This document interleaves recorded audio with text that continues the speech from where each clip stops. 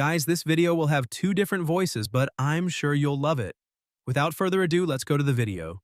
The year is 2035. Advances in technology have led to the creation of the connection world, as realistic as the real world.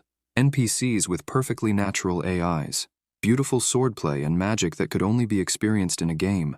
All of these things attracted over 100 million people to the world of connection. On a battlefield, a warrior is struck by blades and falls to the ground before his partners. The one who dealt the blow is a hooded man named Ba Do-hyun, known by the alias Crash. All the warriors surround him and attack at once. Crash is ranked 13th, and his class is psychokinesis. With this ability, he can grab multiple swords at once, and as the warriors advance, with just a movement of his fingers, all those swords start defeating the warriors. On the other side of the battlefield, several archers shoot arrows at Crash, but realizing they're coming toward him, he quickly uses his ability to stop them in mid-air. Everyone is shocked as they watch him halt the arrows. He throws them back, striking the archers. Taking advantage of the warrior's distraction, Crash grabs a dagger and charges at one of them. Easily, the young man eliminates him. Then, walking toward the rest, with power radiating from his body, the soldiers find psychokinesis to be an absurdly strong ability, until they notice something. The sky was filled with swords, spears, and axes, all controlled by Ba Do-hyun. Everyone there understood their fate, and with a wave of his hand, all those weapons went toward the soldiers. Sometime later, inside a house, footprints are left on the ground after the young man passed through, leaving the warriors fallen on the ground. He removes his hood and mask and seems to be looking for something when suddenly, he hears someone coughing. An old priest lies there. Around his neck is a blue necklace, and the boy notices this, as it is what he was searching for. The old man begins to say that God told him that the saviors will come to this world. Crash doesn't understand what the old man is trying to say. Suddenly, the priest grabs the young man's arm and asks why he brought chaos to this world, burning cities and ending the lives of innocents. Crash quickly grabs the old man's necklace and tells him not to blame him, but instead blame the guild that conspired against the empire. He hears a noise and realizes the guild is approaching, so he moves ahead and starts climbing a staircase. The old man tells him not to forget, because everything will happen according to God's will, and everyone will pay for what they did. The young man seems to not care about this, and continues until he finds a stone box. He uses the necklace, and a spell begins to unlock the passage. Now, with the path clear, Crash begins to descend, until he notices something. 3 items floating in front of him. They are the first 3 mythical items in all of Connection. 5 years ago, the great guilds conspired with the Empire and destroyed the world. And everything our protagonist has done in the last 6 months has been for this. The great guilds took control of the Connection, and Crash is the only solo player left within the top 100. The protagonist stores the items in his inventory and thinks that if they find out he took everything, the guilds will be furious. He decides to leave quickly but finds something, a game tape. The boy picks it up and wonders why it's there. Suddenly, he feels intense pain and everything begins to disintegrate. This is a connection error. Returning to the real world, Crash notices that he's injured and thinks that things were going very well. A group of men was in his house. The protagonist knows who they are, but didn't expect them to go this far, even in the real world. One of the men makes a call and tells the president that he's dealt with the boy and asks if he should bring him in alive. Another thug asks what the president said, and the one with glasses responds that he can eliminate the boy because he only wants the head. The men start holding the protagonist, and he becomes terrified, begging them not to do this. However, they cover his head and finish him off as ordered. Everything goes dark, and Crash can't believe it, thinking that ending people because of a game is ridiculous. Crash wonders if he'll perish this way, until he starts hearing someone speaking. He wakes up, startled, and in another body. He looks at his hands, confused, and looking around, he wonders what just happened. The protagonist notices a girl there. She asks if he's okay, calling him Raoul. He's confused by her calling him that, but notices something else. There's an attribute window above the girl. Seeing that status window, he feels like he shouldn't be seeing it. The window shows that his soul has settled there, and that the closed beta system of the connection is activated. He can use the user interface, and his current user number is 1. Then the boy realizes this means he's inside the world of connection. Now, as Raoul, the protagonist can feel everything. It's very different from when he connected to the world as Crash. Synchronization is the level of connection with the connection, and it decides your strength in that world. Normal players have 30% synchronization, but Ba Do-hyun had almost 90%. He remained the top-ranked player for 10 years, until the guilds appeared. Thinking about this frustrates Raoul because he spent so much time leveling up in that body. However, he puts that aside and thinks about what he read in the notification, which said that he's in a closed beta and there's only one user. Raul wonders if he's the only one there now. He then opens his inventory and discovers he can still access it, even in the closed beta. Suddenly, a screen pops up saying it's analyzing the user's information. With that, blocked user information was detected, and the information update begins. All of his memories and powers from his past life start transferring to his new body, and the protagonist plans to use this to rise to the top again. He discovers that his new name is Raul Ashton, the youngest son of the Ashton family, the fifth count of the Reuben kingdom, and the Ashton County is the first to crumble in the world of connection. This shocks Raul. The young man remembers that the count, the firstborn son, and the second son suddenly disappeared. A coup happened when the youngest son inherited the county, and during this, the forbidden barrier broke, and monsters invaded. Now, already knowing he's the youngest son of this family, the protagonist looks at the beautiful city in front of him, which will become ruins in the next 3 years. Then Raul leaves, determined not to let that happen. Since he no longer has the life of Bae Dohyun or Crash, Raul's life is the last one. The boy suffered when he was Bae Dohyun, and that's why he doesn't want to lose this chance to live again. With this in mind, he looks at his sword and decides to get stronger, so he can stop the ruin. In 1 month, the coming-of-age ceremony of Ashton County will begin, and if the protagonist reaches the semifinals, he'll be able to enter the academy, so he needs to get stronger, and with that, he'll protect his life there. But after just one move, he falls to the ground. His body is too weak and gets tired easily. His current level is 5, a 2-level difference from the maid Anna. Raul becomes worried but decides to start training right away. A month later, the tournament day arrives. The protagonist is already there, among the people, and is impressed to see so many people. He sees some tough-looking guys and wonders if he'll have to fight against them. Remembering how he couldn't even last 10 minutes in a fight, he thinks about how much he suffered in the last month just to get past the qualifiers. Seeing his status, Raul is level 13, his stamina is good, and he still has a plan for the fights. At that moment, someone attacks him. Quickly, he notices and manages to dodge. The man who attacked mocks him, saying his hand slipped. This man is Dion, the second son of the Viscount, who is the protagonist's uncle. In other words, they're cousins, and those behind him are Dion's cousins as well. Dion asks Raul if he's there for the tournament, and remarks that he thought Raul would be crying in his room. This bully used to torment the past Raul. The instructor and the count allowed this to happen because of the family motto, which said to train as if it were real. This means Dion is just a jerk who bullies the weaker ones. The bully steps closer and tells Raul that he should back off while he can, because if not, he'll break every bone in his body. After that, he tells his men to let the boy pass, or else he'll start crying again. As they leave, the young man watches, thinking that Dion is the most likely candidate to win the tournament. Raul smiles and tells the bully to laugh while he still can, declaring that he'll destroy him in the finals. The day passes, and afternoon arrives. In the count's office, a butler arrives with the daily tournament report. The count takes it and asks if there was anyone noteworthy, and after taking a good look, he asks where Raul is now. The butler replies that Raul went to his room after the meal. The butler adds that the young man probably used all his strength in the qualifiers and returned to rest.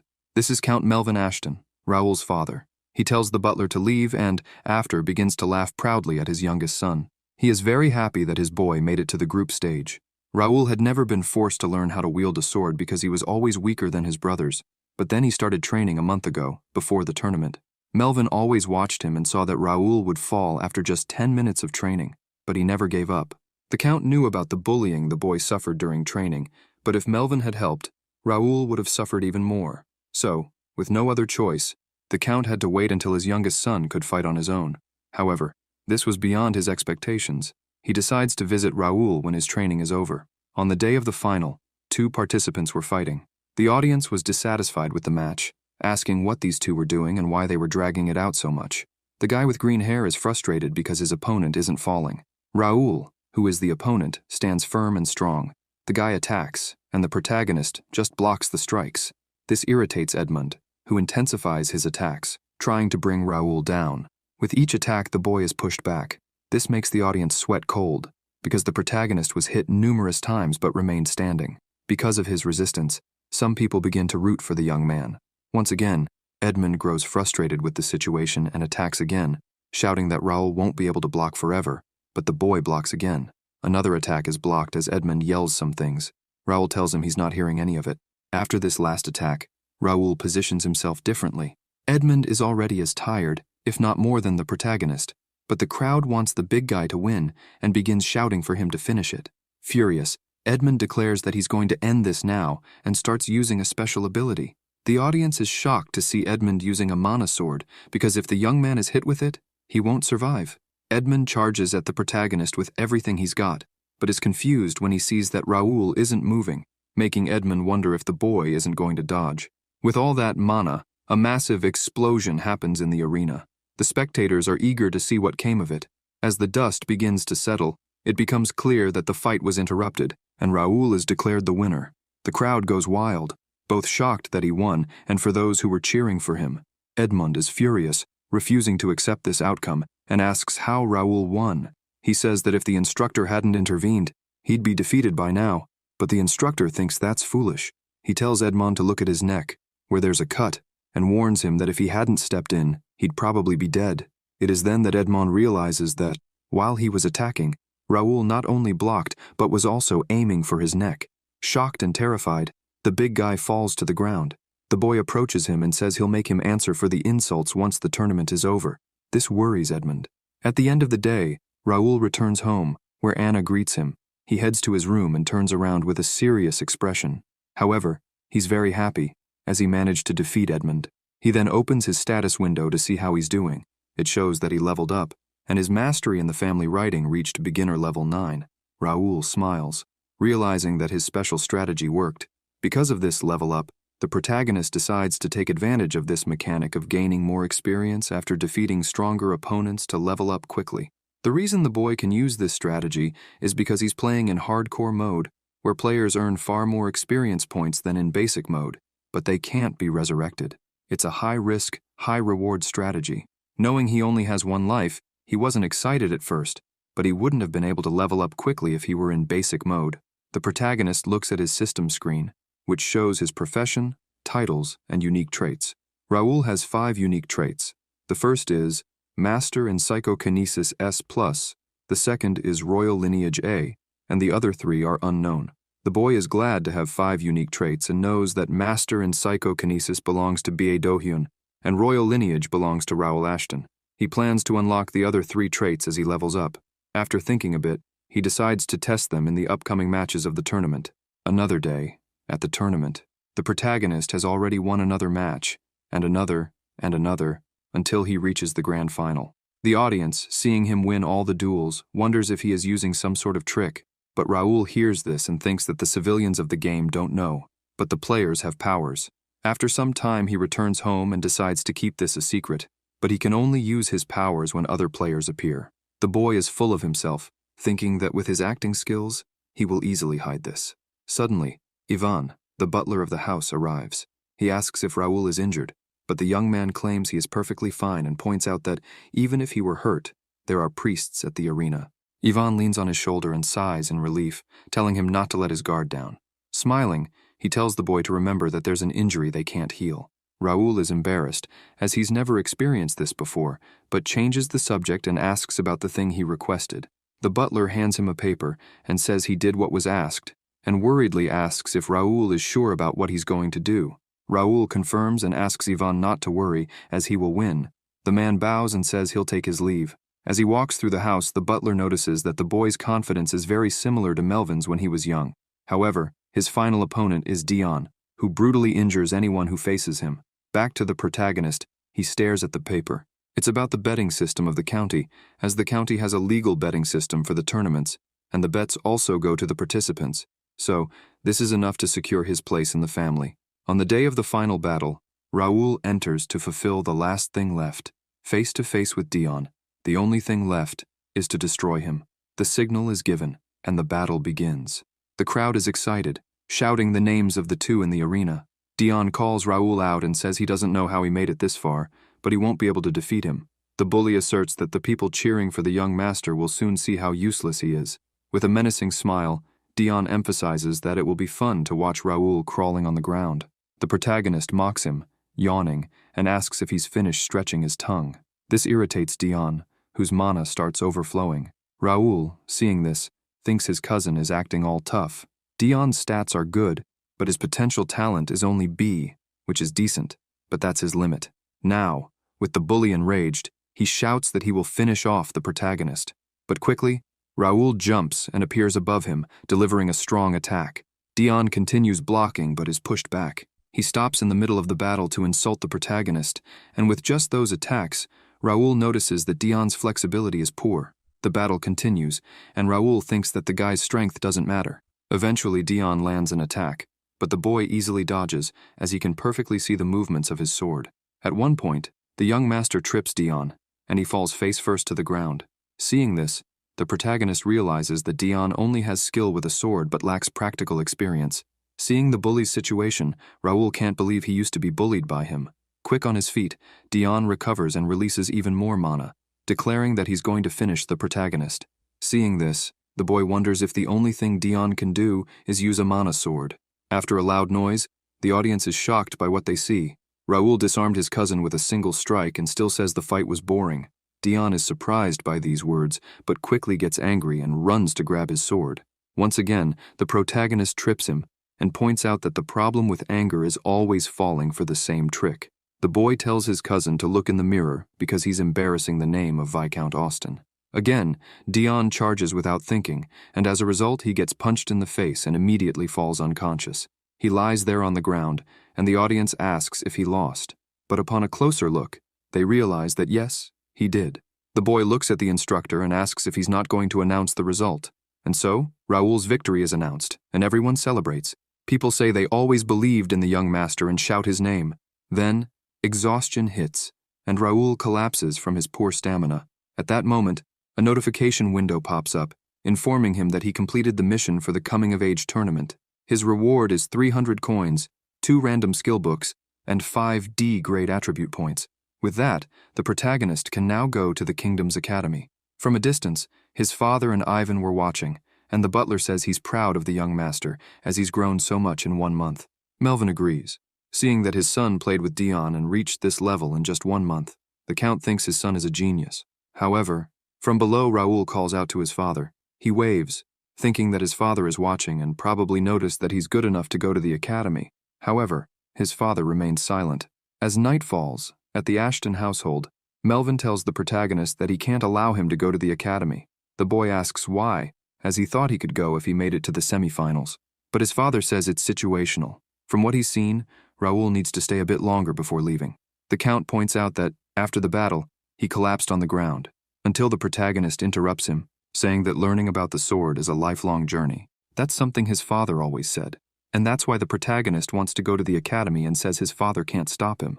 Melvin is surprised and smiles, seeing that his son has truly grown. He then stands up and agrees with him, but if Raoul really wants to go, he'll have to get past him first. With his sword in hand, the count warns that he won't go easy on him, and asks what the boy will do now. 1 month later, at the entrance of the Ashton household, several soldiers and a carriage depart. Inside the carriage, Raoul is relieved to finally leave, as he remembers the moment when his father challenged him. Raoul quickly grabbed his sword and charged to strike him. The two began to battle, but it was nothing for Melvin. He pushed the boy's sword aside and used a sword skill. Raoul passed out after receiving that attack, and just recalling it gives him chills. The protagonist thinks about his father's death, which occurred just as the world of the connection started. After that, the county was quickly destroyed, and to prevent this, Melvin needed to stay alive. The young master believes he must meet his father's expectations since he allowed him to leave. Raoul's plan is to grow stronger to protect his family, and for that, he cannot afford to lose. At the Ashton household, Melvin watched as his son departed. He grew pensive, remembering how Raoul would often challenge him, trying to go to the academy. The boy never gave up, and his father appreciated that persistence, for it was the true spirit of the Ashton family. Determined, Raoul attacked, and even while fighting back, his father encouraged him to try and strike, telling him that only after this could he leave. Then, at that moment, the boy's sword changed its course, and he finally managed to land a hit. Very tired, the young master thought that all he had done was cause a small wound, even using psychokinesis. Melvin sighed and said the time had come, the time to admit that Raoul was no longer a child, but a proud swordsman. He looked at his son in the carriage and told him to go, to witness the world. Elsewhere, as night fell, several soldiers were gathered around a campfire. The protagonist went up to a man named Philip and asked how far they were from their destination. Philip replied that at the pace they were going, They would arrive in 5 days and asked if they should go faster. Raoul said no, because they also needed to train the soldiers. He thought that, including himself and the soldiers, there were a total of 50 people. Among them, there were 3 tall knights, including Philip, 6 apprentice knights, 15 apprentices, and 20 cavalry, all with B-grade or higher potential talent. He reflected that the numbers and skill levels weren't bad, but to prevent destruction, they needed to get stronger. At that moment, Jake arrived, reporting that the carriage maintenance was completed and they could leave at any time. He asked if such a large group was really necessary to go to that place for a month, but Philip told Jake to stop questioning the orders. Raoul smiled and said that Jake would know when they got there. Sometime later, in the free city of Mira, one of the first cities players visit after the tutorial. This city has many missions and hidden items, as well as mana usage limitations to prevent irrational battles. The resources here are infinite. Meanwhile, in the domain of God, a place full of monsters for players to accumulate resources.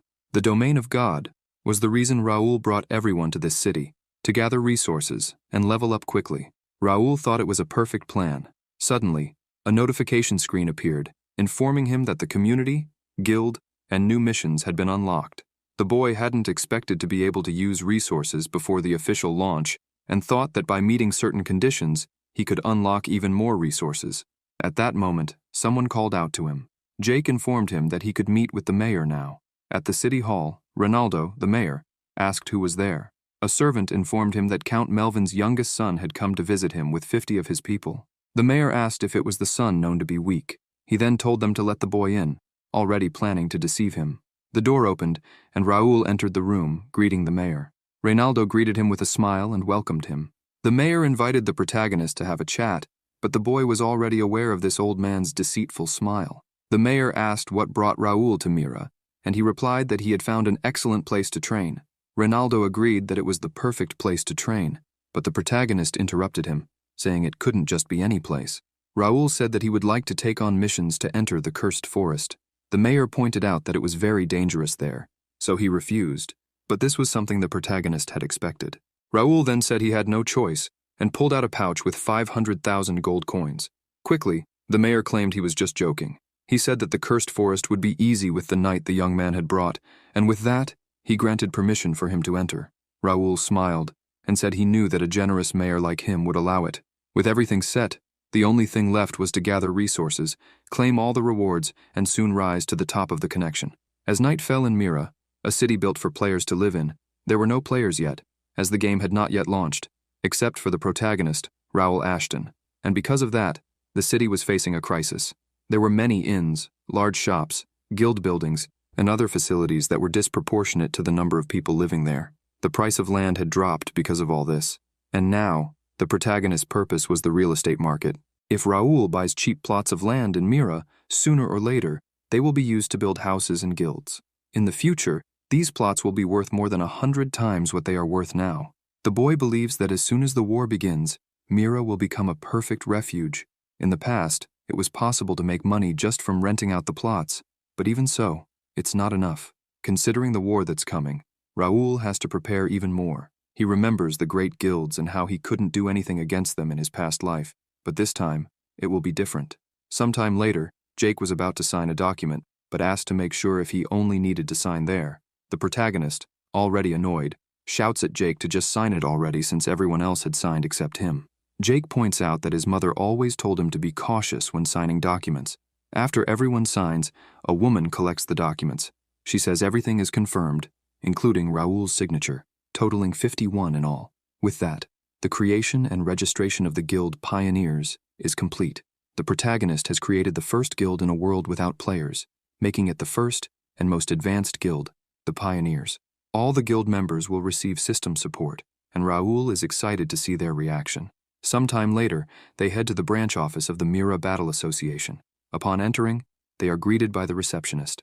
The young man asks what the highest rank skill book available there is. Skill books contain various written abilities, and if read carefully, they allow the reader to learn the skills. Their ranks range from F to S. The receptionist explains that this branch only has books up to rank C, but rank C books can only be purchased by VIP customers. Raoul asks what the requirements are to become a VIP customer, and the receptionist explains that one must contribute a lot or spend significantly by purchasing many books. He asks how much is needed, and she replies that it's 10,000 gold coins. The young master tosses the coins onto the counter and asks to see the rank D books first. This makes the receptionist happy, and she asks which type he'd like to see first, as there are sword, bow, magic, and shield skills. The boy smiles and replies that he wants to see them all. Soon after, Jake is grumbling about how heavy everything is. They were carrying hundreds of books, and Jake asks if they really need all of them, to which Raoul replies that it's inconvenient now, but will help them advance later. Jake points out that these books are for beginners, and Philip agrees, saying that, with the money spent, they could have bought powerful armor. Raoul tells them to be patient, as they'll understand better tomorrow. After returning to the inn, the boy looks at the books and thinks he might have gone overboard. He knows there's a limit to the number of skills a player can have. So he opens the mission window and remembers that when he woke up in Raoul's body, there were 2 unknown items in his inventory. Items that couldn't be used or moved. However, yesterday, when the protagonist received the mission, those items were unlocked and he could use them. One of them was a sealed skill encyclopedia, and the mission's reward was its activation. To use it, one needs to hold a skill book, open the encyclopedia, and say, "Register." When this is done, the pages start flipping, and the skill from the book is transferred to the encyclopedia, appearing on the corresponding page. Startled, the protagonist drops the book. He can't believe it worked, but the mana mark on the book disappears. Seeing the mountain of books before him, the boy thinks it will take a long time and wonders if there's a way to register them all at once. As he says this, all the books start floating, and all the skills are directly transferred to the encyclopedia. Afterward, the books fall to the ground without any mana marks. This makes Raoul wonder if the encyclopedia can understand him, and from what he's seen, it seems to work. With this, the mission Skill Collector is completed, and a new trait is unlocked. Skill Collector. This trait also unlocks a skill called Copycat. The Copycat skill steals abilities from examined opponents and registers them directly in the encyclopedia. As mastery increases, higher rank skills can be acquired, and their power also increases. The current rank available to copy is B. After reading all this, Raoul thinks this is quite overpowered since he can steal other people's abilities. Currently, he has 525 skills registered in the encyclopedia. That's when the boy remembers this is the mythical item he received before his end.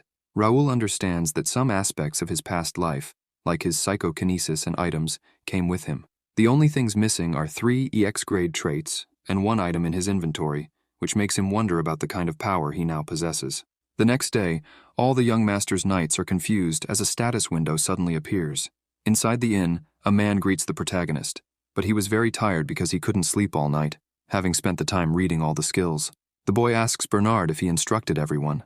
The butler responds affirmatively, saying he explained everything as the young master had requested. Raoul smiles and asks if Bernard tried the skill book.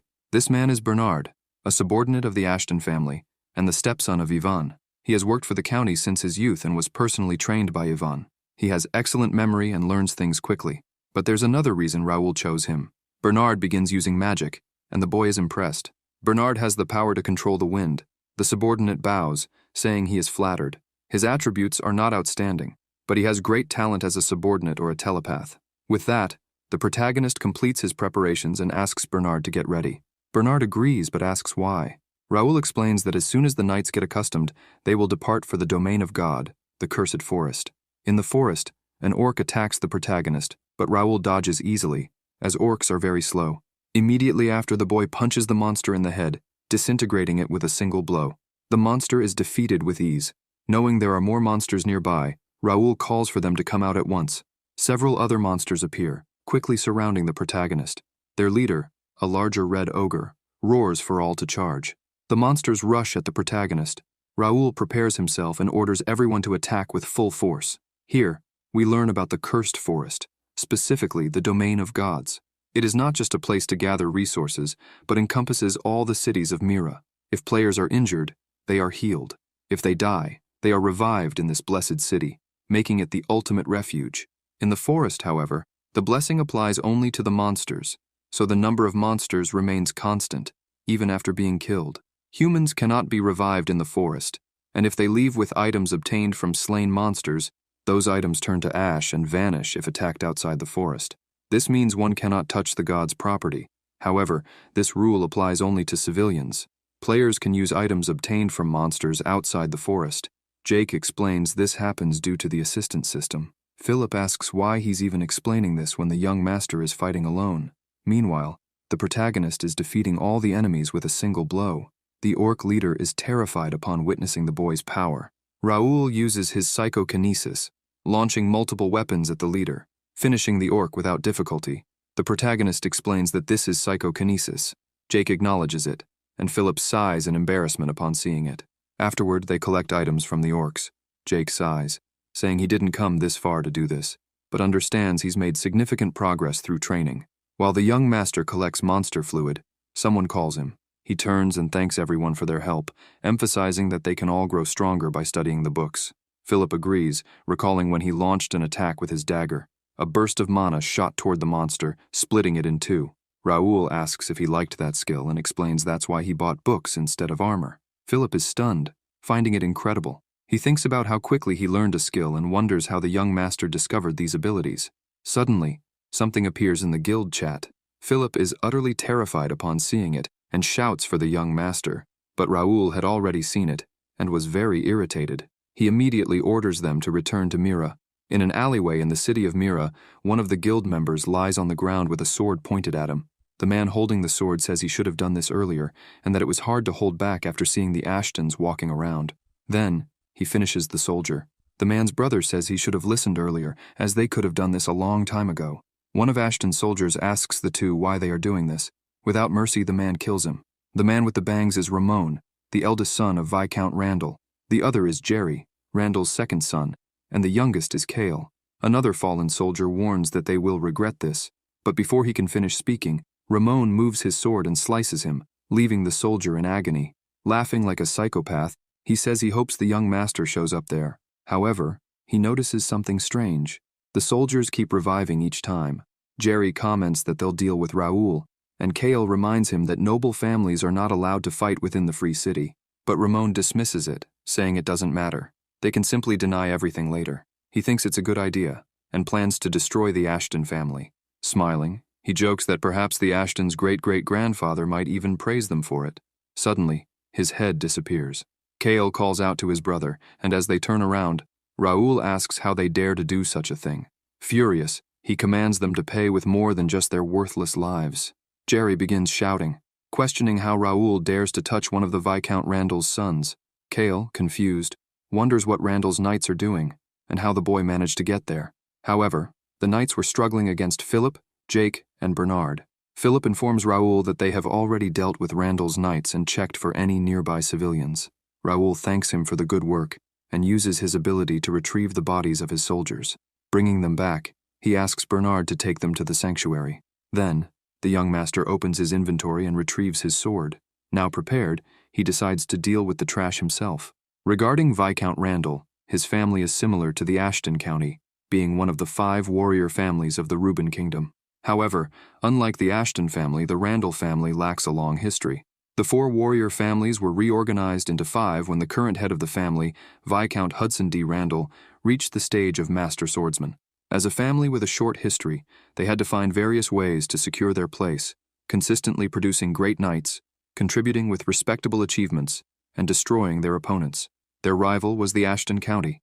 Ashton had lost its power since it had not produced a Master Swordsman in a long time, and there were no risks in leaving it, as it was since the Ashton family was the least politically inclined. Many conflicts arose between the 2 families within the kingdom, most initiated by the Randall family. Everyone expected Viscount Randall to prevail, given his many master swordsmen. The Randall family believed the same would happen here. Jerry, upon seeing Raoul take the sword from his inventory, is stunned, wondering what kind of unusual power it is. Everyone stands frozen, intimidated, until one of Randall's soldiers moves his hand. The boy quickly notices this, turns, and attacks the soldier. The warrior screams in pain, shocking his allies. Philip informs everyone to lower their weapons as the young master will fight alone. Jeremy, one of Randall's soldiers, observes that they are truly sheathing their swords, which is good for them. Cale, impatient, begins running toward the protagonist, questioning if he truly intends to fight alone. The red-haired soldier leaps, shouting that this is no training session. However, with a single strike, the protagonist cuts Cale in 2 without hesitation. Jerry, enraged upon seeing his brother in that state, confronts his soldiers, furious at their inaction. Jeremy becomes serious and decides to step in. He picks up his sword, saying he hesitated only because he didn't want to bully a 15-year-old child. But if he doesn't act, All his allies will die. The other soldiers also prepare to fight. Seeing this, Raoul realizes that the Randall family's primary weapon is the rapier, and that these soldiers are likely elite. The four of them target the boy. The young master has already noted that Jeremy is level 65, while the others are around level 60. With his current level of 45, Raoul knows this won't be an easy fight. The soldier on the left asks why Raoul isn't attacking, and the one in the middle comments that it's all over for him. But in an instant, the protagonist appears in front of him and attacks. Quickly, Raoul grabs his sword and, using the power of the bear, executes the bear's strike. The soldier on the left tries to say something, but is swiftly defeated as well. Jeremy doesn't hesitate and charges forward. Raoul notices and blocks the attack with his greatsword, but is still thrown backward. The leader asks the soldier on the right if he's okay, and the man confirms. Deep in thought, Jeremy reflects that two of his elites have already been defeated, and recalls hearing that the boy was weak and couldn't wield a sword.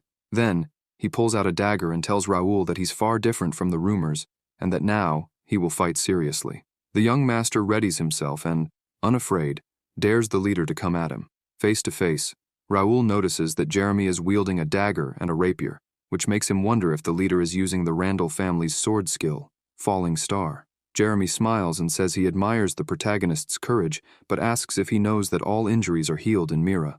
Jeremy asserts that Raoul won't be able to fight them all, but the young master retorts, saying that the leader is misunderstanding the situation.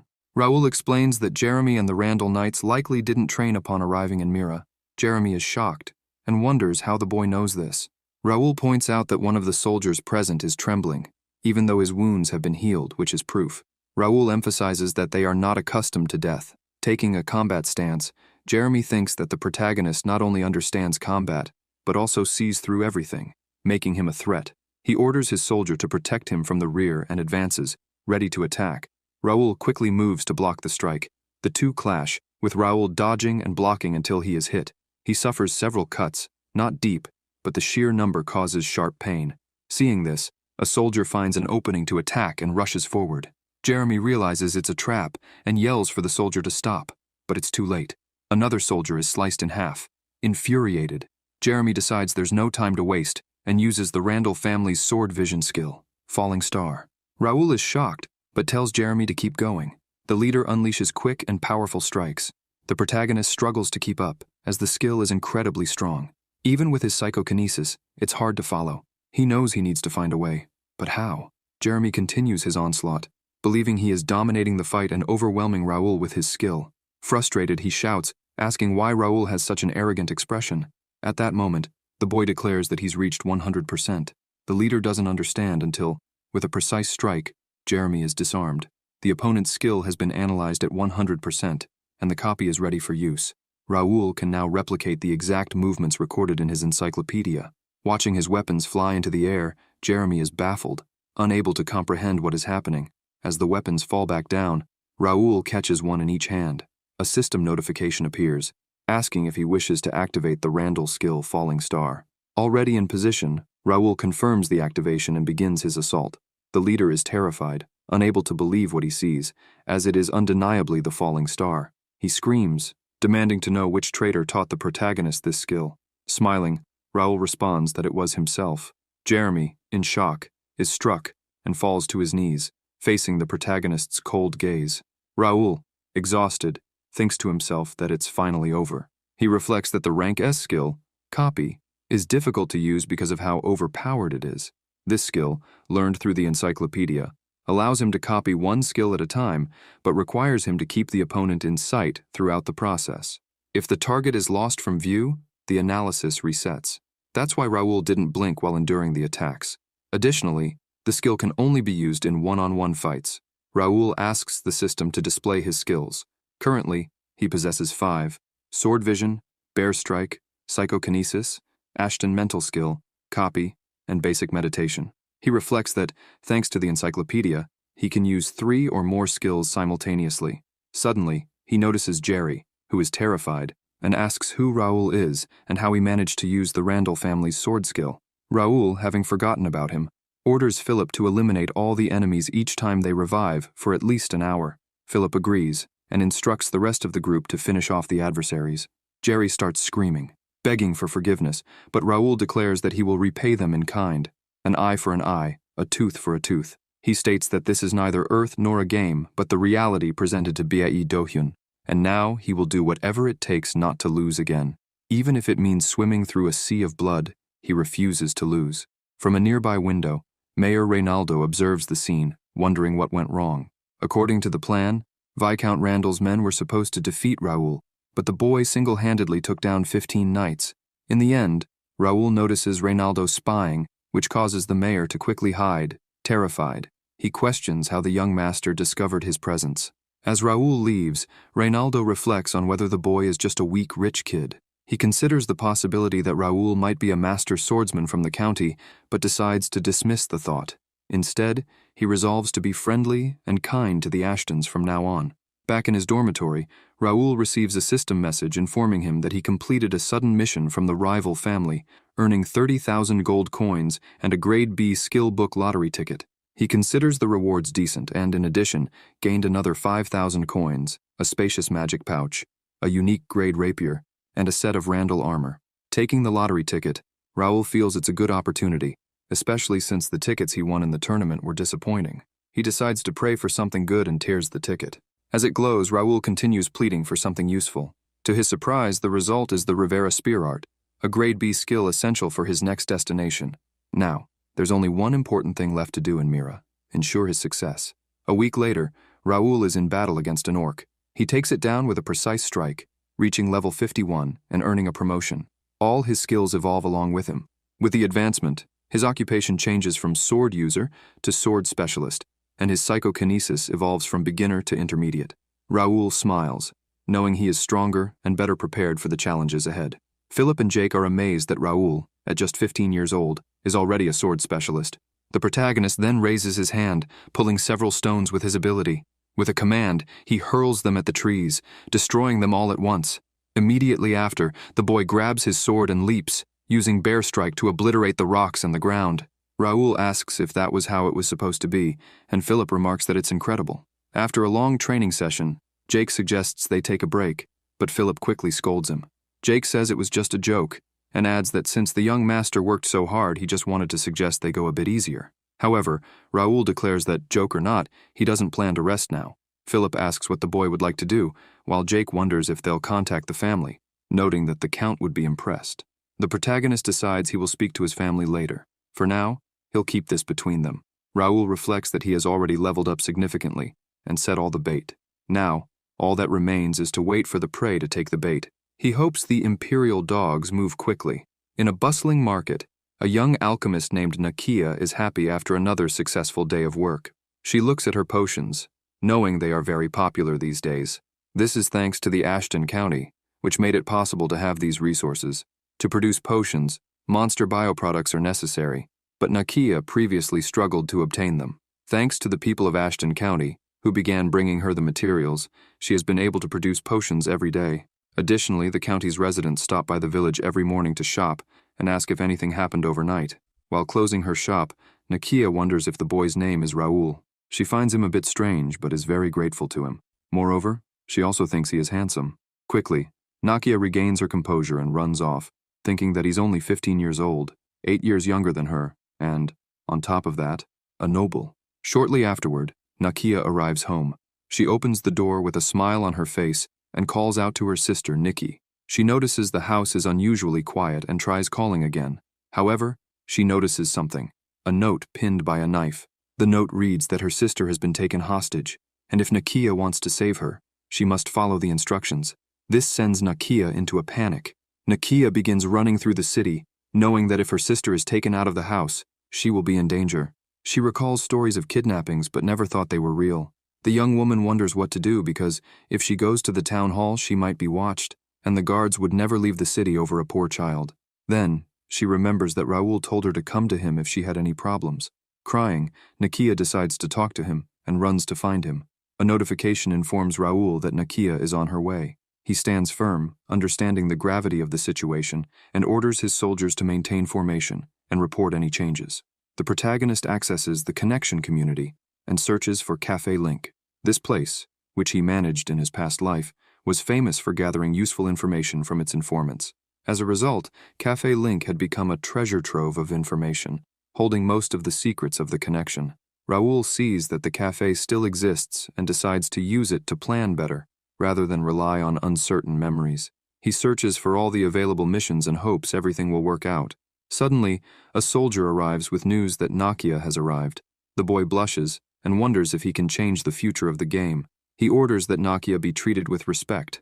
Known as the Crazy Alchemist, the Witch Thirsting for Chaos, and the Destroyer of Taboos, Nakia scared everyone. She did not hesitate to experiment on humans to take revenge on the Empire. Her chemical weapons targeted the Empire but also harmed many innocent civilians. However, at the moment, Nakia is still just a young woman desperate for help. Raoul grabs her by the shoulders and asks her to calm down, assuring her that he will help. He just needs her to explain what happened. Nakia explains that her sister was taken, and she begs Raoul to help her find her. The protagonist takes her hand and assures her not to worry, as he will definitely rescue her. He introduces Bernard and tells Nakia to stay there, explaining that the butler will help her and will notify her once they find Nikki. Bernard comments that she made a great choice, as the young master always keeps his promises. As they leave the city, Philip mentions that Pierce is restructuring the bandits and informs that they have received permission from Mayor Reynaldo to operate. The mission is to defeat the unknown thieves and save the hostages. Raoul asks if Philip gave the mayor the list of the thieves, and Philip confirms, saying that the mayor will reward them later. The list, which Raoul provided, contains the names of the thieves hiding in Mira, and he used Cafe Link to ensure there were no flaws in the plan. The three mount their horses and depart. As they ride, a few people hidden in the bushes converse, but the contents of their dialogue remain unknown. In the middle of the forest, there are spies. The leader, Pierce from Ashton County, manages to identify tracks on the ground, judging that he has found what he was looking for. He decides to initiate the operation and test his new ability, detection. Pierce realizes that a nearby mountain is an illusion, and behind it are two shameless thieves. Knowing this involves ghost magic and a barrier, he reports the discovery in the chat. Raoul responds that he and his group will arrive in 5 minutes. Pierce, seeing the response, remembers 5 months ago when Raoul was known for his weakness and lack of talent, especially compared to his brothers. Many servants and knights avoided traveling with him, and even when he sought volunteers, no one seemed interested for quite some time. At that time, Raoul visited the knight training grounds and began conversing personally with the soldiers, including Pierce. The protagonist taught and helped Pierce overcome his limits. At first, Pierce didn't believe he could learn anything from Raoul, but he decided to give it a chance. He soon noticed that his movements flowed more smoothly. He remembers Raoul mentioning that it would be difficult for him to learn the bear strike since his strength was in agility, not brute force. Because of this, Raoul advised him to focus on the bow. Few people knew of Pierce's skill with the bow, but Raoul recognized it, and seeing the potential in the young master to help him, the archer began to follow Raoul. According to Pierce, that was the best decision he ever made, and he believes that those who had rejected Raoul in the past now regret it. With books and training, Pierce reached the high specialist stage, practicing other skills and strengthening himself in ways that would have been impossible without Raoul. He reflects that today might be the day Raoul shows his true strength. Suddenly, Pierce notices something, quickly leaps, and kneels before his master. Raoul arrives, accompanied by Jake and Philip. The protagonist analyzes the situation, and a system window appears about the thieves' hideout. He hears noises coming from there and realizes that these hideouts follow a pattern. Raoul concludes that spies from the Kranen Empire were hiding in Mira. Normally, players from the connection receive missions from starting cities like Mira, being rewarded for eliminating monsters or thieves. However, there are unusual thieves, like human traffickers, mercenaries looking to get rich quickly, and the most dangerous of all, the Kranen Empire spies, known as Imperial Dogs. These spies hunt players and blackmail them to prevent them from uniting, but since they are crucial at the end of the game, Raoul can't let them roam free. Raoul gives orders for Pierce to act. The archer prepares and fires 2 arrows at once, hitting the 2 thieves guarding the entrance. Quickly, Raoul and the others enter. The young man grabs a scroll to remove the magic circle, but he notices that he can see the mana flow and decides to test something. Storing the scroll, he draws his sword and attacks, successfully destroying the magic circle. He takes the opportunity to destroy the other circles as well, and is satisfied that he doesn't have to spend more money on scrolls. Meanwhile, Pierce instructs Jackson and Nil to lure the other thieves as planned, promising to notify them when it's time to move in. The archer joins Raoul's group, thinking it's good to have elite knights there. Determined, he declares that they will take down all the thieves. After an explanation from the protagonist, he finishes by saying they don't need prisoners and should eliminate everyone. He shows a rapier and orders everyone to deal the final blow with that weapon. Jake doesn't understand why they would use that thin sword for combat but agrees to follow orders. Raoul asks Pierce to cover the rear and look for the hostages, prioritizing Nakia's sister Nikki. He calls Philip over and informs him that they will enter. After opening the gate, they head inside. After walking a bit, they spot the hideout. Pierce begins to camouflage himself, and a notification appears informing that the archer has infiltrated the enemy base. Seeing this, the protagonist declares that the hunt is about to begin. He looks up and notices that the cave ceiling is high, with wooden fences scattered around. Analyzing the bandits, Raoul notes that their levels range from 30 to 31. He informs them that he will give the orders.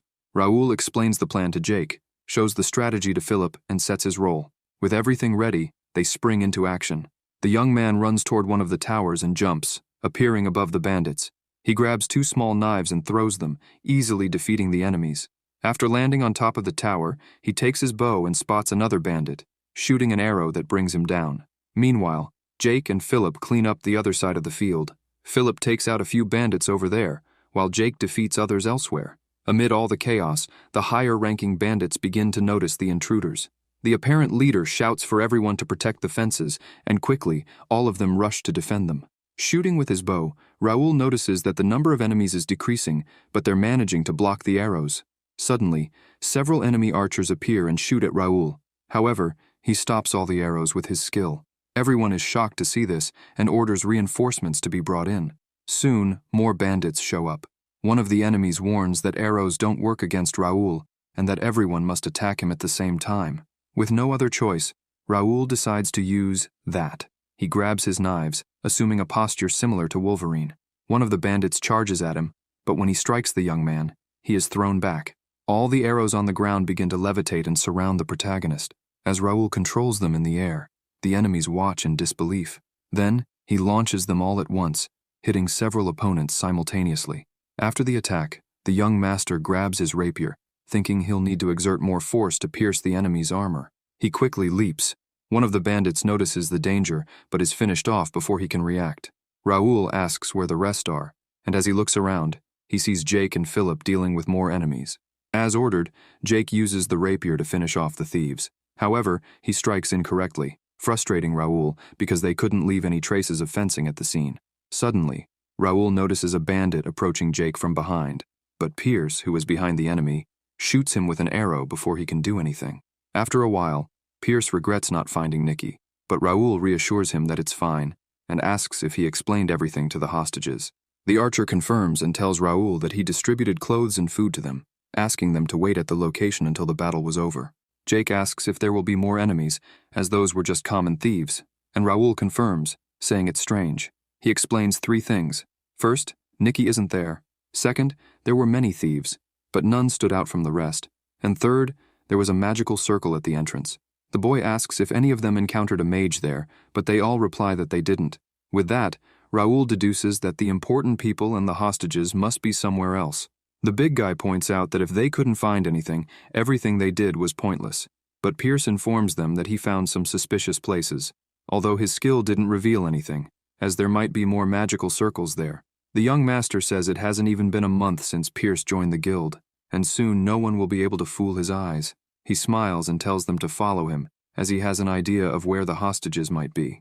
After walking for a while, they reach a cabin, and the protagonist asks them to investigate. If they find anything, they should let him know. They check several cabins and find nothing suspicious. In this one, however, the protagonist senses something and draws his rapier. The boy kicks the table, and with his sword, attacks the floor of the cabin, revealing a hidden entrance. Raoul opens the door and thinks this might be the entrance to a secret basement. However, from below, strange sounds can be heard, and the young man realizes something is approaching. Suddenly, a monster's hand appears. With quick reflexes, Jake strikes the hand. It supports itself on the ground, and a giant monster emerges from the basement. Other monsters start to appear, and Philip orders everyone to stay in formation. One of the monsters charges to attack, but with a single strike, the protagonist defends. With his keen eyes, he spots the creature's vital points and defeats it with ease. Philip warns that these monsters belong to the Imperial Demon Cavalry, and since their vital points are different from humans, the head must be cut off. As the protagonist jumps on top of a monster, he thinks he should study the characteristics of these creatures first. When he defeats the monster, a system window pops up. showing that the Imperial Demon Cavalry is incomplete. In his past life, when he attacked the hideout, it was because of a request from the mayor, due to the players who were almost graduating. Dozens of strong players who had just passed the second occupation level dominated the hideout, but when the real Imperial Demon Cavalries appeared, most of the players were immediately devoured. The ones at the top of the rankings barely managed to escape. The cavalry that appeared back then was complete and close to level 50. However, now the Demon Cavalry is incomplete, has low levels, and the protagonist's soldiers are above level 80. Additionally, Raoul can see the monster's vital points, which are randomly placed. So, with no apparent difficulties, the protagonist advances and jumps, hitting all the vital points at once. Shortly afterward, all those monsters are defeated. Raoul asks what the cavalry is doing there, as it seems like the kingdom's garden, and Philip wonders what they should do now, as he thinks it's quite dangerous to enter the basement. But the boy says they will go in. Pierce asks if it's better to call reinforcements, but Raoul doesn't think it's a good idea, as the longer they wait, the more dangerous it becomes for the hostages. With that, Philip and Jake take the lead, as it could be dangerous down there, and Philip asks the young man to go with Pierce to look for the hostages. The boy thinks for a moment and remembers that he gains experience even without doing anything, so he sees this as an opportunity to be carried by his soldiers. He finds it great to have such reliable subordinates. So they go down. When they get downstairs, they see various experiments and test subjects everywhere, with creatures dissected on tables and preserved in tanks. Seeing that, Pierce thinks the people responsible are brave to do this in another country, and Raoul says that these tests are probably being done on the citizens who were taken. The young master had already seen scenes like this in his past life, but even so, it terrifies him. He even thought he would join them when he reincarnated, as they were supposed to have sovereignty over the continent in 10 years. But their emperor is a madman, and if the protagonist were to become his subordinate, it would be like jumping into a fire with a bomb in hand. There are many baseless rumors about the emperor, but one thing is certain: he doesn't see humans as humans. All humans without royal lineage are divided into classes based on their value. They spend their entire lives doing heavy labor, and when they become useless, they are used as lab rats or become food for the Imperial Demon Cavalry. And of course, even high-ranking citizens, if they do something that displeases the emperor, are executed. There was a general who complained about the emperor's tyranny. While he was speaking with the emperor, the tattoo on his shoulder glowed red and spread, and then he exploded. The protagonist remembers this clearly, as if he were there. Raoul doesn't plan to survive under someone like that, and he cannot allow innocent civilians to be subjected to experiments. Meanwhile, Philip and Jake find a passage. From above, they see some mages and knights. Pierce uses his skill and reports that there are 4 knights, 3 mages, and 10 from the Demon Cavalry. Philip says he will handle the knights, and orders Pierce to deal with the mages. He tells Jake to take care of the Demon Cavalry, but the big guy complains. Philip then stares at him, making Jake break out in a cold sweat. Suddenly, one of the mages is hit by Pierce's arrow. Quickly, everyone notices the intruders. Without further delay, the group charges at the enemies. Raoul draws his bow and uses charged shot. He realizes the mages are at the 5th circle, so they need to be defeated first. Those barriers can't be broken by ordinary arrows, so the protagonist uses psychokinesis on the arrows. He creates a psychokinetic path, pulls the bowstring with force, and shoots the arrow with maximum power, breaking the barrier and hitting the mage. After defeating the mages, they manage to stop the teleportation portal. With the escape route blocked, the leader knight orders the others to attack the intruders. They begin to transform as they advance towards Raoul. Philip quickly charges as well and clashes with the knights, which makes the young man think Philip isn't enough, since the knights are above level 90.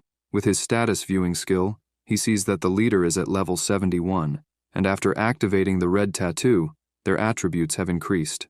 Jake, fighting one of the monsters, asks if they are using drugs. Using the guild chat, Jake asks if they really have to fight with that spear. Raoul sighs and says Philip and Pierce are doing well, but laments, saying it seems too difficult for the big guy. The boy points out that he made this plan because he trusted his abilities. Jake feels embarrassed and says he only said that because he thought Pierce was having difficulties. Annoyed, he starts defeating the knights faster. The young master draws his sword and decides to do something as well. Soon, he strikes 2 vital points and takes down one of the creatures. Jake, seeing Raoul fighting, finds it strange that the young man can easily find the monster's weak points. The leader is furious that they are being outclassed and wonders who they are. Seeing that they are all using rapiers, the leader assumes they are soldiers from the Randall Viscounty. However, McDowell finds their fencing style strange, and based on his instincts, he concludes that the intruders are not from the Randall Viscounty. Jake taunts him, saying he doesn't need to know, since he'll meet his end today, and calls him a mutt. This irritates McDowell, as he doesn't like being called the Empire's hunting dog. Analyzing them further, he notices the boy is the leader.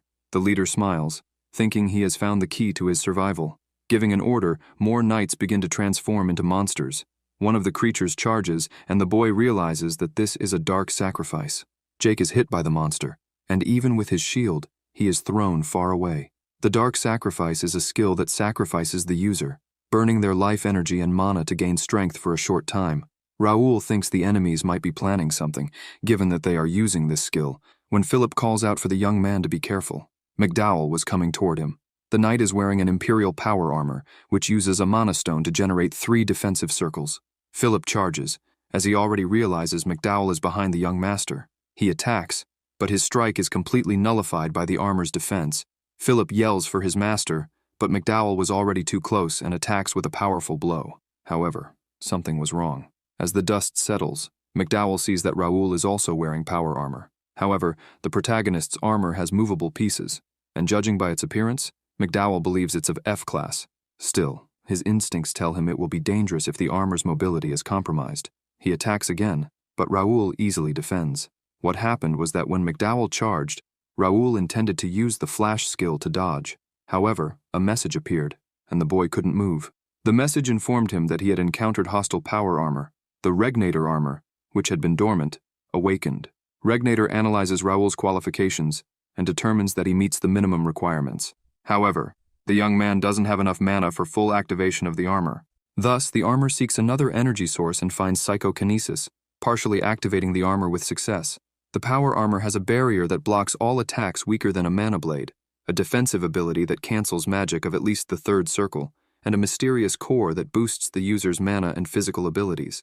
Even with high levels and experience, it's nearly impossible to defeat someone using power armor. That's the extent of the power these armors hold. However, they are only usable by NPCs. Therefore, if someone is not a citizen of the connection, they won't be able to use them. For players, power armor is a dream item they'll never be able to acquire. For NPCs, it is the only way to face the overflowing power of players. Now, Raoul is wearing one of these armors. McDowell continues attacking, frustrated that his blows aren't working. Raoul distances himself, realizing that his shield is cracking. The leader begins to shout, and meanwhile the protagonist uses his psychokinesis to grab his rapier. After retrieving it, he uses the falling star skill. Seeing this, the knight begins to sweat. With incredible speed, Raoul charges and starts bombarding the knight with strikes. McDowell thinks it's the end, as Raoul managed to break through the barrier, but he decides he won't go down alone. He then uses the red tattoo and begins to transform into a monster. His body is merging with the power armor. The protagonist thinks it's almost over, until a notification pops up, informing that Regnator detected a forbidden power piece. Raoul doesn't know what that is, and another notification appears saying it is releasing the sealed piece due to an oath. The young master begins to emit mana, and the armor shines intensely. With this, Regnator starts to cover the protagonist's body, briefly showing its true form. Now, Raoul is in control of a giant and powerful armor. They stand face to face, 2 users of power armor, until McDowell shouts and charges, leaping to strike the protagonist. The boy finds the knight despicable, and when the leader attacks, Raoul raises his arm. Everyone stops fighting to watch the battle between the two. With the impact of their blows, an explosion occurs, and the pressure generated sends the monsters flying, but the protagonist's group manages to hold their ground. Raoul had blocked McDowell's attack, and with just one move, he throws the knight backward. As the young man begins to close his hand, the knight starts to be crushed, and when Raoul fully clenches it, McDowell is utterly destroyed, leaving only his human body behind. Raoul succeeded, but only within the time limit. Had the fight lasted a little longer, it could have ended differently. Suddenly, he starts coughing, and his subordinates ask if he's okay. The young man signals that he is, but thinks to himself that he's never felt like this before. Looking at his arm, he reflects that he felt something he, as a player, had never experienced, something like eternal power. He sighs, thinking that he borrowed the power from the item this time, but he plans to one day have his own strength. Sometime later, the protagonist breaks the magic circle and takes a mana stone, which is the pocket teleportation device. He thinks he will figure out how it works later. At that moment, Pierce appears, saying that he found Nikki and the other hostages. The archer points out that some didn't survive, but Raoul explains that there was nothing they could have done. and asks Pierce to take all those who can still make it back to their families. Pierce informs the protagonist that Nikki isn't doing well, and the young man decides to hurry to leave. Before they go, Jake asks if they're going to leave everything there, as those are useful things, and the value of them can't even be measured in gold. The young master thinks McDowell's armor can be used as proof that they've captured the Empire's spies, and also as a means to study it. The Empire's hunting dogs weren't easy to defeat. They can easily defeat weaker nobles. Many players gave up because of them, so there's no need to stir things up for now. It's better to focus on Raoul's growth and increasing his influence. Jake wanted the armor, but the boy refuses, since it was he who defeated McDowell. However, the big guy points out that this happened because he told everyone not to interfere. So, to keep the soldiers from being upset, the young master will give them a bonus, and Jake is thrilled about it.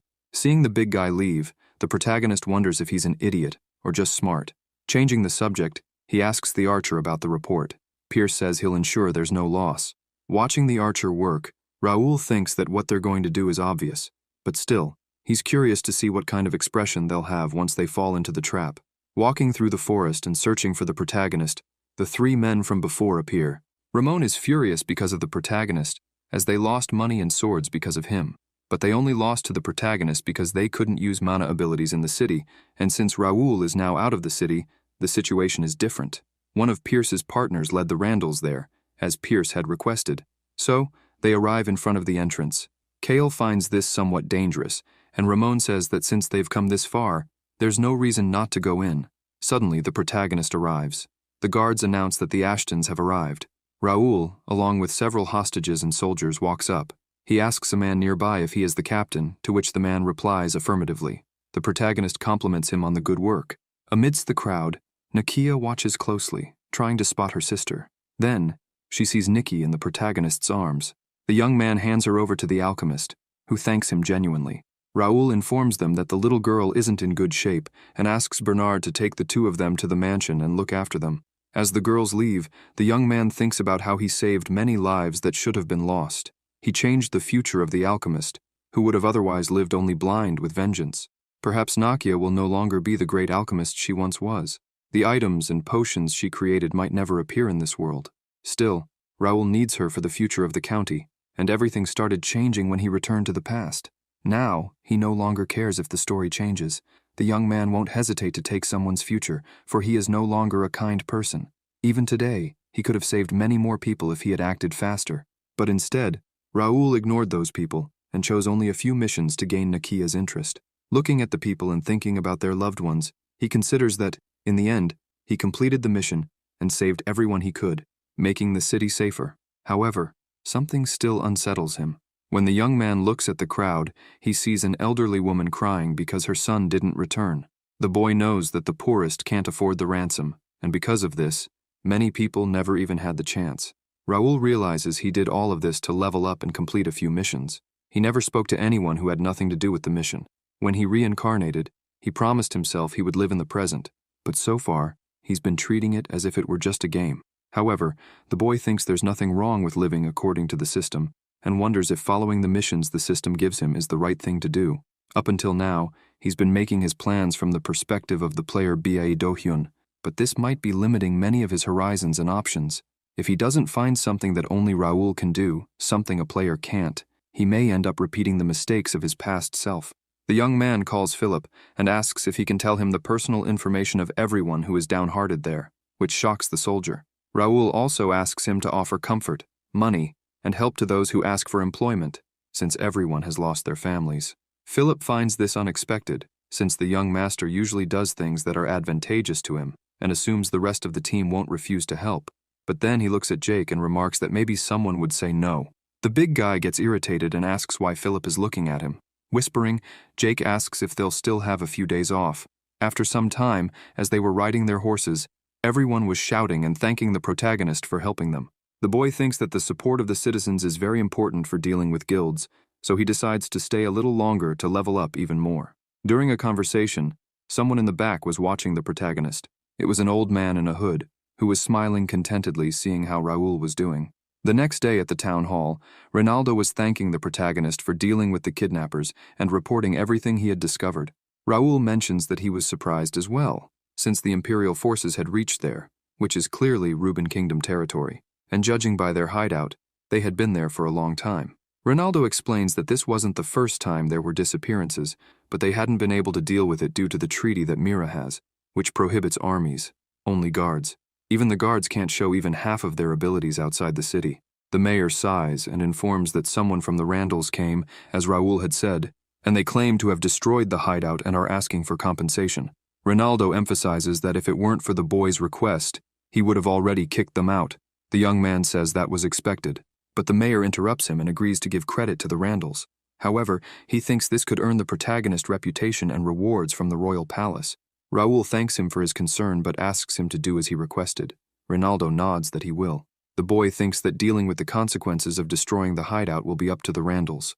The mayor tells the young man that he doesn't know what to give him as a reward and asks what Raoul wants. The young master mentions that he heard Ronaldo has a library with valuable books and says he would like to see them. Ronaldo says it's nothing special and allows Raoul to go there at any time. If he wants to take some with him, he can as well. But feeling it's not enough, he tells the protagonist to take something from there as a gift. Smiling, Ronaldo says he doesn't understand why people call him stingy, since when it's necessary, he knows how to be generous. Sometime later at the library, an assistant shows the books and tells the protagonist to make himself comfortable. Looking at the books, he thinks they are varied, but in reality, they are a marvelous treasure. This is because the library is full of books on skills. A system window asks if he would like to acquire a rank B skill, called Piercing Thunder. He's excited to see that there are many skill books there. Since there's no guarantee that he'll be back, he decides to look for the best books. Then, he notices a book emitting a subtle light and decides to check it out. The book is called Studies on Ancestral Rituals, Spells, and Instructional Methods for Mental Cultivation. Upon opening the book, he thinks the title is quite long. The system window explains how this works. This S-rank skill allows him to cultivate his spiritual power and is exclusive for physical abilities. And if he meditates near an oak tree, the efficiency will be increased. Raoul is happy to have obtained this S-rank skill. In his past life, even with a B-rank meditation art, he managed to stay at the top of the rankings. But later, he was removed from there due to a lack of spiritual power. When he tried to find a better meditation art, the way to get the books had already been blocked by the guilds and other players. Originally, books related to powers had the worst drop rates and were very limited. After some time, information about the Quercus meditation art was revealed. According to a ranker from Japan, Sakata Shigehisa, the mayors of cities are hiding an S-rank skill each, and among them, the superpower he had obtained was in Mira. The protagonist had also obtained an S-rank skill in the starting city, Ignet, but it was useless for him, as the skill was for mages. However, this time is different. He knows that the effects of the meditation method accumulate, so he won't run out of spiritual power this time. Also, while physical abilities might not appear at the beginning, the higher the level, the greater the power. If supported with sufficient spiritual power, it would be much easier to increase proficiency. And if he can return to the level he had in his past life before a great war begins, Raoul will truly be able to turn the world upside down. After descending a staircase where treasures were kept, the young man chose only a mana ring, as there were much better things in his homeland. So, he decided to reorganize. Raoul completed 70 missions in one night, picked up books below the C grade, acquired rare items, and earned 50,000 gold coins for players. Upon checking his status, he noticed that all of his attributes had already surpassed level 65, and even his mana and spiritual power were above level 70. Now, he could be considered skilled. Superhumans called swordmasters or psychokinetics have attributes above 90, and in his past life, he reached level 90 in willpower and senses. However, in this life, the protagonist wants to elevate all attributes above 90, and, if given the chance, will reach 100. This may seem like a dream, but Raoul actually has many opportunities in this life, such as the stolen power armor he possesses, one of the 2 items that followed him when he reincarnated. The encyclopedia was unlocked through missions. Regarding the encyclopedia, he received a mission to undo the next seal, for which he needs to complete 50 missions related to random skill proficiency. As for Regnator, the protagonist still doesn't know what to do with her, as it's already difficult to handle her current potential. Additionally, the boy unlocked another unique feature, Developer's Examining Eye, Grade X. With this, he can steal information related to the connection system. Raoul believes this is why he can see others' information and the flow of mana. He likely acquired this after subjugating the energy of the Imperial hunting dogs, something he plans to investigate once he checks the mission that appeared with the unlocking of the feature. In this new mission, the young master will need to acquire 5 fragments of black mana stone, one of which he already possesses. He explains that this mission should only appear when leaving the starting city, but since he attacked the hideout too early, it has already been activated. If Raoul follows the same routine from his past life, he will have to cross paths with the Empire to obtain the fragments. However, he doesn't need to do that now. As a player and citizen of the connection, any scenario or mission he completes depends solely on him. Now Raoul will no longer be a puppet of the developers and will act as he wishes, even if it means destroying scenarios and missions. The next day, while studying, someone called him. It was Bernard, who came to inform him that Nikki had woken up, and Nakia would like to see him. Raoul replied that he would meet them. Upon arriving, he asked Nakia how her sister was doing. She kneeled on the ground and thanked Raoul for his kindness, but he asked her not to worry about it. Looking at the little girl, he thought about checking if she was really okay. Nikki, who was already feeling better, also thanked the young master, but as she didn't say much more, Nakia pointed out that her sister was shy. Observing the situation, Raoul noticed that something wasn't right and decided to analyze it further. As he focused his attention, he noticed something in Nikki's eyes and wondered what it was. It was as though he was in a genjutsu. The boy was startled, and no one around understood why. He realized that only he had seen that and decided to look again, this time using his examining eye. The vision left him even more surprised, as he discovered that the girl was not an ordinary child. Her potential talent status was grade Cess. Her illness was causing her attributes to be reduced, but if Raoul could cure her, her attributes would return to normal. This made the boy wonder how strong she would become, but suddenly someone called him. Nakia asked if something was wrong, and he replied that it was nothing. Determined to do something, he intends to look deeper and help Nikki. A few days later, Raoul finally got everything he needed and almost finished everything he had to do in Mira. During this time, they encountered more thieves and managed to rescue another 50 people. Now, Mira is the safest place. The guild house was finished, and some members were already living there. Many civilians that the protagonist had rescued were willing to work for him. There were many talented workers, so Raoul felt confident about this aspect. The young man thought there was only one thing left to do, when suddenly, someone arrived. It was Nakia, looking all embarrassed. They sat on the sofa, and Raoul asked how Nikki was doing. The alchemist replied that her sister was much better, and that, thanks to the priests, Nikki was improving. However, the young man knew that the little girl's condition hadn't improved at all, as this was not something that could be cured with divine power. The protagonist explained that he asked to see her because he needed to say something, and Nakia thought it might be because he was leaving today. Feeling indebted to him, she told him to ask for anything, but she wondered if there was a reason why Raoul had helped both her and Nikki so much. Nakia wanted to help, but she remembered that all the nobles she had met were greedy and not good people.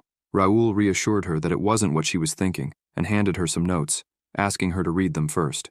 The girl took them, confused, but was shocked when she saw what they were. They were all letters of forgiveness for the sins she had committed in the past.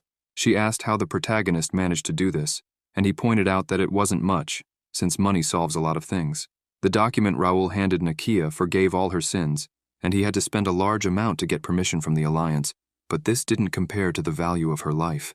Almost in tears, she thought about how she had suffered for 5 years because of her mana restriction, a problem she thought she would never escape, but Raoul solved it so easily. The young master asked if she could tell him how her mana had been restricted.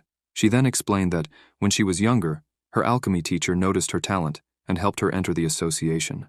Because of this, she was able to specialize in third circle magic by the age of 13. But then, bad luck hit her all at once.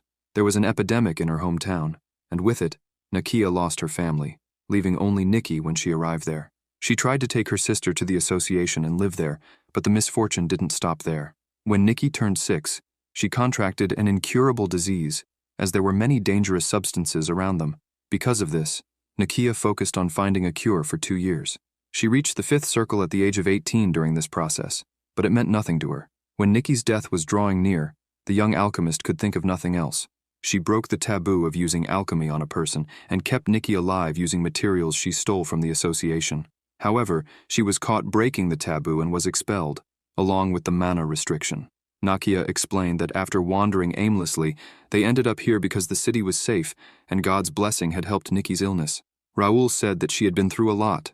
He handed her a vial and asked her to drink it, as it would free her. Quickly, she grabs it and drinks. Thus, her restriction is broken, and her mana begins to flow. She feels relieved as she experiences this, as it had been 5 years since she last felt this way. Looking at her happily, The protagonist checks her status. The girl is at level 68 and is as powerful as the protagonist. Staring at the young master, she understands what Raoul truly wants from her. Then, Nakia kneels and swears loyalty to young master Raoul. The protagonist extends his hand to her and says he accepts her loyalty. Then he takes more notes and tells her he will give those to her as well. Those are notes about Nikki's illness, mana filariasis. He tells her that a great alchemist who is no longer in this world left these behind, but part of it is missing, so she will need to do more research. Raoul asks her to make the cure for Nikki and says this will be the first order he gives her as her lord. The girl starts crying again and says she will do it, even if it takes her whole life. Looking at him, she decides that she will live for the protagonist. Shortly after, she bids him farewell and leaves. The protagonist, while stretching, thinks that talking and acting this way feels strange, but it's necessary, since he lives as a lord within the connection. Raoul smiles contentedly, thinking that today was a great success, as he gained a guild member who wasn't given to him by his family, and she's a great alchemist. She will certainly be able to make the cure. The young man explains that, in fact, the great alchemist who is no longer in this world is Nakia herself. In the past, Nakia also fought against the incurable disease, mana filariasis. After researching for a long time, she finally made a cure, but during the process, she sacrificed many people. However, that no longer matters. The protagonist was lucky that the information about the cure was still in the cafe link. He gave Nakia an incomplete version on purpose, so she could evolve. With that, Raoul finished everything he had to do in Mira and now needed to prepare for his next destination. This time, he would go to the capital of the Reuben Kingdom, also known as the Tomb of the Sword, the metropolis, Turium. Sometime later, the young master finally arrived in the new city. Jake was impressed by the number of people there. The boy called them to enter and said that, as they were from the county, they didn't need to wait in line. The protagonist had come here with just a small group of people to make it easier to settle. When Raoul noticed something, there were no carriages or guards. He asked Bernard if he had sent a message warning that they were arriving, and the butler confirmed. The redhead said there must have been some mistake and said he would go to the mansion to bring the escort, but Raoul asked where the mansion was, as they would go together. Bernard asked a woman where the Ashton mansion was, but she didn't know. He tried asking other people, but they didn't even know there was an Ashton mansion here. Suddenly, the Noble District Patrol appeared and said there was no Ashton mansion in the district, so the protagonist could not enter. Seeing this, Raoul thought he didn't expect his family to be so popular, but this wasn't part of the plan. Jake became furious and started shouting. The protagonist thinks it makes sense that the civilians don't know, but no one knows about the mansion's existence. He then asks Bernard to go to the office and get the address. Sometime later, they hand the document to the guard, who is surprised to see it's the address of Baron Gender. The boy asks if this Baron Gender is not an Ashton, and the guard simply responds that the Baron has been living there for about 10 years. Raoul asks the butler, and he replies that Gender is a distant cousin responsible for international relations. This interests the young man, who decides to go to the mansion. Upon arriving at the mansion, someone asks who they are. Philip replies that he is the youngest son of the Ashton County, but the guards only ask if they have an invitation. Philip asks what the invitation is for, and the guard informs them there will be a party. He asks the group to wait in the tents. Hearing that there will be a party, Raoul gets angry, and Jake becomes even more furious. He steps forward and grabs a guard, asking what's going on and why they're asking the owner of the place to wait outside. He orders the guards to bring the Baron here, now. The guards then think they are intruders and run toward the mansion. Jake doesn't understand why they are running, and Raoul just tells him to enter. As they do, someone tells them to stop. A man with a sword asks who they are. Philip responds that he is a Golden Bear Knight of Ashton County and asks where Baron Gender is. The guard wants to know what they want with the Baron, but remembers Ashton County. Quickly, he bows, apologizes, and says he will notify the Baron immediately. Raoul doesn't understand why no one knows who they are. Looking around, the protagonist thinks the place is quite large. He notices the building of the direct lineage of Ashton County with loud music coming from it. Walking through the garden, the young man notices many unknown people sitting in the garden. Jake asks a guard if there's an event today, and learns that it's the Baron's third son's birthday party, and that parties happen frequently there. Raoul notices something. It's the Baron arriving. Gendar sees Raoul and says that he's grown quite a bit. At first glance, the protagonist thinks the Baron is strong, but when he uses his ability, he realizes the man is only at level 50 and is not even an expert. This makes him understand why other families look down on the Ashtons. Raoul asks the man if he knows him. Smiling, Gendar replies that he does, and that he's basically his uncle, but the young man points out that he's never heard his name, let alone been told he's his uncle. The Baron laughs and says that the family's genealogy is complicated, and asks the boy to call him uncle. However, the protagonist isn't stupid and won't let Gendar take advantage of him. The young man asks Bernard to explain what this man has to do with him. The butler then explains that the Baron is the second cousin of Count Ashton, so Gendar is the protagonist's third cousin. The Baron becomes irritated and asks if his father never taught him respect, but Raoul interrupts and says that, from the looks of it, Gendar and his father must be close, and asks if he isn't afraid of Ashton County. The protagonist then asks Philip who, besides the direct descendants of the family, can speak informally with him, and the knight replies that it is only the Count's younger brother, Viscount Austin, and that it is to show respect and establish hierarchy. When the son of a count comes of age, he inherits a Viscount title and some land. Then, Raoul asks if there's any reason for him to be looked down upon by a cousin he's never heard of. Gendar apologizes and says he will treat him with more respect. The young man asks the Baron to explain what's going on, but Gendar says he's not sure what the protagonist is talking about. Philip asks why there was no escort, as they sent numerous messages about their arrival. Gendar plays dumb and responds that he sent a carriage, but something must have gone wrong, as there are many guests today. The knight asks why there's a party being held for his son in the main building. Mockingly, the Baron says he needs to throw a big party to show who they are, and that it's all part of international relations. Philip gets upset but lets it slide. However, Pierce finds an invitation and hands it to the protagonist.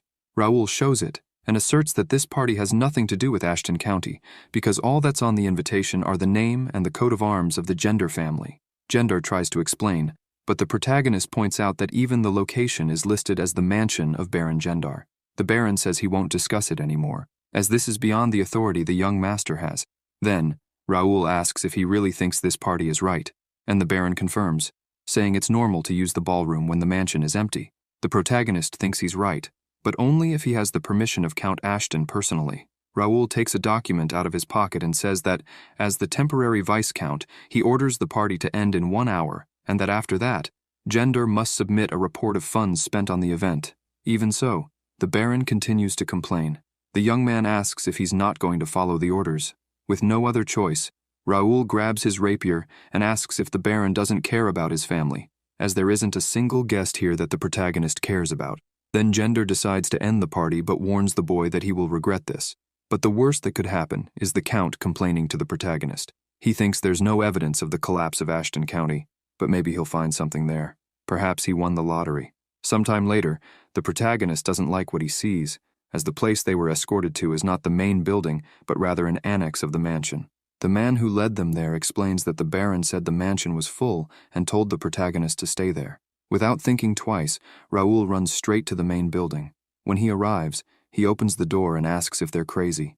The protagonist knows the mansion has 3 floors and an office that only the Count and his family can use, but that's where the Baron is living with his whole family. Raoul asks how Gendar intends to explain this, and the Baron explains that he only borrowed it, as the Ashtons don't visit there even once a year. Angry, Raoul yells at everyone to get out of there, and warns that if the mansion isn't cleared by the end of the day, he'll put an end to it, even if they're family. Furthermore, the Baron will no longer hold the position of Minister of Foreign Relations. The boy warns that if there's any complaint, they should come back tomorrow with documentation proving he has fulfilled his duties properly. This irritates the Baron, but despite that, he leaves without saying a word. Looking out the window, the protagonist thinks he'll need to find the materials he needs. He was worried that the materials had disappeared due to the mansion's condition, but they're still there. He looks and sees that all the documents related to the mansion's management and finances were left in the office. This makes him think that the Baron must be very complacent, assuming nothing would happen.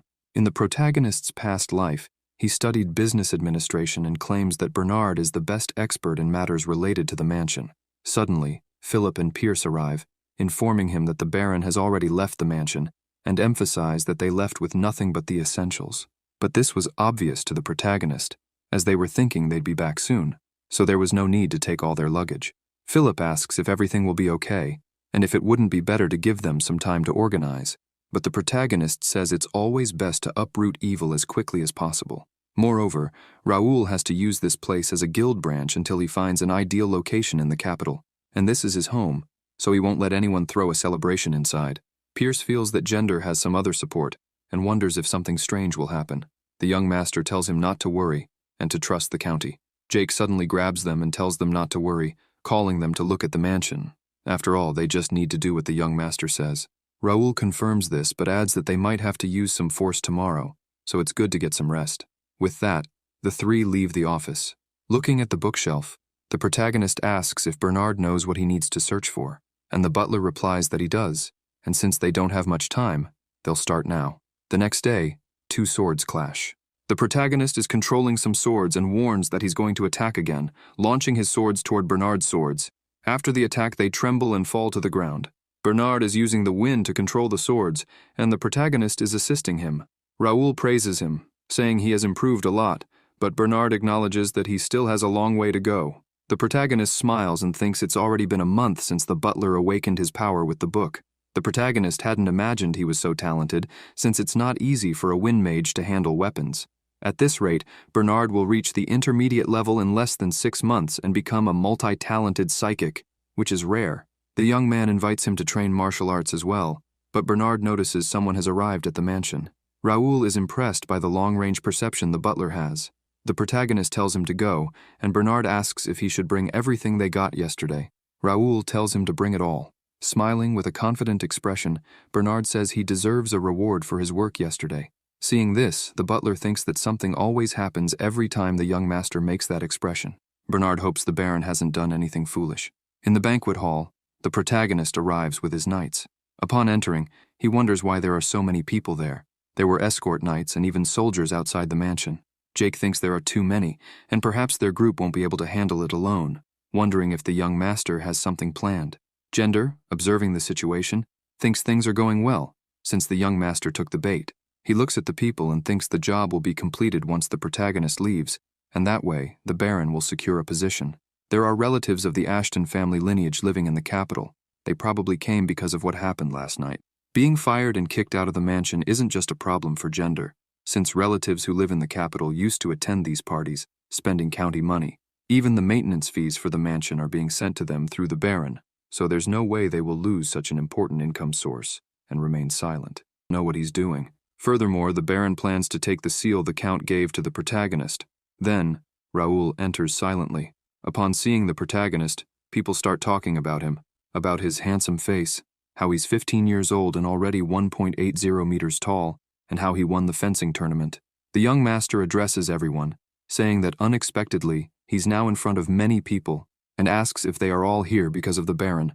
Gendar begins shouting, saying that the protagonist's blood relatives are angry due to his irrational behavior and have gathered there. He asks Raoul to apologize to the adults and fix this mess. Noticing that the Baron has taken the lead, the protagonist acknowledges Gendar as the representative of everyone there. However, the young man can't speak because Gendar continues to shout complaints about him. As a result, everyone present starts complaining as well. Raoul thinks that, at this rate, he won't be able to explain why he dismissed Gendar. He uses his eyes and realizes things might end up more complicated than he expected. There are a total of 5 forces present. First, the relatives from the Ashton County. Second, the spies from the Imperial Hunting Dogs, the intelligence department of the Cranan Empire. However, the third one is unexpected. Knights from the Delamian family, one of the 5 great families of the Brennan Republic. Among them is Graham, a knight at level 88. There are also several intermediate-level knights besides Graham. Raoul has no idea why families much bigger than the Ashtons are here. And then there are those damn people, the Knights of the Randall Viscounty, and their leader is Raphael. The protagonist doesn't know Raphael's abilities, but wonders why Raphael, who is a weapon by his very presence, would be here. The boy presumes that Raphael must be here because of what happened in Mira. While still analyzing the guests, Raoul notices the 5th and final force, the traitors from his family, the ones responsible for all this turmoil. This person is Titus, a heavy weapon specialist, an intermediate-level fighter. He is the protagonist's older cousin. Melvin D. Ashton has 2 brothers, his older brother Jaden and his younger brother Austin. Of the 3, Melvin was the most talented, but due to primogeniture, Jaden was supposed to be the next count. Melvin was arrogant and violent. If something bothered him, he would hurt or eliminate someone. One day, Melvin reached the level of intermediate specialist and began receiving more support than Jaden to become the next count. Jaden felt threatened and jealous. He tried to eliminate Melvin. In the end, Jaden was caught and lost his privileges. Time passed, and Melvin became the count.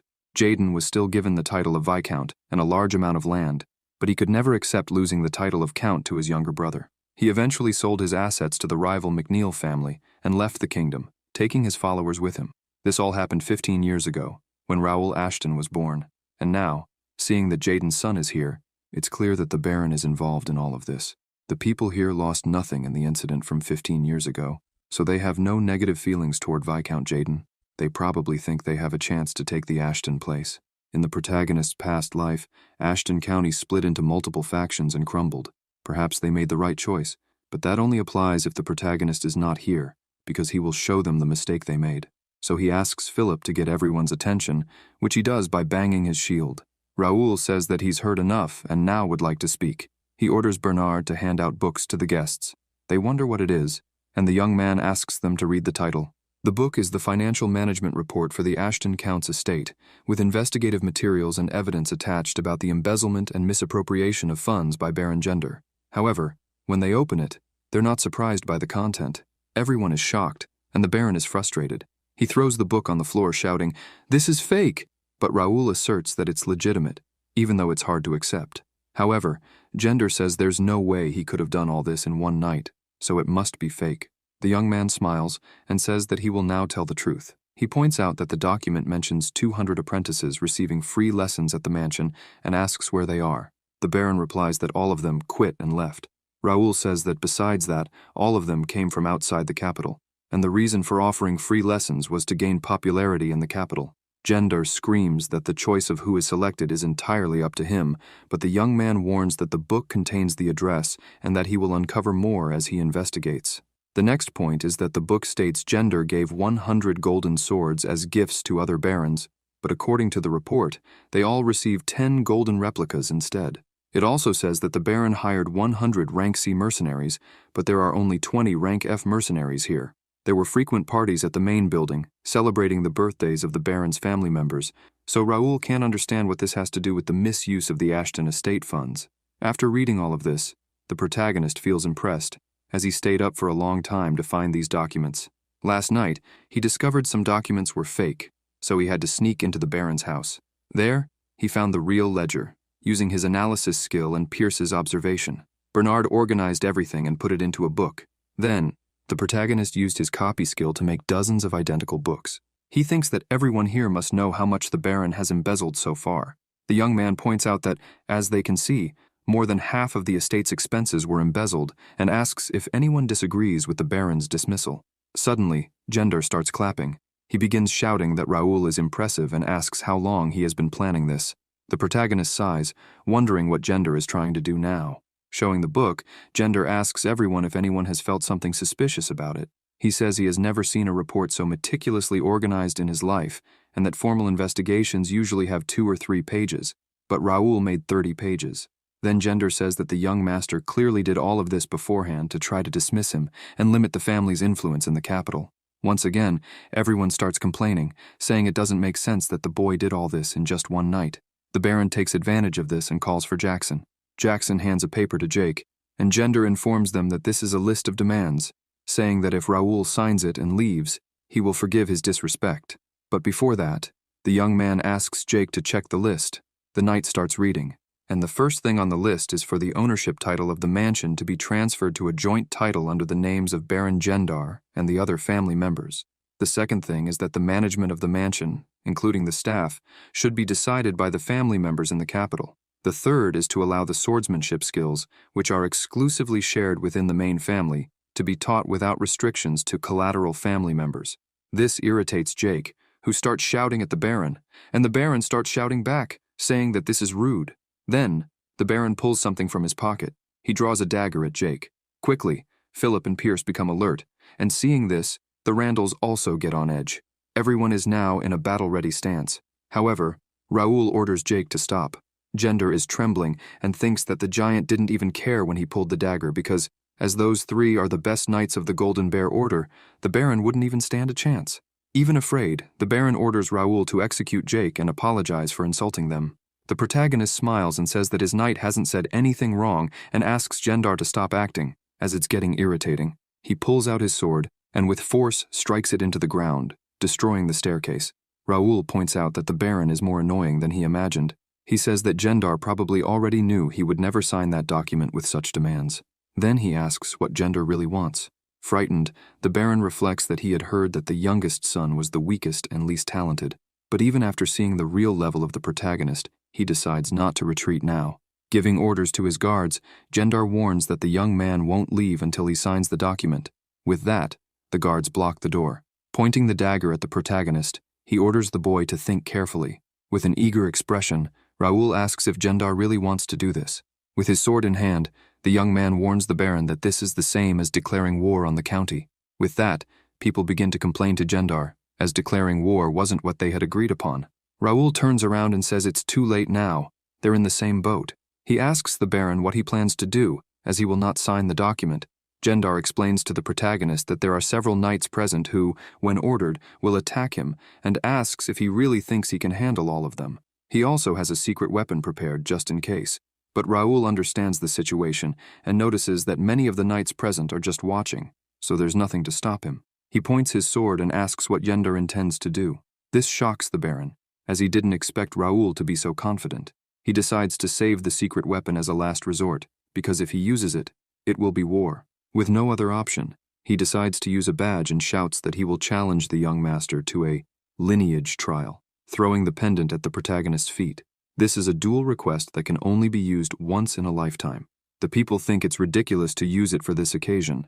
The protagonist asks if it's serious and questions why he would accept it, but Gendar asks Raoul to consider it as his last mercy so he won't have to strip away his authority by force.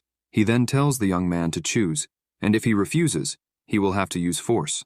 Seeing the protagonist think, the Baron sighs, thinking the young man won't accept, until Raoul asks what the conditions are, as he assumes Gendar won't actually duel. Gendar says that it will be 3 on each side, one-on-one duels, and the last one standing wins. Since it's a lineage trial, Raoul will have to choose 3 from his own lineage.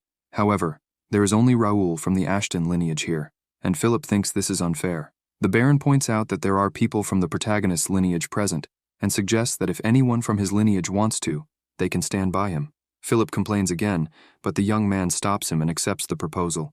If he loses, he will sign the document, but asks what Gendar is willing to wager. The Baron tells the protagonist to choose. Raoul says that if he wins, he will take all the houses of the families that signed the document. This shocks everyone present. The young man says that if they don't agree, there will be no duel. Gendar doesn't understand why the young man is doing this, as it will only make the other families turn against him. However, this isn't bad for the Baron, since if he loses, the other families will no longer be useful to him. So he accepts and agrees to the wager. But Philip warns that there are other ways to resolve this. The young man knows this but has already decided to duel. Besides, he received a mission regarding this, so he won't back down. The boy mocks his knight, asking if Philip thinks he's going to lose, but the knight says he's just worried. At that moment, the protagonist uses the guild's chat to inform Philip that if anything goes wrong, he can intervene, as the Baron will probably do the same. Raoul asks who will be the referee, and Gendar smiles, saying that he has a special guest. He points to a young man and asks him to be the referee. The guests wonder who he is. Gendar introduces the referee as the rising star of the Reuben Kingdom, Raphael D. Randall, the 4th son of Viscount Randall. The protagonist's group asks, irritated, why a Randall is here. The young man asks everyone to calm down, as he is only here because he was invited. With a serious expression, Raoul asks Raphael to be fair, and he affirms that he will be. With that, the 2 teams are set. At this moment, the young master notices something he already expected. No one will side with him, but he thinks this is a good thing because he won't have to decide who is trash and who is not. Someone approaches to start the first match.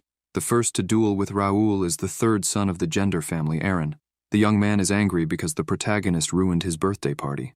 Looking at the boy, Aaron thinks he's confident just because he won a tournament in the countryside. As soon as the duel begins, Aaron rushes forward, and just as he's about to attack Raoul, the young master defeats the Baron's son in the blink of an eye. Completely disappointed, Raphael announces Raoul's victory. The guests are stunned, and the Baron, trembling with rage, wonders what happened, as he didn't even see it. The referee asks if they can start the next match, and a man steps forward saying he will fight. This is Baron Kespi, a skilled swordsman. He quickly launches a piercing attack, but Raoul manages to defend it. Kespi praises the boy for being able to perform the basics, but as the fight continues, he compliments the young master's reflexes and stability. However, he decides to go for a serious attack. He thinks to himself that this is not something he should use against a 15-year-old child, but he recognizes that he's also in danger. He then uses the bear strike, creating a massive impact on the ground. But something shocks him. Raoul completely blocks the powerful attack. The young man finds it ridiculous that someone would try to copy his family's sword techniques.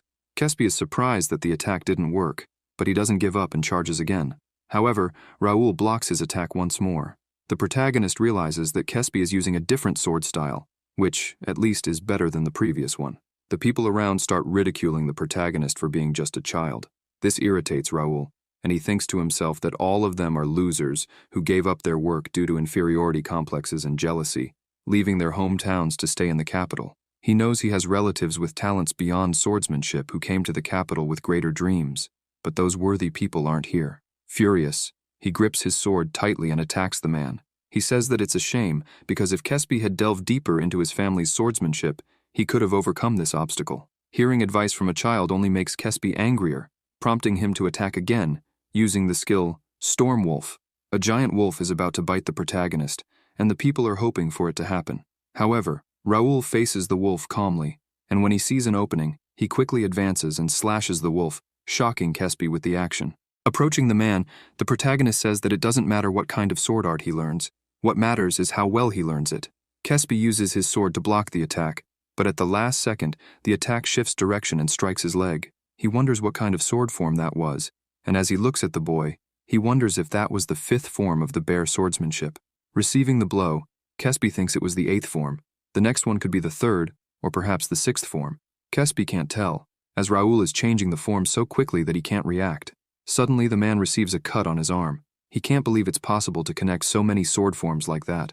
A sword style consists of sword forms. The sword forms are a path that combines basic techniques like horizontal cuts, vertical cuts, and thrusts. However, it's easy to distinguish between these forms, so when using swordsmanship, it's common to change them by linking various sword techniques. But this connection is happening so many times in such a short period. Moreover, it's so perfect that it becomes unpredictable.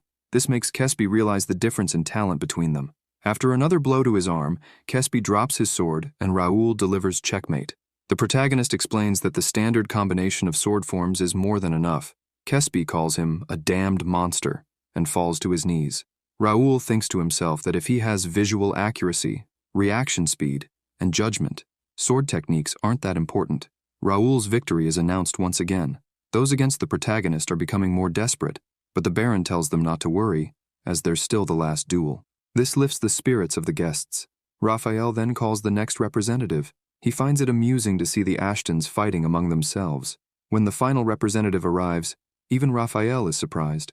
The judge reflects that this is Dave, the Baron's eldest son. Smiling, he tells Raoul to suffer until the end. This third participant, just by stepping on the ground, makes it crack. Dave is a giant and very strong. Raoul stays alert, and the giant tells him to quit while he still can, because if he doesn't, he will defeat him. After seeing the mana blade Dave created, Raoul compliments him but tells him to stop talking and come at him. Dave quickly charges and yells that he'll give Raoul what he wants. He delivers a powerful mana slash, but the young man easily dissipates the mana with his sword, advancing with his own sword surrounded by power. Without difficulty, Dave defends the attack and repels Raoul's sword. Seeing an opening, he counterattacks. As he blocks the blows, Raoul tries to gauge how much longer Dave's sword effect will last. Analyzing with his eyes, he realizes it won't last long. Frustrated that the protagonist is only blocking his attacks, the giant attempts a heavy strike. However, it's blocked again, though it manages to crack Raoul's sword. But with that, the young master realizes that Dave's sword isn't a true mana blade, so he decides to finish this quickly. Raoul simply disappears from in front of the giant and reappears beside him, saying that Dave is a flawed expert and a dog of the Empire. Thinking this is arrogant, the giant tries to strike, but the boy wastes no time and attacks as well. With that, Raoul's sword breaks into several pieces. Dave is pushed back by the impact, and Raoul takes the opportunity to punch him. He lands a blow to the giant's face, pushing him back, and follows with an even more powerful punch. This second punch lands squarely on Dave's face, throwing him against the wall. The impact knocks the giant unconscious. After this, Raoul calls for the referee, and Raphael announces that the young master has won. Everyone falls silent as the protagonist walks toward the podium. Seeing his broken sword, he thinks it's a pity because he liked it. Raoul asks Philip to arrest Dave once it's over, as he likely bears the Empire's stigma on his body. The knight agrees, noting that he suspected this since Dave's movements seemed unusual. Pierce shows a sword and says he brought a spare. The boy grabs his new sword and with a menacing look asks everyone inside what he should do now. Gendar knows that his son broke the rules, but he was still a swordsman and wonders how he was defeated. He starts shouting again, calling Raoul a fraud. However, his screams no longer seem to have any effect. Then, he comes up with an idea to take the documents that Raoul holds. He screams for everyone to grab the protagonist's documents, causing all those against Raoul to draw their weapons. However, Raoul had already anticipated this and decided to play along for now. Then something unexpected happened. Even the protagonist did not expect this. The house servants were supporting the young master. As a result, a battle broke out inside the hall. Raoul opened his system screen to try to understand what was going on and noticed he had stumbled upon an unexpected treasure. The Baron became furious when he saw his servants had betrayed him, but they were tired of being robbed and mistreated by him. These were people who had been recommended by the Ashton County to join the Royal Academy. They had done well in the coming-of-age tournament and received a scholarship from the county to attend the academy. Since the academy dorms closed during the holidays, they had to stay at the mansion. Their living allowance was supposed to be sent by Ashton during the break, but the Baron took it all for himself. He even used them as servants to save costs associated with that. Looking at the system, Jake says that Gendar did many things just to steal, and the protagonist emphasizes that they gave power to the wrong person. The big guy asks what he should do, as continuing the fight could result in someone getting hurt. Raoul tells him not to worry and warns that he is about to arrive. Suddenly something catches everyone's attention. A huge man opens the door to the hall, and all the soldiers start running. Gendar asks him who he is, and just as the man is about to answer, he steps on Gendar's back. He asks who is wielding a sword inside the Ashton estate. The people, seeing the man, assume he must be Dylan, the heir to Count Melvin Ashton. The heir begins walking while his knights follow behind. One of the guests, though scared, points a knife at him. Dylan stares at the young man and with one strike sends him flying. He orders everyone to stop and asks where the boy is. Then, he notices Raoul nearby. Stabbing his sword into the ground, he picks up the young man and lifts him up happily, pleased to see his little brother. The protagonist asks him to let go, as he's starting to feel dizzy. Dylan tells his little brother that he's grown a lot in the past few months, but it's still not enough. If he's a man, he needs bigger muscles. Raoul asks if he came like this from home, and Dylan confirms, saying that clothes are so uncomfortable these days. The protagonist feels embarrassed seeing the heir to the Count walking around without a shirt. Dylan ruffles the young master's hair and tells him to stay healthy. Looking at the guests, the giant tells the protagonist that if he had a body like his, those clowns wouldn't have dared to draw their swords. He grabs his enormous sword and asks how they dare to draw their swords inside the Ashton estate. The Ashton knights draw their swords and surround everyone. The protagonist, witnessing this, thinks that everything will be fine now, but he thinks his brother is exaggerating by bringing all the high-ranked knights. The Baron, now cornered, thinks it's the end for him. He sees Raphael Randall hiding, and the Brennan knights, whom he considered his secret weapon, turning their backs. Dylan smiles and observes who's present. He notices someone and sees Randall. He calls Raphael over to greet him. Dylan slaps him on the shoulder, noting that he still looks exactly the same as when he was a kid, and asks which son he is. Raphael replies that he's the fourth son. The giant asks if Raphael still bullies the children, but Raphael denies it, saying that was a long time ago. Irritated, Dylan asks if Raphael is getting mad at him, and trembling with fear, the redhead says no. While wiping his shoulder, Dylan warns that if Raphael keeps acting like this, they won't be able to talk again, and says that, from now on, this is a family issue, and tells him to leave. Then, he asks if Raphael will stay. The fourth son says he has things to do, and leaves. As the redhead walks away, the giant tells him to tell the first son that if he wants to duel, just ask. Soon after, he orders everyone to leave because this is now a family matter, but he tells those who drew their swords to stay, as they need to have a conversation. Dylan turns excitedly and asks Gendar what document he wants them to sign. That same night, the protagonist and his brother are having tea. Raoul says that his brother went a bit overboard. The giant asks why he thinks so, and the young man replies that it's because he brought the vice captain and several other knights. Dylan laughs and says that when it's to help his brother, he'll bring the best. Raoul points out that he contacted him last night, so he assumes Dylan hurried to gather everyone and head to the capital. The heir asks if Raoul knows why he did all that, and questions if he understands why their father gave the seal to the protagonist, noting that it was easier because Dylan arrived there. Raoul thinks that the heir is right. If it hadn't been for his arrival, it would have been much more difficult, and he arrived so quickly through a portal. The protagonist asks what Dylan will do about the others, and he replies that he won't let anyone get away with it.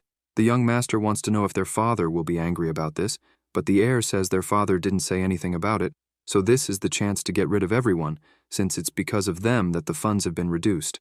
Apparently it was Dylan who planned this. In the cafe link, it said that he's very political and good at calculations. Raoul feels envious of his brother for having both brains and muscles, everything above the ordinary.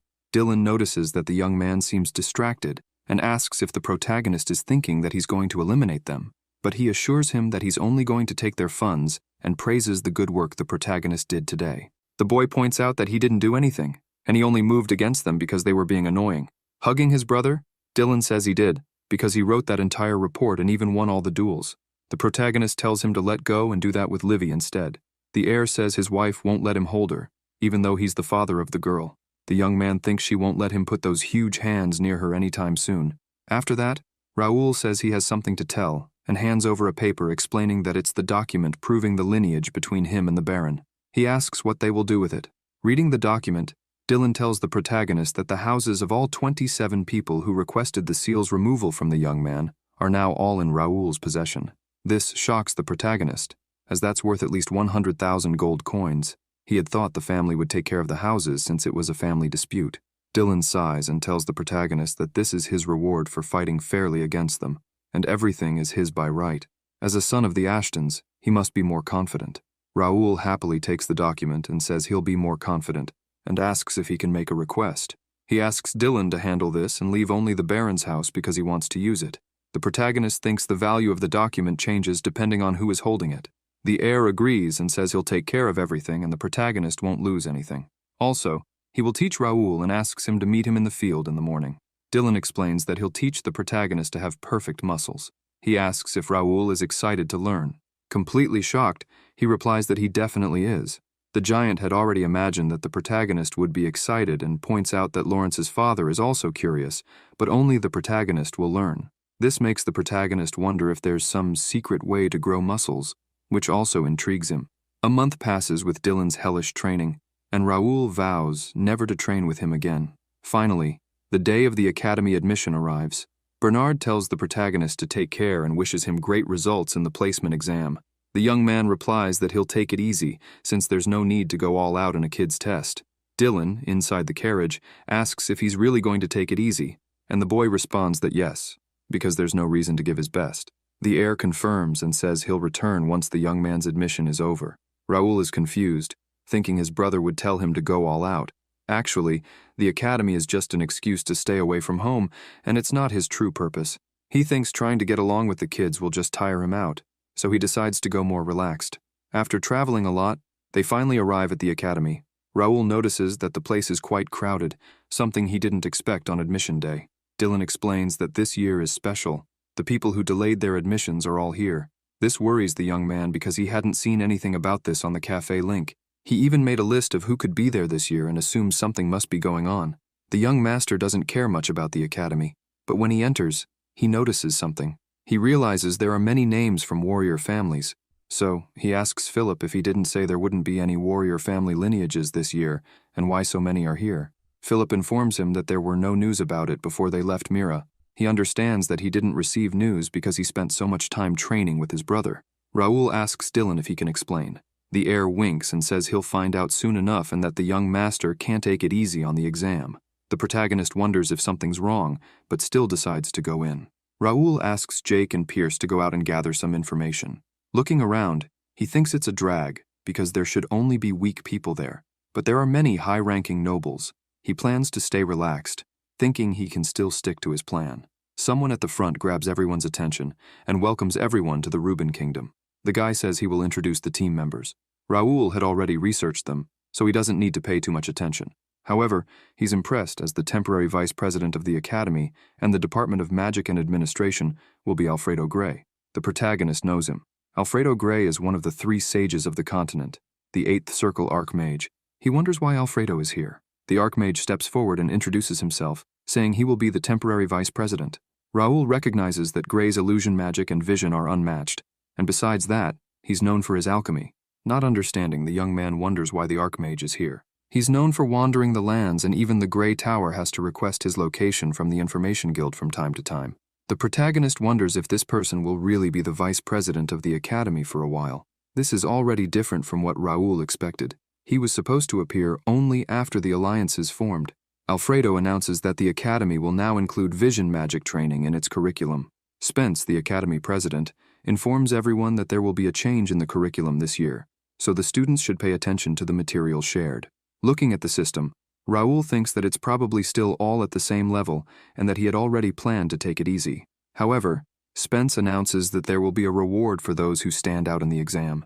This grabs the protagonist's attention, as he thought this test was only to divide the classes. Suddenly, a mission window appears. The mission is for the protagonist to enter Class S through the exam, and the mission's rank is undetermined.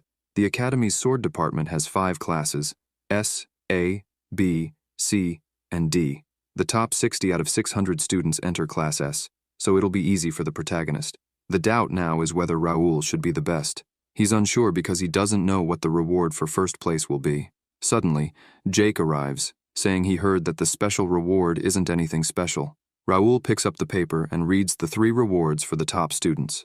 First, they are allowed to enter any floor of the Academy's library. Second, a personal training center with vision magic training facilities. Third, a personal item from the Academy's workshop. After reading the 3, the protagonist decides to aim for first place because he can't give up the training center and the library. The classes at the Academy improve skill mastery, but don't grant experience or any other rewards. The reason he chose to go there was to find someone important outside of his homeland. Honestly, he admits that hunting monsters and exploring dungeons are more valuable than attending classes at the Academy. But if the training center includes vision magic, things are different. Each summoned monster is fake, but still grants experience when defeated. The only problem is the cost to maintain the magic. But if it's free, then there's no need to worry about that. And the other reward, the library, is full of hidden things. One can take on quests and find books with hidden skills by gathering the correct information. The floors are divided by years, but Raul could access all of them. He gets excited knowing this, as it would save him a lot of time. But of course, this only matters if he can secure first place. It's announced that the test will begin soon, and everyone must gather at the plaza. Raul thinks it will be easy. As everyone heads to the plaza, someone calls out to the young master. This person asks if the protagonist is the Ashton child. Raul already realizes it's another Randall, but still asks who he is and comments that he looks more like a child. The young man starts calling the protagonist rude. Raul just ignores him and says he's busy. The Randall tries to grab the protagonist, but Jake intervenes and tells the kid to stop. The guy gets irritated and orders Jake to move out of the way, but his knight asks him not to do anything, as there are too many people watching. Randall yells that he will put the protagonist in his place, but Raul doesn't even flinch and simply continues on his way. At the square where the test will begin, all the students are lined up. Raul notices that several prominent figures are present. The best knight in the kingdom, Duke Templeton, the Marquis McNeil family represented by Clifford, an intermediate master of axe combat, and the rising Viscount Randall family. Raul reflects that these 3 families have numerous students and great influence within the academy. Jake confidently remarks that he knows the young master will take first place and can't wait to see everyone else's reactions. Even the Ashtons are there, cheering for Raul. After exchanging farewells, Raul checks the instructions and the list of freshmen with some papers in hand.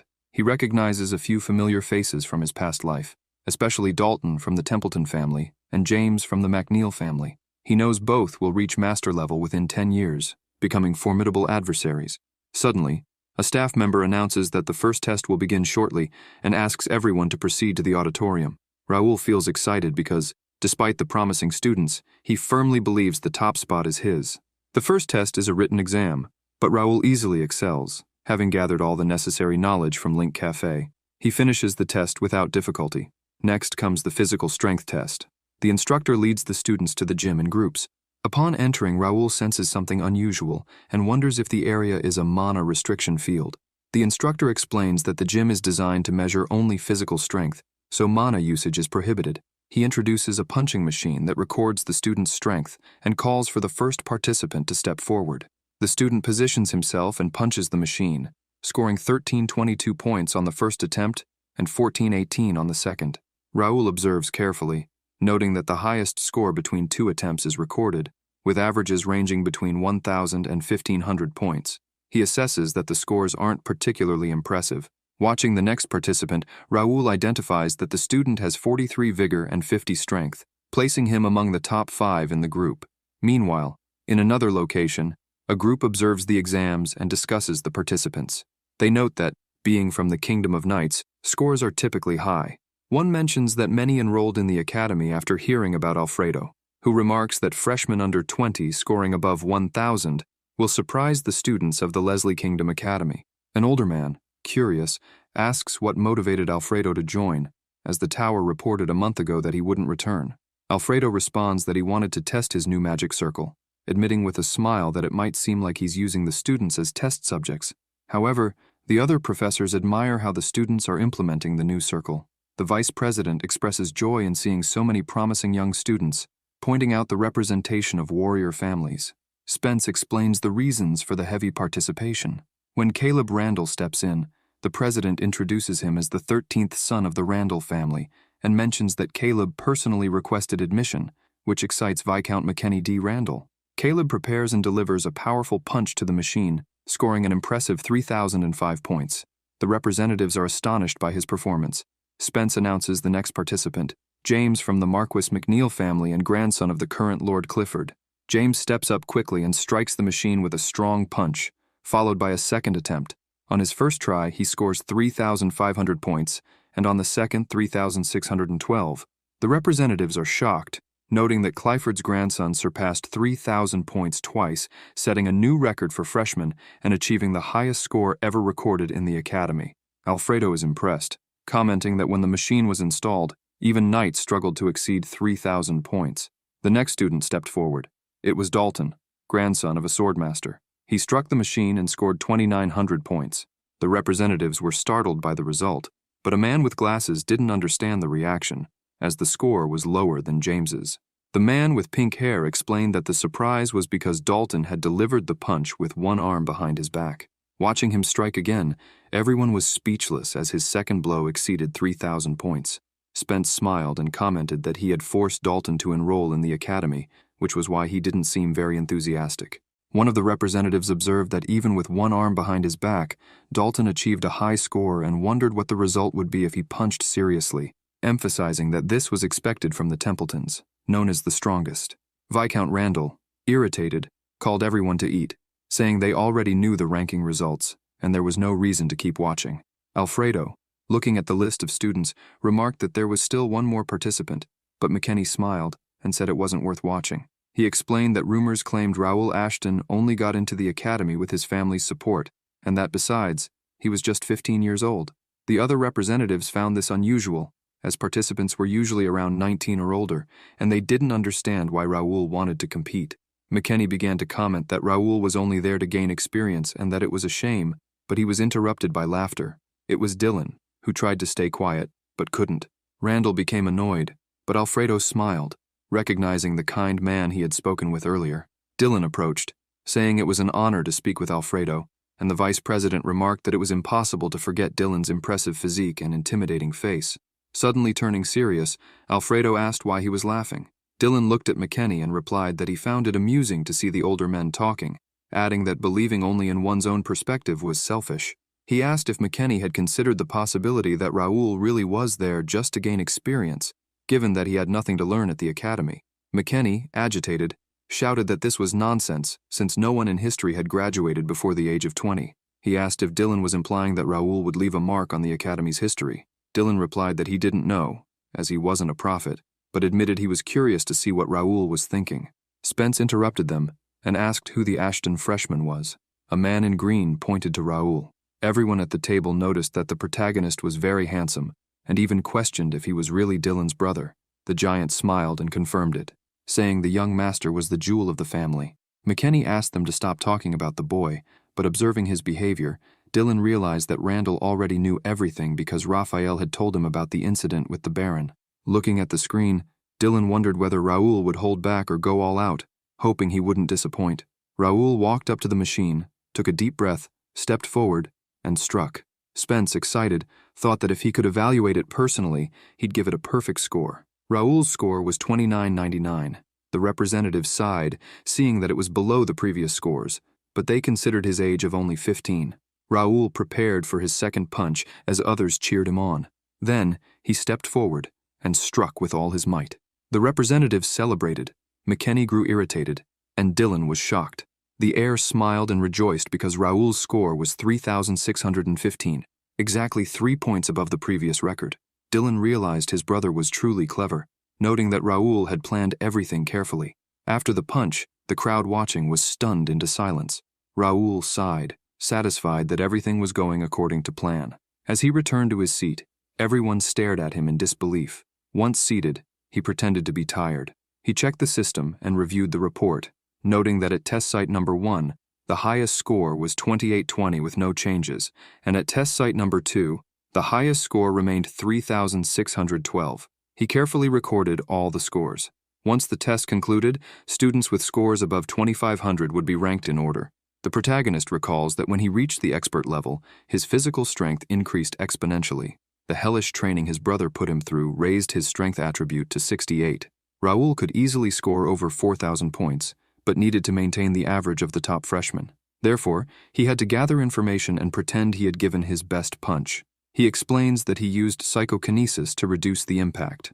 The young master utilized the system's game calculator to ensure he was doing it correctly. He reflects that perhaps he didn't need to go to such lengths, but since the real threat remains unknown, it's better to stay hidden. For now, he decides to keep this a secret until the players begin to appear. His powers, in particular, are abilities people would consider unusual. In his past life, he revealed his abilities as a rank 1. As a result, guilds analyzed his skills and began hunting him. He had to flee many times and eventually lost his life. This time, the protagonist resolves not to repeat the same mistakes, hiding himself and eliminating those who think they are superior. An instructor announces that the first test is nearing its end and asks the students to prepare for the next one. Before proceeding, Raoul decides to check his attributes. His status shows that he is level 56, with the following attributes: strength, 68, agility, 68, vigor, 66, intelligence, 58, willpower, 71, mana, 71, spiritual power, 72, and senses, 71. The protagonist reads the instructions and sees that the next test will be on the obstacle course, where agility and strength will be assessed. He realizes he will need to control himself. Raoul feels excited and hopes that Dalton and James will give their best this time. He also wants to see how he compares to them. Being a descendant of a family like the Marquis Dukes, a swordmaster, is a blessing, but comes with significant responsibilities. The Marquis Duke never forced his children to follow the path of the sword, but they wanted to maintain the title of number 1, and always gave their best. Dalton, pressured by his family to excel and uphold his grandfather's reputation, became unhappy. Because of his talent, he was forced to be the best. He surpassed most people his age, but it stressed him as he had a more rebellious personality. He chose to join the academy to escape the tedious training. Sitting in the stands, Dalton wonders why there is a test on the first day of admission, and why everyone is talking so loudly. He discovers it's because Raoul is in first place and James is in second. Dalton finds this unexpected since, even though he always defeated James in their fights, James was still the best opponent Dalton had ever faced. This makes him wonder if there is someone better than James. Finding the idea interesting, the instructor calls everyone to the next test location. Still pondering, Dalton tries to remember who the first-place student was. When he spots the protagonist, he calls out to him. Raoul asks who he is, and the swordsman introduces himself as Dalton. While looking at the young master, Dalton feels as if he's gazing at a golden light in Raoul's eyes, noting that the protagonist is handsome, but still not at his level. Suddenly, Raoul turns and begins to walk away, saying that if it's nothing, he will leave. This confuses Dalton, as he's never been dismissed like that before. He wonders if Raoul doesn't know who he is, since people usually go out of their way to talk to him once they learn his identity. This unusual reaction makes Dalton increasingly curious, imagining what kind of expression Raoul will make when he loses to him. In the second test, some students are already participating. Raoul analyzes the situation and realizes the test is simple. They must see how fast they can run through the obstacles. The challenge is that they need to wear a full set of steel armor while running and face traps along the course. Suddenly, 2 more students are disqualified.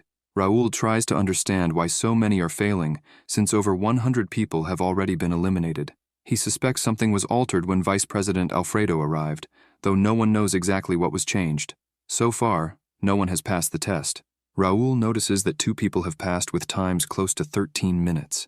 With this, he realizes he needs to be both fast and skillful. Shortly after, the best recorded time is 9 minutes and 12 seconds. When he notices his turn is approaching, Raoul stands up to stretch. Dalton also notices his turn is near. The group of 3 prepares for the test. Raoul asks someone from the guild if there's any news, but the person responds there isn't. However, they inform him that the best score so far is around 7 minutes. The protagonist asks them to monitor everyone and keep him updated on his group's progress. With so many tests happening, the young master will have to give his best to keep track of everything. The instructor calls Raoul to explain the rules. He states that all traps and obstacles are illusionary magic, but the damage will be as real as if they were physical and will be properly recorded. If the recorded damage exceeds what the armor can withstand, the participant will be disqualified. When the race begins, Raoul runs at high speed. The armor he's wearing is very old and heavy, which hinders his movements. However, this is nothing to him, as he became much stronger after reaching the expert level. After running for a while, he arrives at the first obstacle, a river with strong, fast currents. Raoul wonders how many mana stones were used to create it, and if they really installed all this just for an admission test. As he leaps across the river, he mutters that all of it is a massive waste. Soon after, Raoul enters the second obstacle, forest traps. Stepping on a plate on the ground triggers multiple arrows to fire at him, but he dodges them with ease. He then overcomes other traps, including flying knives, while considering checking the other participants' times. He defends himself, sheathes his sword, and leaps swiftly. The ground is being destroyed, but Raoul stays focused and checks the times. James and Dalton are performing very well, with predictions of finishing in about 5 minutes. He looks for someone else notable, but only notices Caleb Randall, who still doesn't compare to the others. Observing the rest, Raoul notices many are just trying to escape the traps without worrying about their times. He then asks for James and Dalton's times to be recorded and updated. After passing through the forest, Raoul reaches a bridge. On the other side, fireball cannons are aimed at him. Drawing his sword, he remarks that this won't be enough to stop him and starts running. He quickly gains speed and thinks that if he can maintain his pace. Suddenly, he feels the wind and realizes the bridge is swaying, causing him to lose balance. The cannons fire and several fireballs head his way. Raoul briefly considers the possibility of falling off the bridge but quickly cuts the fireballs with his mana-infused sword. Recognizing that this simplifies things, he advances, cutting through all the fireballs. With this, he manages to pass the cannons successfully. The next obstacle is a cave. As Raoul enters, he already knows the traps inside will be harder to dodge, making them more dangerous. However, he can't stop, because he always finds a way to overcome challenges. On another path, several arrows are fired, but James blocks them with his shield. Frustrated, he finds the test irritating. James is annoyed at having to enroll in an academy at his age, and even more at having to associate with inferiors. He has already won a tournament involving participants aged 20 and has experience as a capital guard. To him, this test is a waste of time since he will soon be a knight. Resentful, he believes he would never have come if not for direct orders from his lord. Moreover, Dalton and Raoul Ashton are there, and he's furious at the thought of losing to them, as it would be considered a complete failure. James finally sees the end of the cave and leaps out, celebrating as he finishes. His time is 5 minutes and 15 seconds. He already considers himself the winner until someone behind him points out something and tells everyone to look. When he turns around, he is frustrated to see that Dalton completed the course in 4 minutes and 58 seconds. Dalton sighs and says he's finally warmed up, further irritating James. Dalton looks around and asks where Raoul is. Seeing this, James is confused, wondering why Dalton is interested in the Ashton boy. He remembers that the swordsman never paid him attention during their fights, and can't understand why Raoul has caught his interest. Regardless, James is confident, believing that a 15-year-old boy won't be able to complete the course faster than him. He thinks he will win, as long as he surpasses Dalton. Then, something James considers impossible happens. Raoul arrives in first place, completing the course in 4 minutes and 55 seconds. In fourth place, Caleb finishes in 6 minutes and 22 seconds. At the end, Raoul reflects that he managed to execute his plan perfectly. Still angry, James demands to know how Raoul achieved such a time, given that he's not even an expert. Dalton finds it all interesting, and acknowledges that life at the academy won't be as boring as he thought. Meanwhile, the representatives comment that Raoul will take first place. Everyone stands and congratulates Dylan. Spence remarks that Raoul's movements were fascinating, and asks if the Ashton County teaches techniques to its young members. The man in red clothing smiles, saying he hadn't expected Raoul to outperform James in this test. Smiling, Dylan responds that Raoul is very special to the family and has learned a variety of skills. Even so, he admits that he didn't expect Raoul to perform so well. James, the McNeil heir, crossed the obstacles by destroying everything in his path. In contrast, Dalton's precise movements with his longsword were reminiscent of the Marquis swordmaster. Both used the skills their families are renowned for to overcome the course. Raoul wielded the two-handed sword just as any other Ashton would have, but his incredibly precise movements exceeded all expectations. Most impressive was his ability to traverse the entire cavern without triggering a single trap. His movements were impossible for an ordinary person to execute, save for experienced rogues or rangers. From afar, Dylan observed with a smile as he noticed that Raoul hadn't even used the mana blade, something others like Dalton and James would have done without hesitation. He concluded that Raoul was hiding the true extent of his skill, which was already at the level of an expert, in addition to mastering the navigational techniques of rangers. Clenching his fists, Dylan resolved to have a conversation with the young master. It was evident Raoul had been lying about his true power all along. Despite this, Dylan couldn't help but feel proud of him. With the conclusion of the second test, the academy placement exam officially ended. After days of grueling trials, Raoul's family congratulated him on his victory. However, Raoul quickly distanced himself, boarding a carriage to avoid further attention. Exhausted from suppressing his full strength throughout the exam, Raoul hoped the results would be enough to convince everyone. Still, he thought everything was fine and that he just needed some rest. Closing his eyes, he soon began to dream. In the dream, Raoul relived memories of his past life. He was holding a girl in his arms, screaming in despair. Han, the guildmaster, appeared and mocked his anguish, asking why Raoul was so affected, as if someone from his family had died. Han explained that he had politely invited Bai Do-hyun, Raoul's former identity, to join the guild, and assured him that none of this would have happened if he had agreed.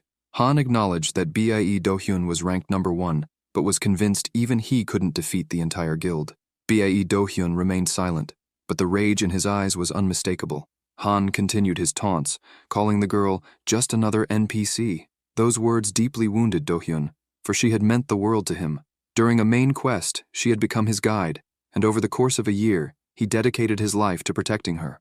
To him, she wasn't just an NPC, she was like family. Now, she had been killed by a guild that was irrelevant to the quest. Feeling power surge around him, Do-hyun stood still as Han ordered his guild members to eliminate him. They all attacked simultaneously, but with a single move, Do-hyun defeated them. Using psychokinesis, he gathered their weapons into a devastating sphere of power. Han watched in disbelief, beginning to fear the absurd strength before him. To him, it was ridiculous for anyone to be this strong, especially considering how much he had spent on skills that weren't nearly as effective. The sight of Bai Do-hyun consumed with fury was enough to terrify Han. Do-hyun demanded to know why the guild was killing NPCs, questioning whether Han wasn't afraid of the severe penalties it would bring. He explained that eliminating quest NPCs could result in permanent bans for players and all their associated accounts. Even so, Han laughed, dismissing Do-hyun's concern and claiming only peasants cared about rules and penalties. He added that many players were willing to kill NPCs for a reward of 10,000 coins. Do-hyun pressed for an explanation, but Han refused, saying he'd be eliminated anyway and could simply buy a revival potion. Enraged, Do-hyun remembered hearing of Han before, recognizing him as the grandson of a wealthy family in Korea. As Han continued to boast about money's superiority, Do-hyun lunged forward, breaking his neck and eliminating him instantly. That day, Bai Do-hyun made a vow. Holding the body of the girl he couldn't protect, he swore to eliminate Han repeatedly until he ceased to exist. Moreover, he pledged to wipe out the Daesung Guild from the game. Suddenly, Raoul awoke. The dream felt eerily vivid, and he realized it was the first time he had dreamed of his past life. He wondered if he had failed to fulfill the promise he made to that girl. Before he could dwell further, a notification appeared before him. It announced that the game connection had received an update and that the beta would reopen. Raoul had anticipated this, but hadn't expected it to happen so soon. This meant he would face Han again soon. This time, he was determined to protect the girl. The only problem was that he couldn't predict the exact timing of the update, leaving him feeling unprepared for what lay ahead. Raoul has 1 month for each day in the game and believes nothing significant will happen immediately after the update. However, if he misses this opportunity, his plans will be further delayed. For this reason, he needs to act quickly. It's essential to master the scenarios and gather as many resources as possible before other players enter the game. Raoul's future decisions will depend on how he uses the available time. Feeling uncertain, he wonders if he can accomplish everything he needs to. He decides to plan everything that night.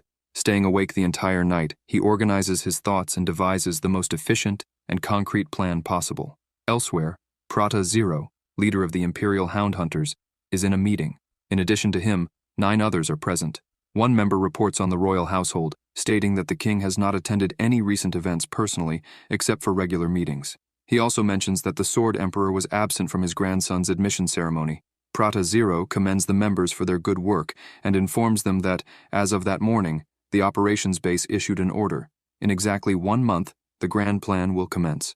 The members cheer, but the leader silences them, reminding them that this is only the first step, and their roles are now even more critical. He turns to number 7 and asks if the Mira case investigation is complete.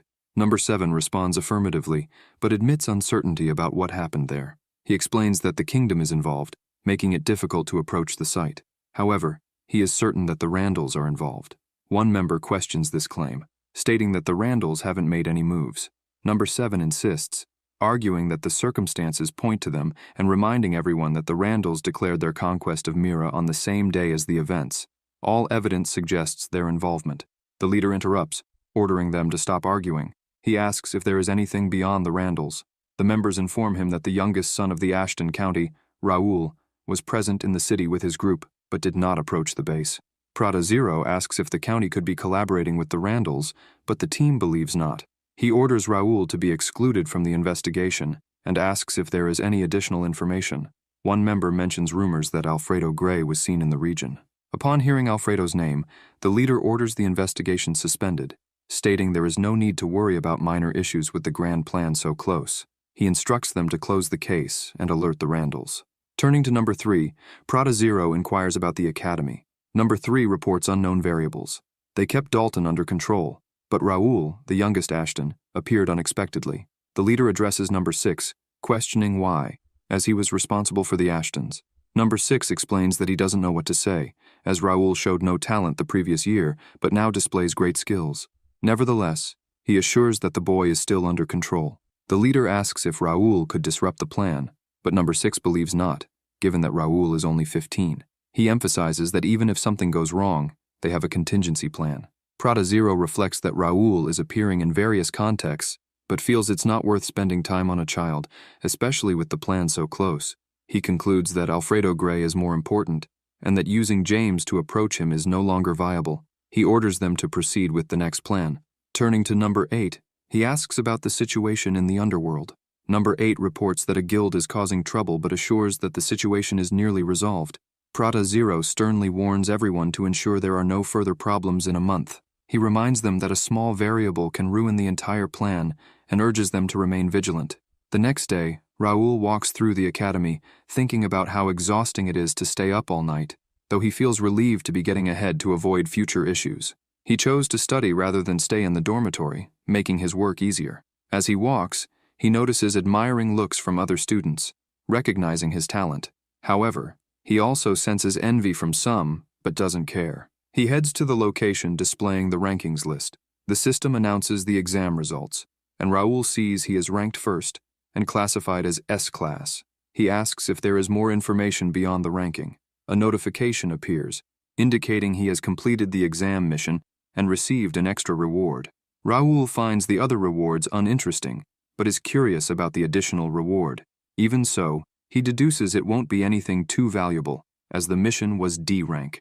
Sometime later, in the classroom, Raoul reflects that the lessons are more useful than he initially thought.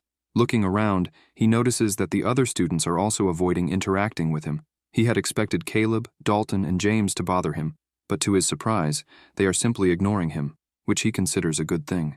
Suddenly, someone enters the room calling for Raoul. He asks what's going on, and the messenger informs him that they've come to provide details about the advantages he will receive for being the top scorer. The messenger explains that upon presenting his result at the library or training center, he will be registered. Additionally, the messenger mentions that Alfredo Gray is looking for him and requests Raoul to meet him. Raoul is stunned to learn that his extra reward is meeting the great sage Alfredo Gray. Alfredo is a legendary hero who fought against the Empire, and Raoul wonders if he really has to speak with him now. Anxious but also curious, he sets out to meet him. Knocking on the door, the vice president of the academy invites Raoul inside. As Raoul enters, he is amazed to see Alfredo was indeed waiting for him. The vice president asks Raoul to wait a moment while he signs some documents. Raoul observes Alfredo with admiration. Although he has never seen him in person, Alfredo looks exactly as he does in pictures and videos. Raul notices a strange aura surrounding Alfredo and decides to investigate further. However, upon analyzing Alfredo's status, he realizes many details are locked, including his level. Only the information already publicly known is visible. The vice president interrupts Raul's thoughts, asking if he's observing something, which startles him. Raul wonders how Alfredo noticed his movements even while focused on the documents. Feeling exposed, Raul stands and apologizes, stating that he knows it's rare to meet Alfredo. However, Alfredo reassures him, saying it's fine as he'll be staying at the academy for some time. Alfredo states that there is much to discuss with Raul, including his eyes. Raul is utterly alarmed, questioning who this man is and whether he truly knows something about his eyes or if it's just a guess. Nervous, he resolves to be cautious about everything he says moving forward. Meanwhile, Alfredo prepares tea for their conversation. The vice president begins by congratulating Raul on achieving first place, emphasizing how impressive his performance was. Raul, on the other hand, feels he didn't do anything extraordinary during the test and becomes curious about why he was summoned. He directly asks Alfredo why he is so interested in him. Alfredo then asks if Raul knows about the organization called the Imperial Hound Hunters. This almost makes Raul lose his composure. He recalls that, 50 years ago, the continent of Conexa was in chaos due to the invasion of the Cranian Empire. 4 kingdoms were on the brink of destruction, but heroes emerged during the darkest times. These heroes risked their lives to push the empire back beyond the Monster Mountain. After the victory, the continent enjoyed 50 years of peace. During the war, conflicts between kingdoms were temporarily set aside, but all continued to prepare for a potential new invasion. Alfredo Gray was one of these heroes. After the war, he built a tower to train talented individuals and wandered the continent seeking promising people. One of them was Nakia, an alchemist Raul had saved. Alfredo tried to help Nakia after her expulsion from the association but couldn't due to other priorities. When he learned of Nakia's pardon, he went to Mira to care for her and witnessed Raul and his companions' generosity. Alfredo discovered the truth behind the Imperial Hound Hunters' conquest and knew the Randalls had taken advantage of Raul's efforts. Alfredo also understood that Raul relinquished his merit to avoid drawing the Empire's attention. He recognized that, despite being young, Raul chose to prepare for the future instead of basking in glory. Moreover, Raul asked for no compensation for helping civilians. Because of all this, Alfredo concluded that Raul is the perfect man to be this world's hero. This is how Raul ended up at the academy, though he would only discover this in the future. Returning to the conversation, Raul doesn't know how to respond. He reflects that Alfredo has always been known for giving missions related to the Cranian Empire, but he believes he cannot discuss this yet. Alfredo notices Raul's caution and praises it, saying it's important to remain that way because speaking too much is dangerous. He reveals that he has been observing Raul since the events in Mira and commends him for how he handled the conflict, highlighting his exceptional skills. Alfredo also comments that the Randalls will face serious difficulties. Raul is shocked, wondering how Alfredo knows this. He also feels uneasy because if the Randalls find out, it could spell trouble for him. The vice president reassures Raul not to worry, guaranteeing that he will not share anything with anyone. He comments that Raul made the right choice in remaining anonymous since, at his age, many people crave attention. Still cautious, Raul asks how much Alfredo knows and why he has chosen to remain silent. Gray then asks if Raul understands why the Cranian Empire is so dangerous. Raul responds that it's because of their military power. The sage agrees but follows up by asking if Raul believes the Empire's lands and population surpass those of the other kingdoms. Raul knows this isn't entirely true. While the Empire possesses vast territories, most of it is desolate, and its population is comparable to that of the kingdoms due to the hostile climate. Gray points out that the true danger of the Empire lies in its intelligence. Everyone is exposed to the Empire, but no one knows much about them. He explains that the Cranian Empire is located beyond the Monster Mountain and a forbidden barrier. The only access to the Empire is through the Rift. A wall was built near the Rift's entrance, and an army is stationed there to prevent invasions. However, the Empire still manages to infiltrate spies, granting them a huge strategic advantage. Gray remarks that if the Empire decided to invade now, it would do so knowing it has a good chance of victory. Raul is alarmed because this is exactly what happened in his past life. The Empire used players to ignite a war, and was on the verge of winning when Raul lost his life. The sage states that he needs more people like Raul because young individuals like him are the greatest hope of defeating the Empire. With this, Raul realizes that Gray's attention could be very beneficial. Now, he feels no hesitation in accepting the sage's help, as it would accelerate his growth and preparation to face the Empire. Before wrapping up, the vice president advises Raoul to remain discreet and make wise decisions. Raoul assures him he will. Gray smiles and remarks that it's getting late. As a reward for Raoul listening to him for so long, he offers him a gift. Alfredo hands over a box, stating that Raoul will need the item in the future. He also instructs Raoul to carefully read the usage instructions inside the box. Opening it, Raoul finds a ring emanating a significant amount of mana. He thanks the vice president for the gift, and Alfredo expresses gratitude for Raoul's time. Leaving the office, Raoul looks at the ring and realizes his nerves were for nothing, as the conversation went much smoother than he expected. Moreover, he received a valuable gift. Examining the ring, he notices the immense mana emanating from it and decides to analyze it. What he discovers surprises him. It's Gray's polymorph ring. The ring allows the user to transform into anything but reduces attributes by 30%. If the user's mana is depleted, they will revert to their original form. Additionally, the ring allows the wearer to summon Alfredo once. Raoul finds the item incredible. It's exactly what he needed. He reflects on his limitations due to his position. Since he must always be accompanied by guards and exercise caution with every step, the ring, which hides his identity, is perfect. With it, Raoul can change his appearance and call upon the sage when needed. Despite feeling pressured by Gray's expectations, he remains undaunted, knowing that Alfredo will be a valuable ally in many ways. 2 weeks later, Raoul's life at the academy was going very well. No one was hostile toward him as he remained quiet and discreet. However, Dalton, a classmate, was constantly around him, persistently inviting him to do things together, such as visiting the armory. Raoul grew frustrated with Dalton's insistence and always claimed he was busy. He had imagined a peaceful academic life, but this unexpected variable was disrupting his plans. Dalton not only sat beside him every day, but also made no effort to connect with others, focusing all his attention on Raoul.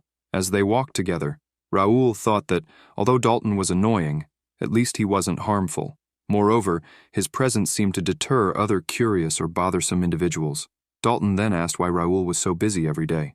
The young master replied that he had things to do and headed to the library. This frustrated Dalton, who was upset about not ranking first in the competition, which would have granted him library access. Dalton said goodbye, and Raoul finally felt relieved. Inside the library, Raoul was impressed by its vastness. One of the benefits of being ranked first was access to all floors of the library. However, in practice, he could only go up to the 4th floor, as the 5th was restricted to royalty and select professors. The 4th floor of the library is truly incredible, and on the 3rd floor, there are only about 50 students with permission to enter. Flying around, a small fairy observes the environment and notices there are no new students or new books. She spots a girl visibly exhausted from studying and uses her ability to revitalize her energy. The young girl thanks the fairy, who encourages her to keep pushing forward.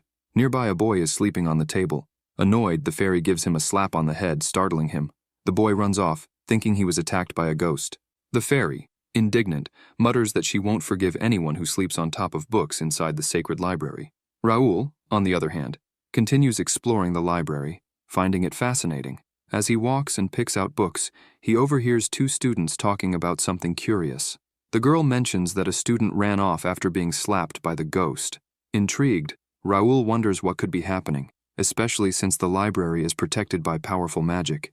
Meanwhile, the fairy is even more irritated with the student's behavior. Suddenly, she feels something unusual. She thinks it's impossible, as it has been half a year since the last change. Sensing an energy on the 2nd floor, she decides to investigate. Tired, the fairy tries to relieve her fatigue by leaning against a book, but it doesn't have the power to revitalize her. She decides to search for a book with great power, something that would allow her to maintain her existence for another 1,000 years. However, the library is full of low-quality books, which wouldn't even sustain her for a year. Despite this, she refuses to give up, as she still carries an unfulfilled desire and feels something special nearby. Then, she realizes the energy is coming from that boy. Pushing herself off the wall, the fairy leaps toward the books Raoul is holding, saying she needs them. Meanwhile, Raoul continues his search for more books, reflecting on how difficult it is to find unique skills. He remembers that he already owns a book with a unique skill, but can't use it. Hoping to find something related to psychokinesis, he refers to the information from another user of the same skill. Raoul finally finds a book that seems interesting. Acrobatic horseback riding rank C, a combat skill. He decides to register it in his encyclopedia, but since there is limited space for skills, he needs to register as many as possible before making final choices. He activates his encyclopedia and places the book on top of it. The encyclopedia begins registering the skill, and the book, now transformed into a common one, loses its magical value. Raoul knows this happens to any book registered by a player. He decides to continue looking for other useful books. The fairy watches everything from afar, finding Raoul to be a peculiar human. Intrigued, she continues following him and notices that he's picking out several books with similar titles, repeatedly reading the same sections. The fairy observes that the books Raoul selects are different from others, including titles like The Author's Testament, The Power of Time, and Unique Writing. Looking at Raoul, the fairy feels there's something special about him. While she considers him handsome, she has no interest, since only great sages or archmages can communicate with her. Her very existence is the result of many sacrifices, coincidences, and a cruel fate. The fairy reflects on her difficult situation. It's becoming increasingly hard to maintain her existence while waiting for a human who might help her. As she watches the books Raoul is touching, she realizes they aren't suitable for her to reside in. However, she feels a strange connection to one of them, as if something under the book's cover is calling out to her. At the moment Raoul places another book on the encyclopedia to register it, the fairy is taken aback. This was something she had never seen before, sparking her curiosity. As soon as Raoul leaves, the fairy approaches the encyclopedia, thinking the book might be what she's been searching for. However, when she touches the encyclopedia, she doesn't feel anything extraordinary. Surprised, she reflects that, in other cases, skill books or even religious books had told their stories and allowed her to stay with them. But this time, everything felt different. Rivalina Harriet Meridian is shocked when Raoul arrives, catching her off guard as she struggles unsuccessfully to open the book. Startled, the little fairy hears Raoul ask why she is on his book, and who or what she is. Observing her closely, Raoul wonders if she is a ghost or a fairy. However, he notices the small figure beginning to turn translucent, as if about to disappear. Surprised, the fairy asks how Raoul can see her. He doesn't respond, and the fairy quickly flies away. Curious, Raoul decides not to chase her, thinking that, given her apparent interest in his encyclopedia, she will likely return. Suddenly, a notification appears on his screen, stating that the rank C skill, acrobatic horseback riding, has been successfully registered, increasing his skill enhancement efficiency by 10.5%. The young master investigates further and discovers he now has over 100 skills registered. Even in his past life, no one had collected as many skills as he has. This realization makes him curious to uncover the true potential of the encyclopedia. Moments later, the fairy reappears and asks what kind of book it is. Surprised, Raoul asks if she shouldn't apologize first and questions whether he really needs to answer her. Embarrassed, Ravielle apologizes and becomes impressed upon realizing that Raoul can hear her. She hops onto the table and introduces herself as Rivalina Harriet Meridian, a fairy who loves harmony and order. Raoul introduces himself, mentioning that he enrolled in the academy that year. Observing Ravielle, he notes that she doesn't look like a typical fairy, to which she explains that she's more like a ghost.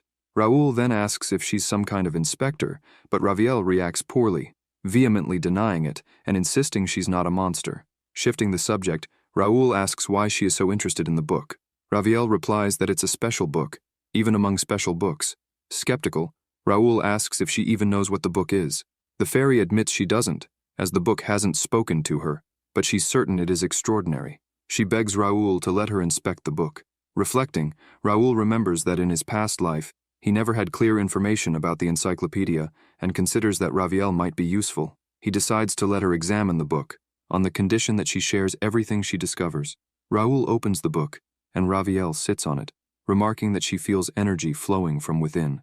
Suddenly, she pulls back in fear, murmuring that it's impossible and mentioning something about it being against the rules. Raoul asks if she's all right, but Ravielle quickly changes her demeanor. In awe, she asks where he found the book. She explains that the book contains the power of the Creator God, not just any god, but the ancient Creator God, who is said to have vanished. Raoul, incredulous, asks if the power of the ancient Creator God is really contained in the book. However, he quickly loses interest, realizing he doesn't know enough about the topic to care. Ravielle, frustrated by his reaction, sighs. Raoul explains that he doesn't care much about the god and just wants to know more about the book. Ravielle admits she doesn't know all the details but has understood that the book is forbidden. However, it seems to have lost part of its power. Raoul asks how to reveal the book's true form, but Ravielle admits she doesn't know, as the book refuses to speak to her. Annoyed, Raoul calls her useless, which infuriates her. She retorts, saying she hasn't had enough time to discover anything. At that moment, a mission appears for Raoul, administrator of the encyclopedia. The mission asks if Raoul wants to accept Raviel as the librarian of the skill encyclopedia. Raoul reflects that this wouldn't disadvantage him, but he's unwilling to let strangers access his encyclopedia for free. Picking up the book again, Raoul makes Raviel feel cornered. He declares that he doesn't need her and can figure everything out on his own. Then, he bids her farewell, saying he's leaving. Terrified of losing the opportunity, Raviel rushes in front of Raoul, pleading for him to listen. Even so, he refuses, stating that he won't return there. Desperate, Raviel apologizes, explaining that she might have upset him because she's not used to talking to humans. Understanding the situation, Raoul decides to adopt a more assertive tone, saying he's busy and asking if she didn't hear him. Raviel insists that she can be useful to him, explaining that the book is very important to her. Realizing he has been harsh enough, Raoul decides it's time to negotiate. However, Raviel begins to cry, asking why he doesn't trust her. Raoul is left unsure of what to do as he watches the fairy's tears. After a moment, he apologizes for making her cry. Raviel, still a bit annoyed, sighs but decides to forgive him. Raoul returns to the topic of the book, stating that even so, he can't let her access the encyclopedia yet, as he still wants to uncover its full story on his own. Raviel says it's okay, but she insists that she has something important to tell the protagonist. She explains that, long ago, there was a great war across the continent of Conexao. This war involved various races, including gods, demons, and even extraterrestrial entities. The conflict brought the continent to the brink of destruction. The forest fairies, nearly extinct, decided to evacuate Raviel, the last heir, by placing her inside a book as a last resort. However, due to chaotic mana and dimensional fluctuations, Raviel's spirit became trapped within the book, while the rest of her kind disappeared into a dimensional rift.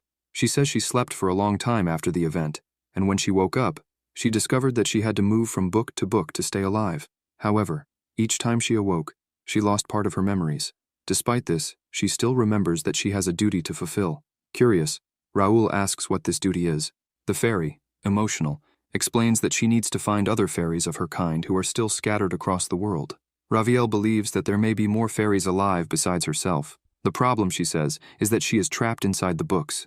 Raviel cannot leave the library and is running out of suitable books to reside in. Raviel adds that this book has the same scent as the first book that housed her, and highlights that it might even be better than that one. She then asks, please, for the protagonist to let her enter the book. Thinking that this should be enough, he allows her to enter, but with one condition. She must become the librarian of that book and form a bond with it. The fairy immediately agrees, as long as he lets her in. However, before doing so, she asks what he is trying to achieve with the book. The protagonist says it's to protect his homeland. He adds that this may mean nothing to her, but to him, it means everything. The fairy gets excited and says this is a great reason. They shake hands, sealing the contract. Raviel says she won't be able to help at first, as she needs time to adjust. She warns that she will sleep for about a month, but the encyclopedia will still function normally. Raoul says there's no need to rush, and expresses that he hopes she wakes up well. Quickly, she lies down in the book, thanks the protagonist, and says that once she wakes up, she'll help as much as possible. The book begins to emanate a lot of mana, and that's how the protagonist found a pet fairy. Time passed quickly since he met Raviel, and now only 1 week remains before the update. Back at his house, the protagonist calmly drinks tea and thinks there's still a lot to prepare. What he lacks most is time. Dylan talks to Raoul and says he's proud of him for working so hard. He emphasizes that the protagonist was right about the prophecy in the sanctuary and asks how he knew about it. Raoul inquires about what the prophet said, and the heir responds that it was something quite strange. He reveals that the prophet said that in a week, the things that disappeared would return. The connections that were severed would be restored, and to prevent the start of evil, one would need to open the door and harvest the fruit of the void within. Raoul thinks the prophecy is very vague, but it's something he can't ignore. With that, he asks Dylan how the sanctuary reacted. The strongman replies that the sanctuary did not react. They just gathered more troops to prepare for the great danger. The protagonist then asks about the nobles, and his brother explains that most ignored it or considered the prophecy a joke. He himself admits that he would have ignored it too, but warns that there are precedents. In fact, there are many. Dylan explains that the Holy Empire is governed by the Pope and is an alliance of small city-states, including Garnelia and several other medium-sized cities.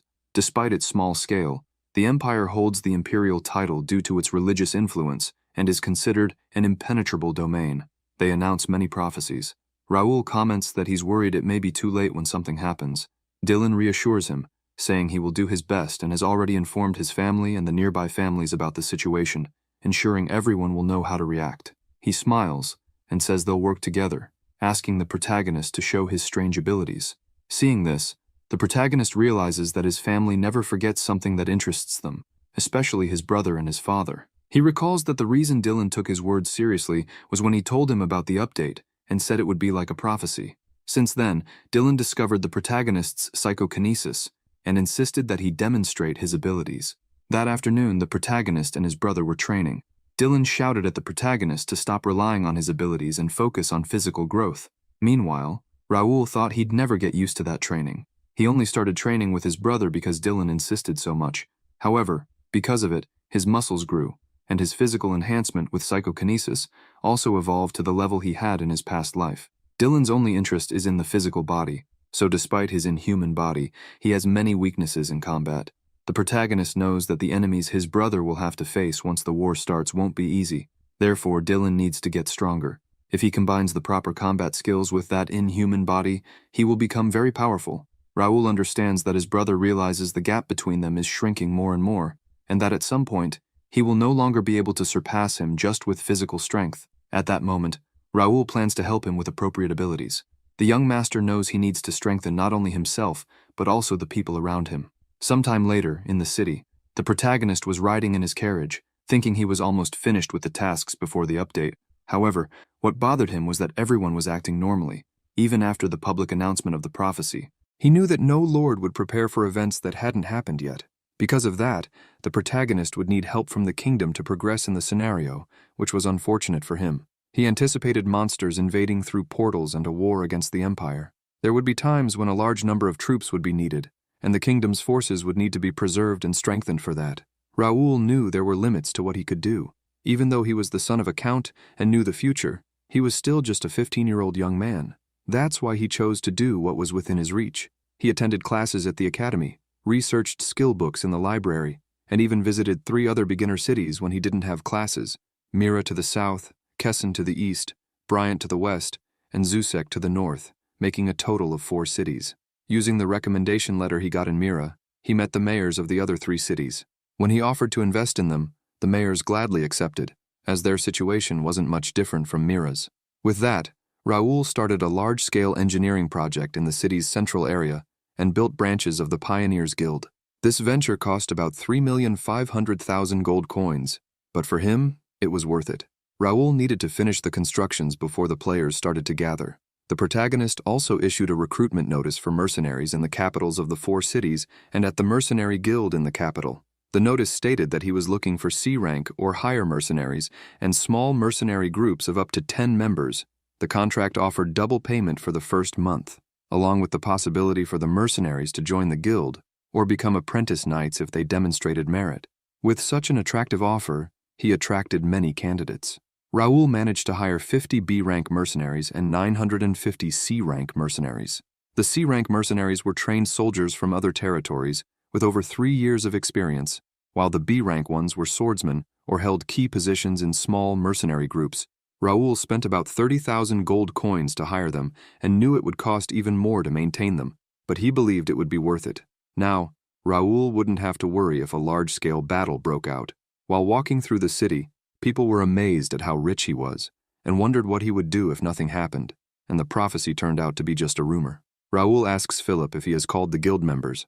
The knight responds that all 45 members are present, except for the executives, and explains that they've been divided into groups of 10 to finalize their training. Philip also mentions that he called the common knights since they were available. The protagonist thanks him for the good work, asks Philip to stay vigilant, and reminds him that they have a mission that night. As he leaves, Raoul thinks that 6 apprentice knights reached the expert level and were promoted to common knights. A total of 9 knights, including Philip, Jake, and Pierce, became regular members of the Pioneers' Knights. The apprentice knights and other soldiers were affiliated with the Pioneers' Knights, and now the guild will carry out its first public action as Pioneers' Knights. Raoul comments that he will check the attributes of the guild members and, looking back, points out that he chose potential talents of B rank or higher. However, everyone there is better than he expected, which makes him curious to see how strong they will become. After finishing all of this, the protagonist feels that he has done everything he could before the update. Now, he hopes everything goes as planned. The remaining time until the update is 9 hours, 17 minutes, and 32 seconds. Elsewhere, 0 asks for the general report. Number 7 informs him that the royal family hasn't taken any action so far, only increasing their patrols. The man next to him comments that the Templeton family is in a similar position. Another adds that the McNeil family is doing the same. 0 asks number 6 if the West End County is generally religious. Number 6 responds that it isn't, but adds that the Ashton family has a good relationship with the sanctuary, even though they're not religious.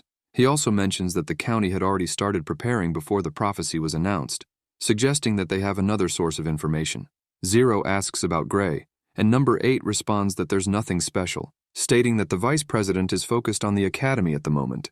The leader then asks if they managed to infiltrate the mercenary squad, but number 8 replies that they tried and failed.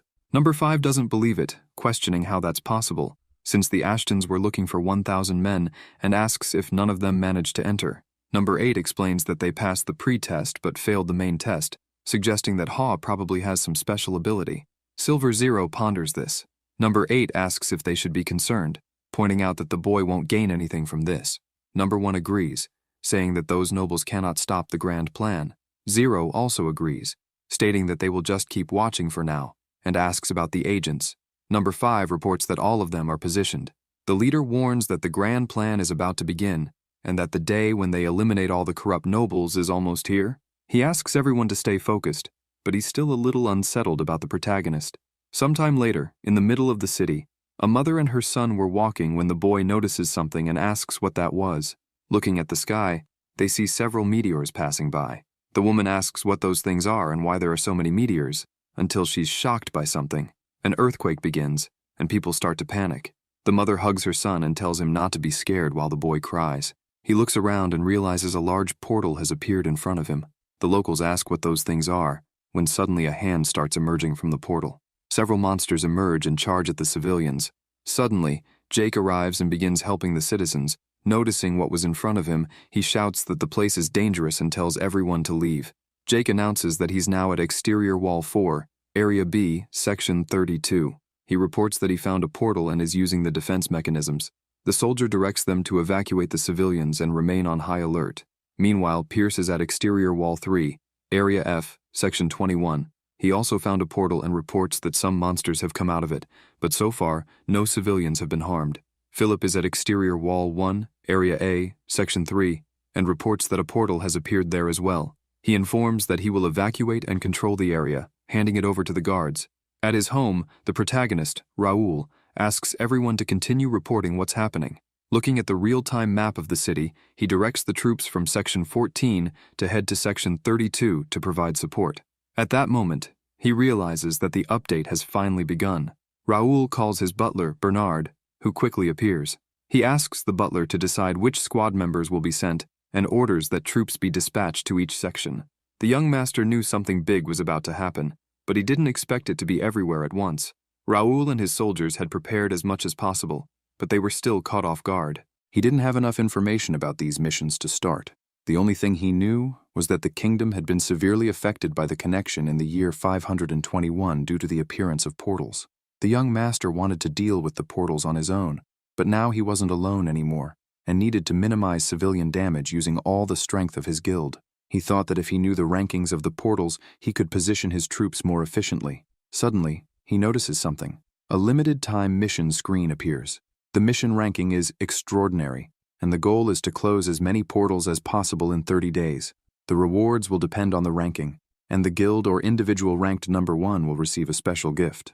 This shocks Raoul. He wonders if the portals can regenerate, which scares him even more, leading him to question if all of this was inevitable. He had already suspected something like this, but still had his doubts. The connection had a defensive system capable of preventing any move that could affect the scenario. It could add special conditions to a mission, as it did now, but it usually offered sudden missions or chain missions. Raoul thinks that no matter how many portals he closes, it won't be easy, but he doesn't intend to give up. He seeks a way to minimize the damage until he receives a notification that, at Exterior Wall 2, Area C, Section 17, they have found the Golden Portal Master. The protagonist is surprised by this information, At the portal, the observer reports that so far, nothing is happening, but the force emanating from it is becoming increasingly powerful. Raoul quickly shouts for no one to attack, warning that the portal could suck everything in, and asks everyone to be cautious. He requests the dispatch of 3 B-rank mercenaries and that the area be placed under special surveillance. Philip replies that he understands and will take care of it. Suddenly, Raoul notices that a D-rank portal has appeared in the city. He decides that he can no longer just stay in command. Grabbing his sword, he declares that he needs to handle this personally. This boy there is Josh. He is a C-rank mercenary, 20 years old, and comes from a small farm. He started at rank F and worked hard to get to where he is now. While walking through the city, he noticed that some noble was looking for mercenaries and was also offering a chance to become a knight. Additionally, a very comfortable house and a fantastic meal were offered. What he imagined was that he could have a normal life, just obeying whatever the noble wanted. However, what's happening now is not something he expected. At that moment, the rats started attacking. Josh sighs, prepares himself, and with great skill, begins defeating all the rats.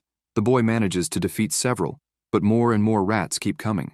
Realizing that the more he eliminates, the more appear, Josh starts to fear he'll get exhausted before finishing them all, until a big rat shows up. Seeing that there were already many rats and now a big one arrives, he thinks that he can't push them back anymore. So, he decides to bet everything on his technique. His plan is to eliminate the big one first to scare the smaller ones. But suddenly, the protagonist arrives next to him. Using his psychokinesis, the young master picks up several weapons and throws them at the rats, eliminating several in one go. Totally focused, he delivers just one attack and defeats the giant rat. After all this, the protagonist turns and apologizes, asking if he interrupted something. Raoul says the boy looks familiar and asks if he is part of the guild. Josh answers yes and explains that he is a C-rank mercenary. The young master comments that he likes the boy's ambition, but explains that what he did was very risky, as ratmen don't get scared easily. Raoul also mentions that he knows Josh is a C-rank mercenary, but D-rank portals are too difficult for him at the moment. Even so, Raoul invites him to join them. Josh feels a bit lost and asks who the protagonist is. Then Jake arrives and explains that, even though he's new to the guild, that's no excuse for not recognizing the face of their master. Jake informs that this is the master of the Pioneers Guild, Raoul Ashton. Josh is shocked and asks if he really is the master, to which Jake responds, asking if the boy thought life would be easy just because the guild was created by the son of a count. Jake warns that if that's what he was thinking, he's in the wrong place because their guild is only for the highly qualified. Raoul and his soldiers start advancing. Josh, looking at the protagonist, thinks that this is indeed a guild only for the qualified. After reflecting, he decides to follow them. Elsewhere, a golden portal appears, and more rats start coming out. One of the rats notices something as it exits. It was Raoul, who was coming at high speed, attacking and defeating several. The monsters begin to get furious, while Raoul thinks there are too many of them, just as he expected. With no time to finish all the portals, he decides to act quickly. Jake asks if Raoul thinks the Ratmen's base is nearby, and the young master replies that he sent a group to search. Meanwhile, Raoul asks for priority in rescuing civilians. Josh passes by him at high speed, charging against the rats. The boy prepares and attacks one rat, then another, and another. Jake comments that the boy is a bit crazy. Looking at the situation, the protagonist thinks the boy's sword skills are raw, but he has good senses. After eliminating all the rats, Josh turns and gives a mission complete signal. With a small smile, Raoul thinks Josh will get much better if he learns to use mana. At this moment, a soldier arrives informing that they found the Ratmen's base, located behind the forest. He notes that he didn't see any civilians there and says the base is big but doesn't have many monsters. Jack explains that he made sure there were no civilians near the portal, so there shouldn't be many civilians around. Even so, Raoul asks them to make sure to search everywhere because he can't afford to lose any civilians that day. The young master reinforces that it's very important to complete the portals, but asks them to prioritize rescuing civilians. Raoul goes to Josh and asks him to follow him. Before leaving, he tells everyone to prepare because that night will be long. After dawn, at the protagonist's house, he is talking to his brother Dylan, who notices that Raoul seems tired from that night. Dylan asks if the young master is exhausted from the events and adds that they need to train more together. Raoul, with no mood for jokes, replies that this is not the right moment and asks what happened there. The heir questions why the protagonist is so worried, explaining that everyone received the information and was prepared. Raoul asks how many portals appeared at the Ashton house. His brother replies that there were about 100 portals, 10 of which were rank D, emphasizing that it was easy to deal with them. This shocks Raoul, who asks if there were really 10 rank D portals. Dylan, thinking it wasn't that difficult, is surprised by Raoul's reaction. Determined, the protagonist says he will help. His brother questions what he means by that and warns that all the portals have already been included in the operation. Raoul, confused, listens to Dylan explain that it took them about half a day to solve everything, and even their father managed to stretch a bit. Trevor, the High Master of the Golden Bears, and Commander Ernest were so excited that they seemed to be in some kind of festival, bored with the ordinary life. Dylan smiles as he recalls the scene, finding it funny to see those old men running around excited. Raoul also smiles, but in an embarrassed way, thinking that he had forgotten how abnormal his family is. He comments that he knows everything ended safely but criticizes the lack of caution, as he had previously said to leave the rank D portals aside since they were too dangerous. Dylan, not understanding, asks if he was supposed to wait for the protagonist to solve everything alone with his mysterious powers. He becomes serious and says Raoul needs to hear this. The Ashton County is very powerful, and both he and their father are not weak. Therefore, Raoul doesn't need to worry, as they are always prepared for enemies, and the number of portals doesn't matter. He adds again that the Ashtons are not weak and don't need the protagonist's knight's help, as several hundred portals are easy to handle. Suddenly, Dylan shouts Raoul's name, startling him, and adds that he doesn't need to worry about the house and should just do what he wants, because he and their father will always clean up after him. Raoul sighs, relieved by what he heard, and admits he was arrogant. Dylan smiles and asks if he understands now, pointing out that he is still far from acting like a tough guy in front of him. Suddenly, Dylan's expression changes, and he mentions that he forgot to say something. He explains that, in some portals, even after being completed, they didn't disappear, questioning why. From Raoul's expression, he doesn't know either. Later, in a meeting room, Raoul asks if completing the portals doesn't destroy them, as his brother said that the rank E and D portals that appeared at the Ashton house didn't disappear, even after being completed. He reassures them by saying there wasn't much damage, but what worried him the most has already happened. Jake comments that this could be a problem, and suggests keeping an eye on the portals, but notes that there's a limit to that. Philip adds that if they put men to watch the portals, the defense squad will be reduced, and warns that they need to solve this quickly. Raoul decides to investigate why the portals aren't disappearing and find another way to destroy them. Bernard asks if they should prepare men, but Raoul says no, because they will go with only a few elites this time. He informs that it will be him, Philip, Jake, and Pierce. Philip questions if that's not too few, but the young master explains that the retired old men are going crazy at the Ashton house, and that's why they can't just sit back. The protagonist tells Bernard that they might find civilians at the site, so he asks him to prepare 10 men to patrol the portal. Jake smiles, commenting that this is starting to feel like the old days, and asks if he should bring a snack for the trip. Pierce mocks him, saying it's only been 2 months since the last mission, and adds that this isn't a picnic, telling Jake not to lower his guard. The big guy gets irritated, claiming it was just a joke. Elsewhere, a rank E portal appears, and monsters continue to emerge from it. Raoul asks if anyone there is tired, as they've been defeating monsters for some time. Jake points out that he hasn't even started warming up yet, but the protagonist stresses that there's no time to lose and they need to be quick. The monsters advance, but the young master defeats them, along with Philip and Jake. Meanwhile, Jake complains that he's bored, but a monster tries to attack him from behind. However, a precise arrow hits the creature's chest, and it falls dead to the ground. From a distance, Pierce comments to Jake that he doesn't need to thank him. Jake, irritated, shouts that he didn't need Pierce's help, and that he was doing fine on his own. With that, he proposes a bet to see who kills more. Philip slaps him and orders him to stop with the jokes, reminding him that this place is not suitable for that. Meanwhile, the protagonist observes that there's nothing special in the area, except for the rough terrain. At this moment, Josh appears and informs that he's going to report something. He explains that the rough terrain is a bit problematic, but there was nothing unusual, and confirms that there are no civilians at the site. Thinking, Raoul realizes that the portals are designed so that only players can approach them. Portals or dungeons can be easily completed by the NPCs of the connection, as they are significantly stronger than the players. However, the players are not satisfied with this, and that is why there are strong restrictions on the portals and dungeons. NPCs cannot enter the Guardian's room of the portal or the boss rooms of the dungeons, no matter how strong they are. If they're not a player, they can't complete the portal. With this information, the protagonist decides he needs to come up with a plan to solve the problem. Suddenly, a notification appears. It's a hidden mission. However, he doesn't have time for that at the moment, and asks the group if they saw what happened. Everyone answers yes, and Philip asks if they'll have to face the portal guardian personally. At that moment, Josh calls out to the protagonist and asks if the guardian he refers to is the one. Suddenly, a huge foot emerges from the portal.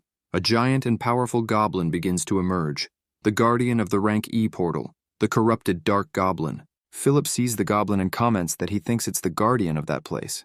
Jake smiles upon realizing that the goblin came on its own, while Philip finds it convenient since they didn't even need to search for it. Josh, staring at the monster, says he'll deal with it, but Raoul intervenes, stating that he will be the one to face the goblin. Raoul then asks everyone to step back. Josh obeys, and as they watch the protagonist approach the monster, Jake asks what's going on with the young master. Philip responds that nothing has changed, since the young master always leads the battles. In reality, Raoul took the lead because no rewards drop if an NPC eliminates the guardian. He points out that he doesn't expect much, since the portal is rank E, but still proceeds, wanting to find out if the portal will close if he personally eliminates the guardian. The goblin quickly attacks the protagonist, but Raoul manages to defend himself with his sword, applying force and redirecting the blade to the side. He avoids the monster's strike, creating an opening that he uses to land a powerful blow to the enemy's abdomen. Jake, watching the scene, comments that the protagonist makes everything look easy, and Philip adds that the guardian is nothing compared to his master. Josh, wide-eyed, watches Raoul parry the heavy attack while simultaneously creating an opening. He wonders just how talented the guildmaster is. After defeating the monster, the protagonist realizes that a rank E guardian could be a challenge for mercenaries without talent. Suddenly, a system screen appears beside him, notifying that the guardian's elimination has been detected and that the portal will disappear soon. However, there's an error. The screen states that compulsion has been activated, interrupting the portal's collapse sequence. Another notification follows, indicating that the current portal is a scenario portal and that its entry will be closed and reopened at midnight. This shocks the protagonist. Shortly after, Raoul asks for everyone's attention. He shows a sphere, saying it's a core ore, the heart of a power armor. The core, grade E, is a rare mineral found only in dungeons. It can be processed to craft power armor. Philip asks if that was in the heart of the goblin, to which the young master responds yes, and that he plans to collect many of them to create a power armor factory. Raoul looks at the portal and realizes that even after defeating the monster, the portal hasn't disappeared. He concludes that he can't face the scenario yet, but this doesn't discourage him, as he will follow the course of the scenario anyway. This way he can become infinitely stronger, as the portals will keep reappearing. The young master gathers the group and declares that they will complete all rank E portals that appear in the capital. He asks everyone to stay awake and mentions that he'll need more mercenaries. He then asks Josh if he can accompany him. The boy, surprised by the proposal, listens as Raoul explains that this time he took away his chance to shine and wants to see him in action. Quickly, the redhead agrees and says he understands. With that, the group enters the portal. Inside, the protagonist appears surprised, questioning if this isn't just a regular cave. He observes that if it weren't for the portal, the place would be completely dark. Fortunately, Raoul brought something that will help in the situation. Shortly after, Pierce and Jake exit the portal, asking why it's so dark. Raoul advises them to stay close to the portal, as the place is dangerous. Taking a magical lantern from his inventory, Raoul states that they will use it to investigate the area. Jake, impressed, comments that he's heard of the magical lantern, but it's extremely rare. Philip is equally surprised, as it's the first time he's seen one, finding it very beautiful. Raoul explains that with the lantern, they'll be able to see around, but asks everyone to stay together and, if something appears, fight together. He hands a lantern to Josh, telling him it's his first mission and that he'll be responsible for lighting the way. Josh, a little nervous, hesitates while holding the lantern, realizing how valuable the item is. Smiling, the young master says he's only giving the lamp to Josh because he trusts him and asks the redhead to do his best since he's the guild's rookie. This takes Josh by surprise, but he still confirms and promises to protect the lantern with his life.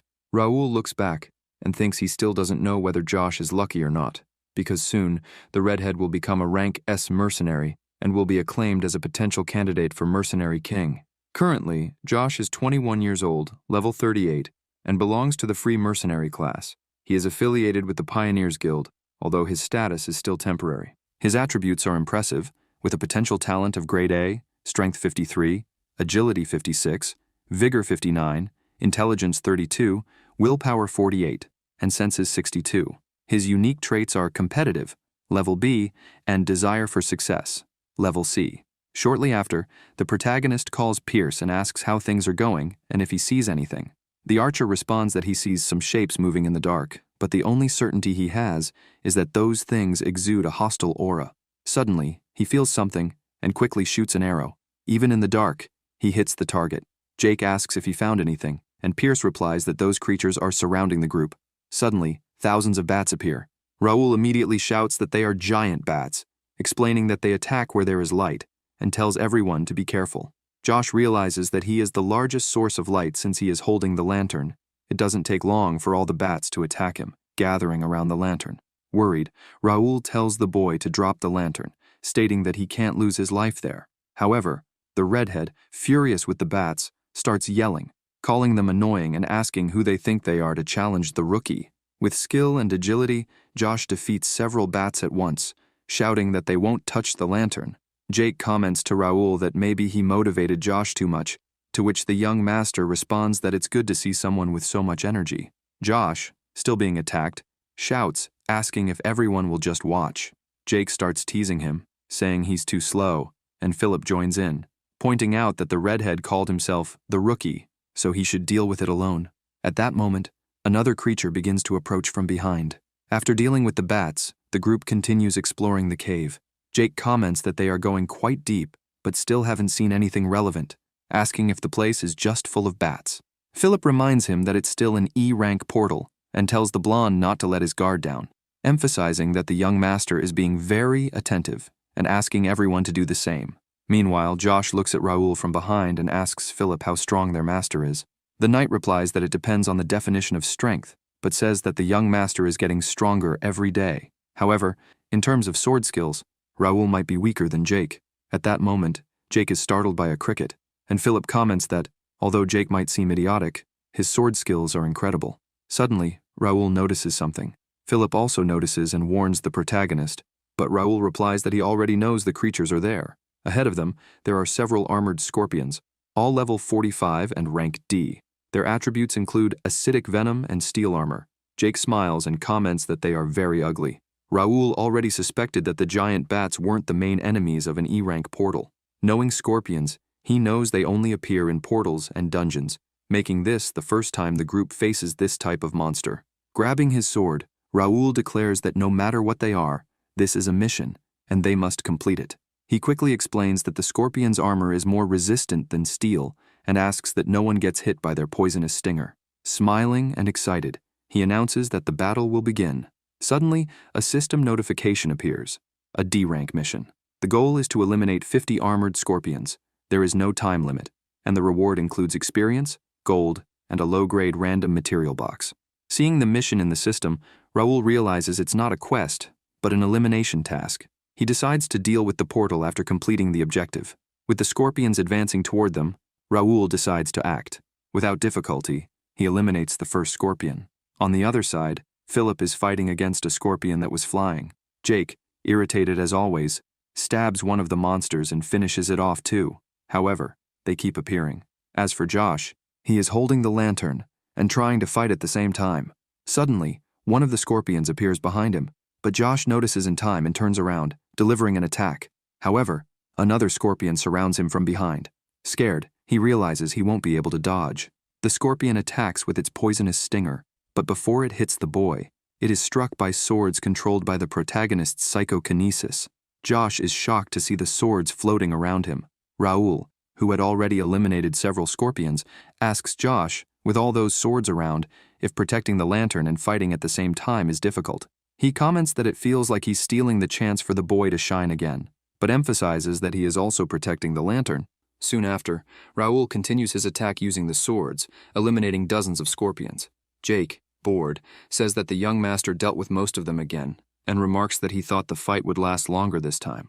Looking at the scene, with dozens of scorpion bodies scattered and several swords flying through the area, Josh wonders if Raoul is real. He remembers hearing that the master is only 15 years old, and can't believe he's just a noble pretending to be a knight. After witnessing all of this, the redhead realizes that Raoul is the master he wants to serve. After eliminating the last monster, Raoul thinks that this is number 50, reaching the minimum condition to finish the portal. However, he decides to go deeper.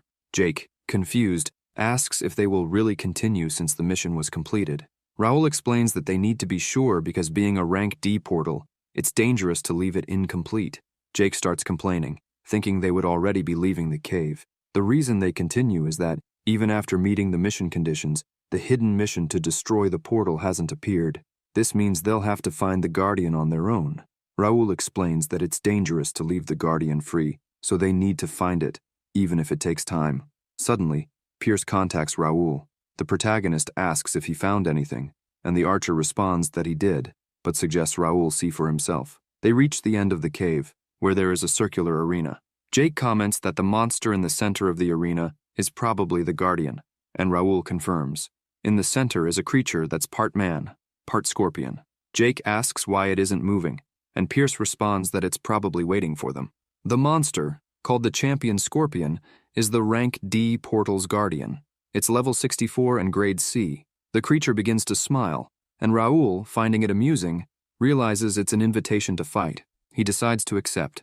Without hesitation, Raoul jumps into the arena. Upon landing, he moves toward the boss, holding his sword. Staring at the monster, Raoul declares that since it made him wait, he will fight with everything he's got.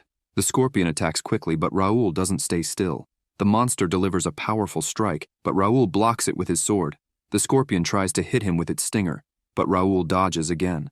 Seeing an opportunity, Raoul strikes, but is surprised when the scorpion blocks his sword with one of its arms. Repelling the attack, the monster throws Raoul back and lets out a loud roar. The two face each other, and the exchange of blows starts again. The fight becomes more intense. From a distance, Philip comments that the monster is doing very well against the young master. Jake adds that, apparently, the guardians of rank D portals really aren't easy. Josh, watching the fight, wonders if they shouldn't help Raoul, as it looks like he's struggling. Jake retorts, saying Raoul clearly has the upper hand. Despite the scorpion using a sword, claws, and a venomous tail, Raoul is only using a sword. This means he's still quite relaxed, enjoying the battle. Raoul thinks it's been a long time since he felt like this. He finally escaped his training, the guild's building management issues, and the bureaucratic management. Now, he's fully focused on the fight. Imbuing his sword with mana, Raoul declares he can't keep enjoying it forever. Preparing for the next move, he advances to the next phase of the battle. The young master tells the monster he's had a lot of fun fighting it, but unfortunately, he doesn't have that much time. Then, he declares that it's time to end this. The monster smiles and also imbues his sword with mana, leaving Raoul shocked. Suddenly, the monster spits acidic venom from its tail, surprising the young master even more. Raoul manages to dodge, and the venom hits the ground, corroding everything in its path. Seeing this, he realizes he needs to be careful with this new threat. Quickly, the monster charges at Raoul, but he manages to block the attack. After the blows clash, a huge pressure is created in the area, reaching even the guild members who were far away. Pierce realizes that the monster can also use mana blades. Concerned, Josh wonders if the situation is urgent, and asks if they really shouldn't help the protagonist. Jake, annoyed, asks if he really plans to interfere in the master's fight. Philip explains that if they try to help, they'll just get in the way. Meanwhile, Raoul attacks the creature. He thinks he had forgotten what this feeling was like, and wonders how he's lived this long without it. He remembers the days when he lived only to fight, but in this new life he ended up forgetting the thrill of life and death situations, and the intensity of combat. Determined, he plans to make the most of the time he has as Crash, the ultimate solo player. Raoul knows the monster is not easy to deal with, as it uses mana blades, ranged attacks, and has high strength and agility. However, the monster's movements are simple and wide, creating opportunities to attack. Quickly, Raoul advances toward the scorpion, trying to predict which attack it will use first. The champion attacks with its claw, and Raoul easily dodges, leaving the monster confused. With the claw stuck in the ground, Raoul takes the opportunity, jumps, and cuts off the guardian's venomous stinger. The monster screams in pain, but Raoul doesn't stop, landing another powerful blow. With that, Raoul bids farewell to the creature, thanking it for the nostalgic experience. Jake, watching everything, asks if the young master just got stronger, and Philip replies that Raoul reached the intermediate expert swordsman stage not long ago. He adds that it's only a matter of time before Raoul surpasses Jake's swordsmanship. Jake, displeased, starts shouting that he wants to move on to the next portal and warns that the guardian there will be his. The protagonist, seeing this, wonders what's wrong with him. Shortly after, a notification appears saying that the Bear Strike skill from the Ashtons, Grade A, reached Intermediate Level 4. Raoul's class changes to Intermediate Sword Specialist Knight. also completing the hidden mission. He considers this good news. Raoul apologizes to the guild members for taking so long and comments that it was probably boring for them to watch the fight. However, Josh, amazed, says that everything was incredible and that Raoul's combat purified his eyes. Philip calls him and asks what they'll do about the next portals. The young master responds that they are already behind schedule and must leave immediately. The group continues and completes 4 rank D portals without resting for 7 hours. Meanwhile, rested mercenaries, led by Bernard, were sent to rank E portals and safely completed all the missions. With that, all the portals that appeared in the capital, Turium, were finished. There were about 500 deaths on the first day, but approximately 700 people were rescued. Raoul thinks that most people believe it's all over, but he knows this is just a small battle before the real war. Sometime later, civilians start talking about the portals. They comment that many people were dragged there, which is why mercenaries and knights appeared. A man adds that apparently this was predicted, and they were already prepared. 3 girls are talking, and one of them says she heard they were from the prestigious Ashton County. The girl in the middle agrees, saying she also heard the youngest son was in command, which they think is amazing. The third asks the boy's name, and the others answer that it was Raoul, or something like that. At the protagonist's mansion, Raoul is resting while Bernard covers him with a blanket. Meanwhile, in Randall County, the head of the Randall family was furious after reading about the neutralization of the portals in the capital, Turium. The newspaper said that the prestigious warrior family of Ashton County had returned. Selected by the citizens, the man of the moment was Raoul Ashton. The text stated that the great leap towards greatness for Ashton County could be a sign they were starting to get involved in politics. Enraged, the head crumpled the newspaper and stated that all of that was absurd, as the entire reputation he had built was destroyed in a week. He questioned Brian, asking if that made any sense. Brian, scared, tried to calm his father, asking him not to worry. However, with a threatening look, the head of the family began to exude energy, creating a pressure that made Brian fall to the ground. Terrified, the young man trembled uncontrollably.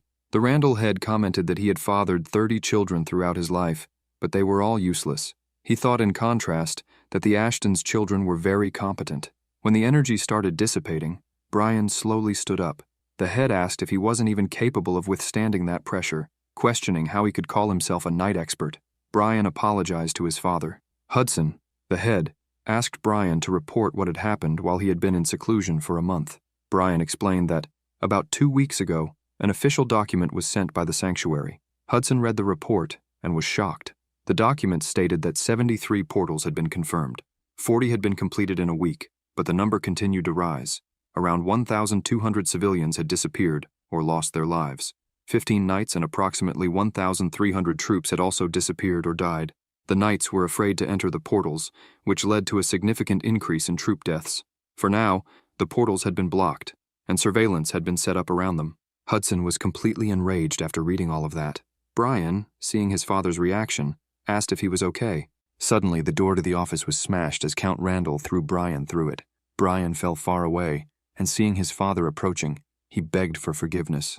Hudson, after reading about his son's incompetence, ordered him to leave his presence and never step foot in Randall territory again until he was called back. He warned that if he saw Brian again, it wouldn't matter if he was his son or not. He would take his life. Before leaving, Hudson asked Brian to call the third son while leaving. The Count Randall remained angry, thinking about the Ashtons. At the Kingdom's Academy, the school staff looked and asked each other if it was really him. They saw Raoul passing by and commented that they had heard he led his knights, made a great contribution, and besides that, was handsome. Others also commented that Raoul was the youngest in history to reach the top of the rankings. They also said that he and his knights were well paid. Caleb and his group, irritated by the attention Raoul was getting, assumed he probably hadn't done anything to contribute.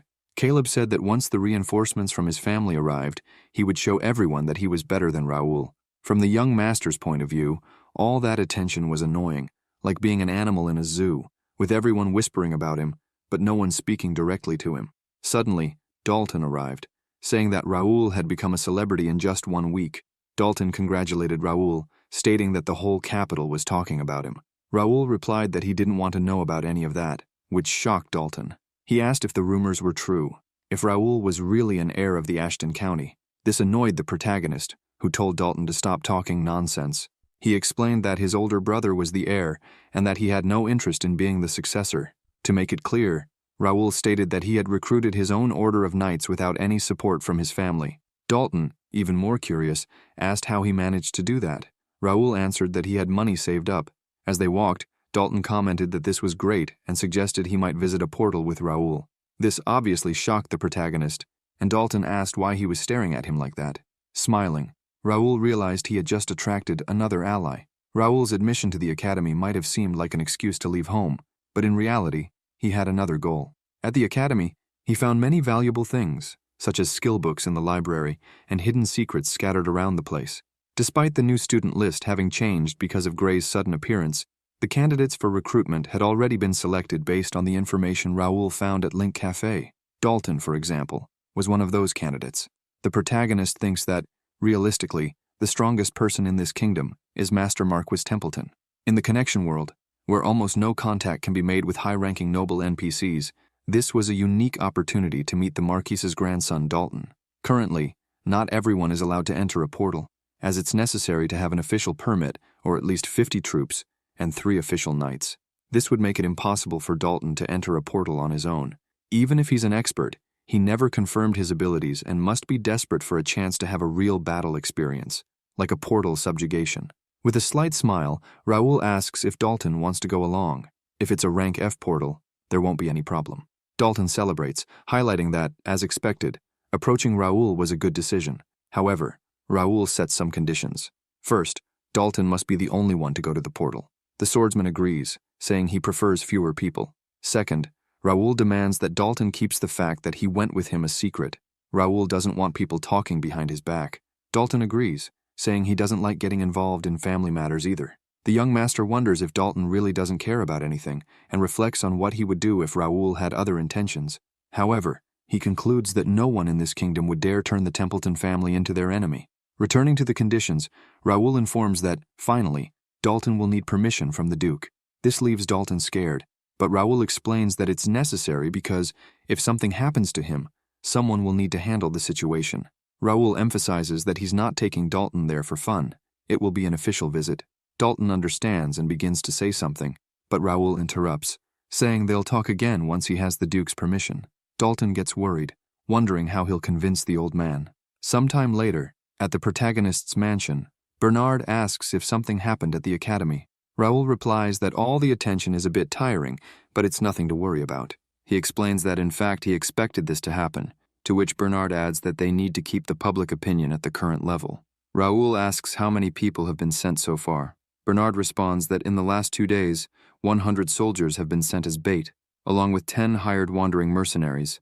With that, there are about 20 active spies in the main branch, who have already completed basic training.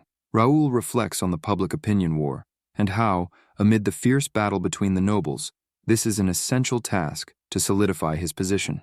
He believes that seeking the voice of Reuben was the right decision. Thanks to the delivery of information about the portals without any conditions, a friendly reputation has spread throughout the kingdom. The young master thinks that if people wonder how a communication medium gains such influence, it means they don't understand the role of the media in the world of the connection. The media is an elite organization, predominantly made up of sorcerers. Furthermore, one of the 3 great sages of the continent, Janice White, is the president of the Press Association. The media's status is elevated, even among the high-ranking, with the voice of Reuben being the most influential. Raoul concludes that it's not necessary to fight wars only with swords. Any and all resources can be used. He then orders Philip to double the number of wandering mercenaries. Raoul adds that sooner or later, people will try to bring them down. This impresses Philip, who asks who would be capable of doing that. Bernard explains that the greedy nobles, after the stabilization of the portal situation, began to slowly get involved, one step at a time. Raoul smiles and comments that he would welcome them with open arms if it were a simple portal subjugation. But, as expected, that wouldn't be possible. Bernard adds that they are probably trying to find flaws in the protagonist to tarnish his reputation, as this would force the young master to leave bigger crumbs for them. Raoul sighs and comments that to begin with, crumbs are the only thing they can want, since no one, other than the chosen ones, can close the portals. He asks everyone there to keep this information secret for now, as if it spreads, many lords will pretend ignorance about the portals. Raoul thinks that, even using their greed to his advantage, he will need to gather the kingdom's soldiers. This is the only way to deal with the imminent crisis that is about to fall upon the kingdom. Sometime later at night, a person runs through the city. As they run, they think they never imagined their pursuers would continue after them even after entering a portal. Who are these people? They ask themselves. Their plan was to draw as many of these bastards as possible and buy time for their comrades to escape. But suddenly, something catches their attention. There were several people ahead of them, blocking the way. They stop abruptly. A masked person approaches the leader of the Freedom Wings information organization, known by the codename Faceless, and says, "It's good to meet you like this." The leader of the organization realizes that the cursed ones he had been chasing for 6 months were, in fact, them. The man with the dog mask comments that this was expected, considering the leader is responsible for the best information guild in the kingdom. The leader, suspicious, asks why he is there and if he intends to eliminate him, but the masked man replies that, although that was the initial plan, he will now make an offer. The leader, already on alert, asks what this offer is while preparing to draw his sword. The man with the dog mask proposes that he surrender and join them, stating that it would be a waste to eliminate someone so powerful in the underworld. Without hesitation, the leader attacks, ordering the masked man to stop talking nonsense, but the strike is blocked by the masked man's arm, which is wearing power armor. Surprised, the leader retreats and realizes they really are from the Empire. The masked man acknowledges his deduction, but warns that such a conclusion is dangerous. With no other options, the masked man orders his subordinates to advance. The leader, sweating cold as the group approaches, suddenly disappears, leaving everyone confused.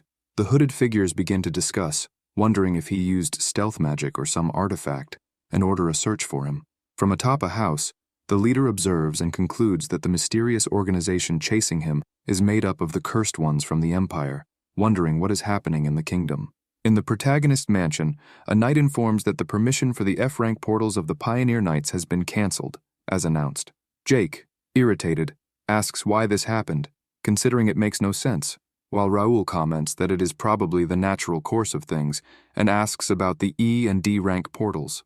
The knight replies that these portals still have permission to operate, which relieves Raoul. He asks who will be responsible for the F-rank portals from now on, and the knight, uncertain, replies that probably multiple families will take on this task. Thoughtful, the protagonist comments that he already expected this, as the F-rank portals, although less dangerous, are great for showing off, and can generate profit if well managed.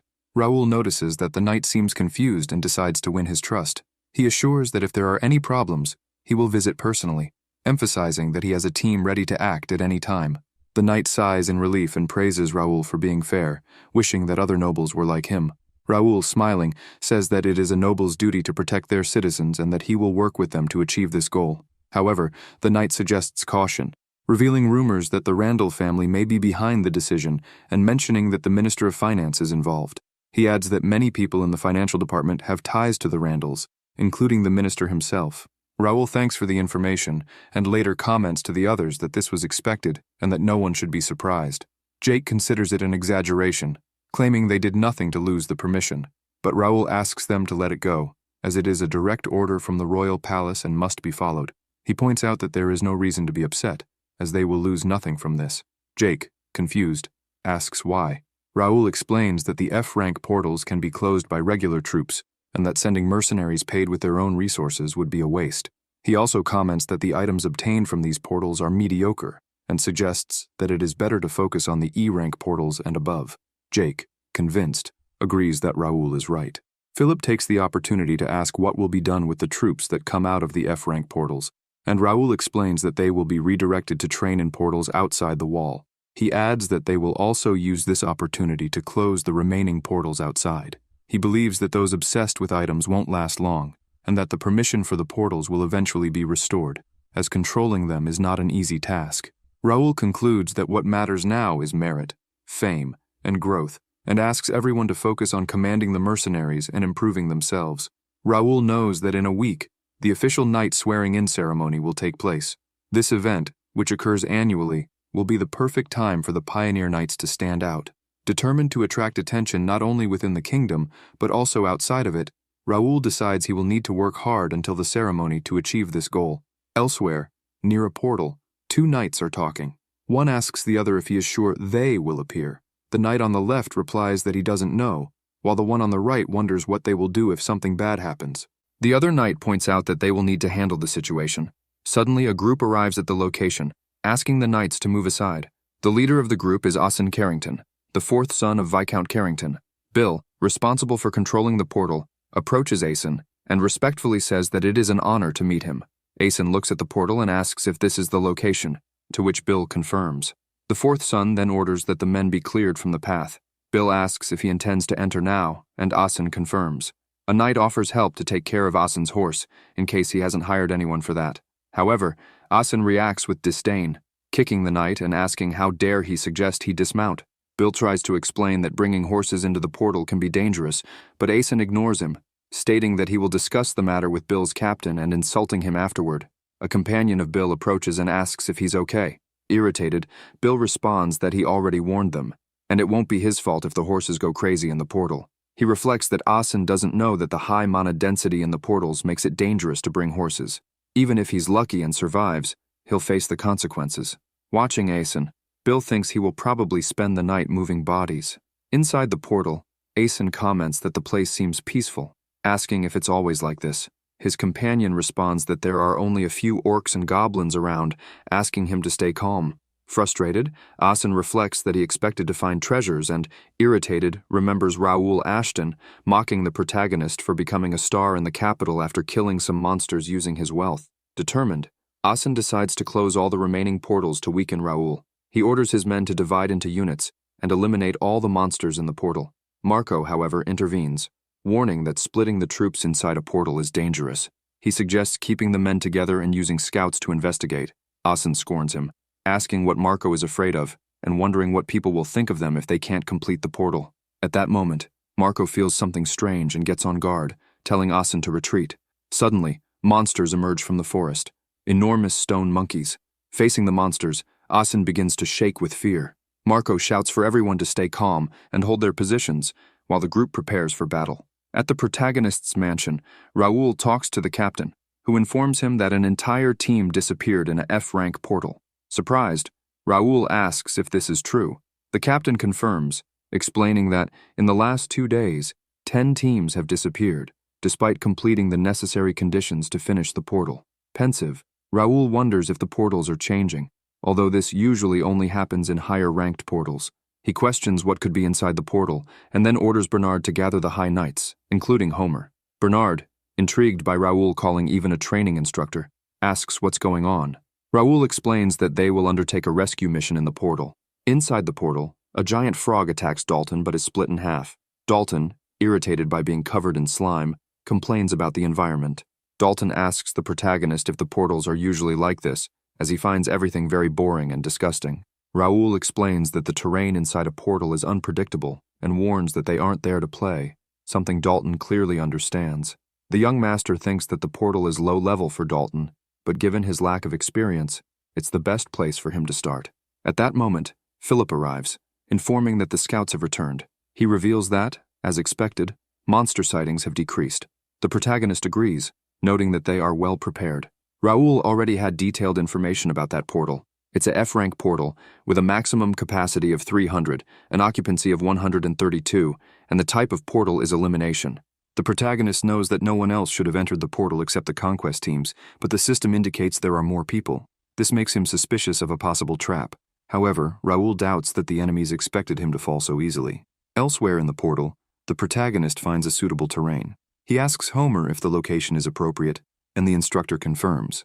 Homer explains that the terrain is flat, offers a good view of the entire area, and also allows observing the swamp, making it strategic. Determined, Raoul announces that they will start working and asks Homer to position everyone as per the training. Dalton, intrigued, asks what they will do on that hill. Raoul explains that they will build a fort, leaving the young swordsman astonished and wondering how they will do that. Raoul asks him to pay close attention, as he might learn something new. Using his power, Raoul instructs Homer to begin preparations. The knight shouts for everyone to activate the artifacts. As they do, a magical circle appears in the sky, leaving Dalton speechless. Raoul continues channeling his power, and blocks begin to emerge from the magical circle. Seeing this, Dalton can barely believe what he is witnessing.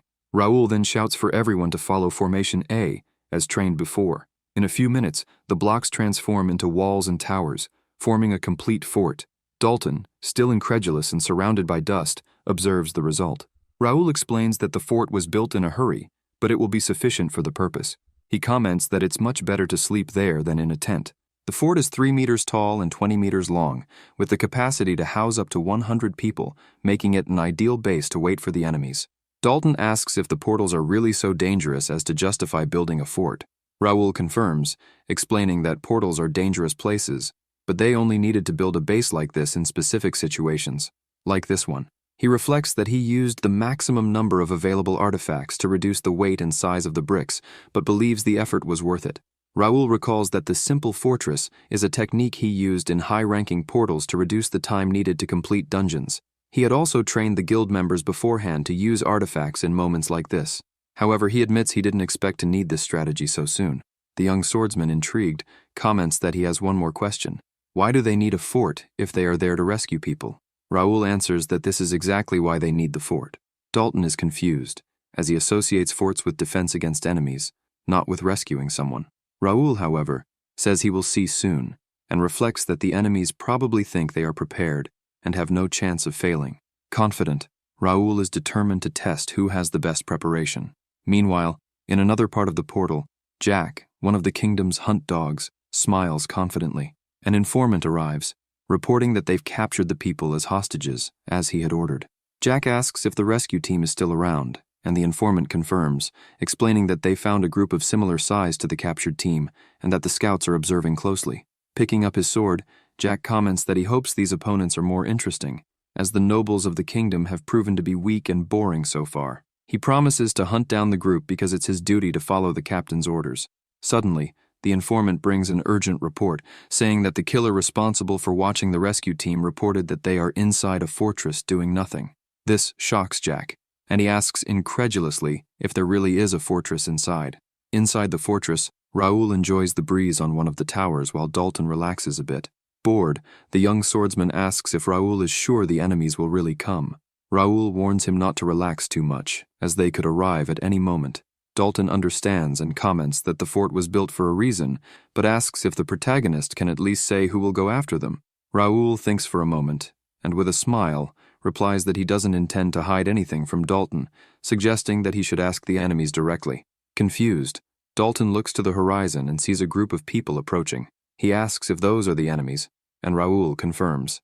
Jack, irritated, grabs his informant, demanding an explanation about the fortress and how it was built. Raoul, observing the scene, smiles and comments that the enemies probably thought they had planned the perfect ambush, but now they realize they are the ones being ambushed. Philip shouts, ordering all soldiers to prepare and aim their weapons. Raoul reflects that it must be quite frustrating for the enemies, who never imagined there would be a siege inside the portal. Watching Jack, the protagonist realizes that he seems quite temperamental and wonders if he should provoke him. Raoul then starts shouting, calling the commander Empire's dog, and asking why he's walking around without a leash, implying that they might be lost. Jack, smiling, realizes that Raoul is an arrogant rookie and asks if he belongs to the Ashton family. Pointing his sword at Raoul, Jack compliments him, saying that at least he has courage.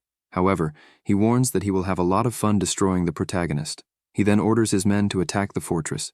With that, the protagonist's plans are going as expected. He grabs his sword as Dalton starts to get excited, realizing that these are indeed the Empire's dogs. Raoul shouts for everyone to shoot, and the guards immediately obey. However, the masked figures easily dodge the arrows, which begins to worry the archers as the enemies are about to attack. One of the masked figures, however, gets scared upon seeing Dalton in front of him, wielding 2 swords. Quickly, the young swordsman finishes off the 2 enemies, irritated, saying that eliminating those frogs was better than dealing with the disgusting Empire dogs. Jack, seeing Dalton's performance, gets more excited, commenting that there's another arrogant rookie in the group. Emphasizing that it's time to show respect, he signals for one of the masked figures to blow a trumpet.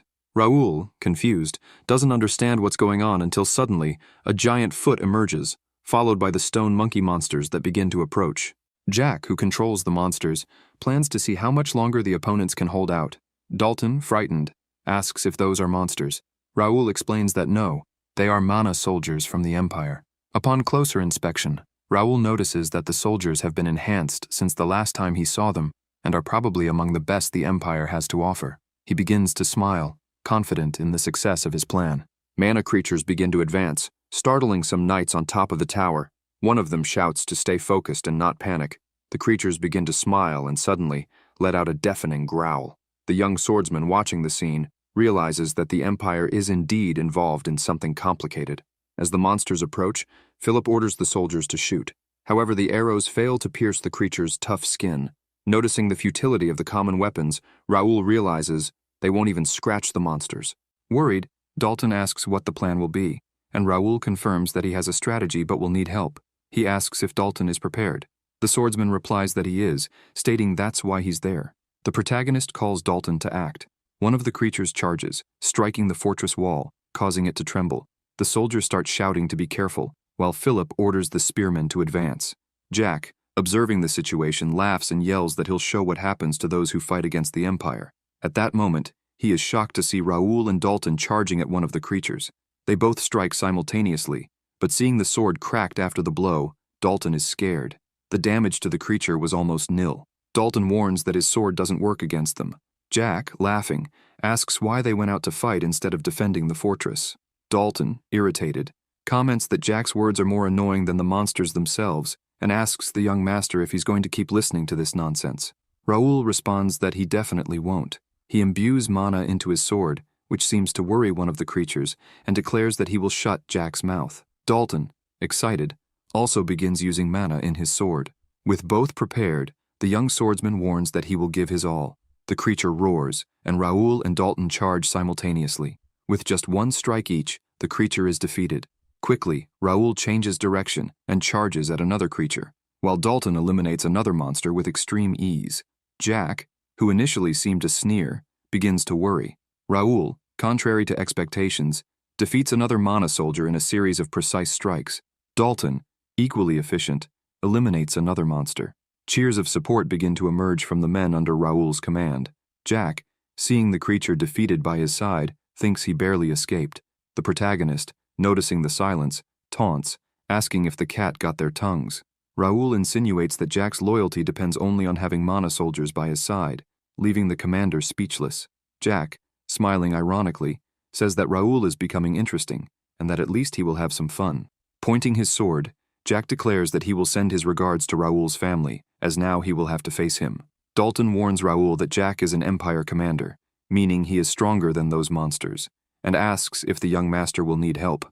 Raoul refuses, stating that he will handle Jack on his own. Raoul points to the side, where a morning star is dragged along the ground, wielded by a mana soldier in full armor with a weapon in hand. Raoul observes and comments that the soldier is smaller, but well-armed.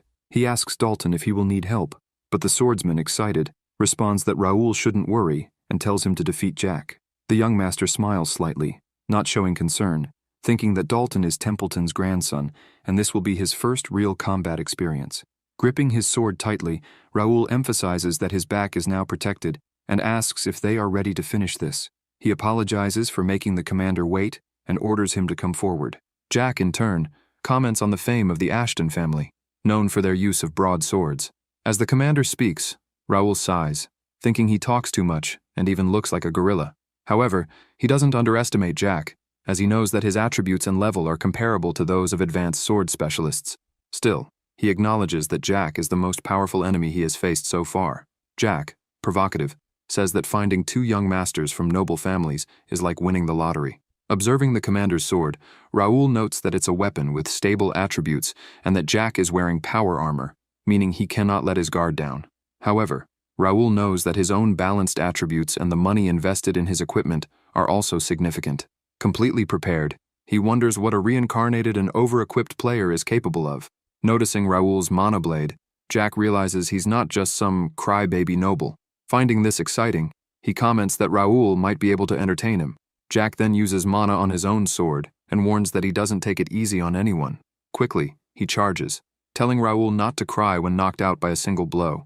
However, the protagonist remains unfazed and counters, making the blows clash with intensity. Meanwhile, the mana soldier attacks Dalton with his morning star. The young swordsman manages to defend himself with his sword, but it's clear that this will not be an easy fight.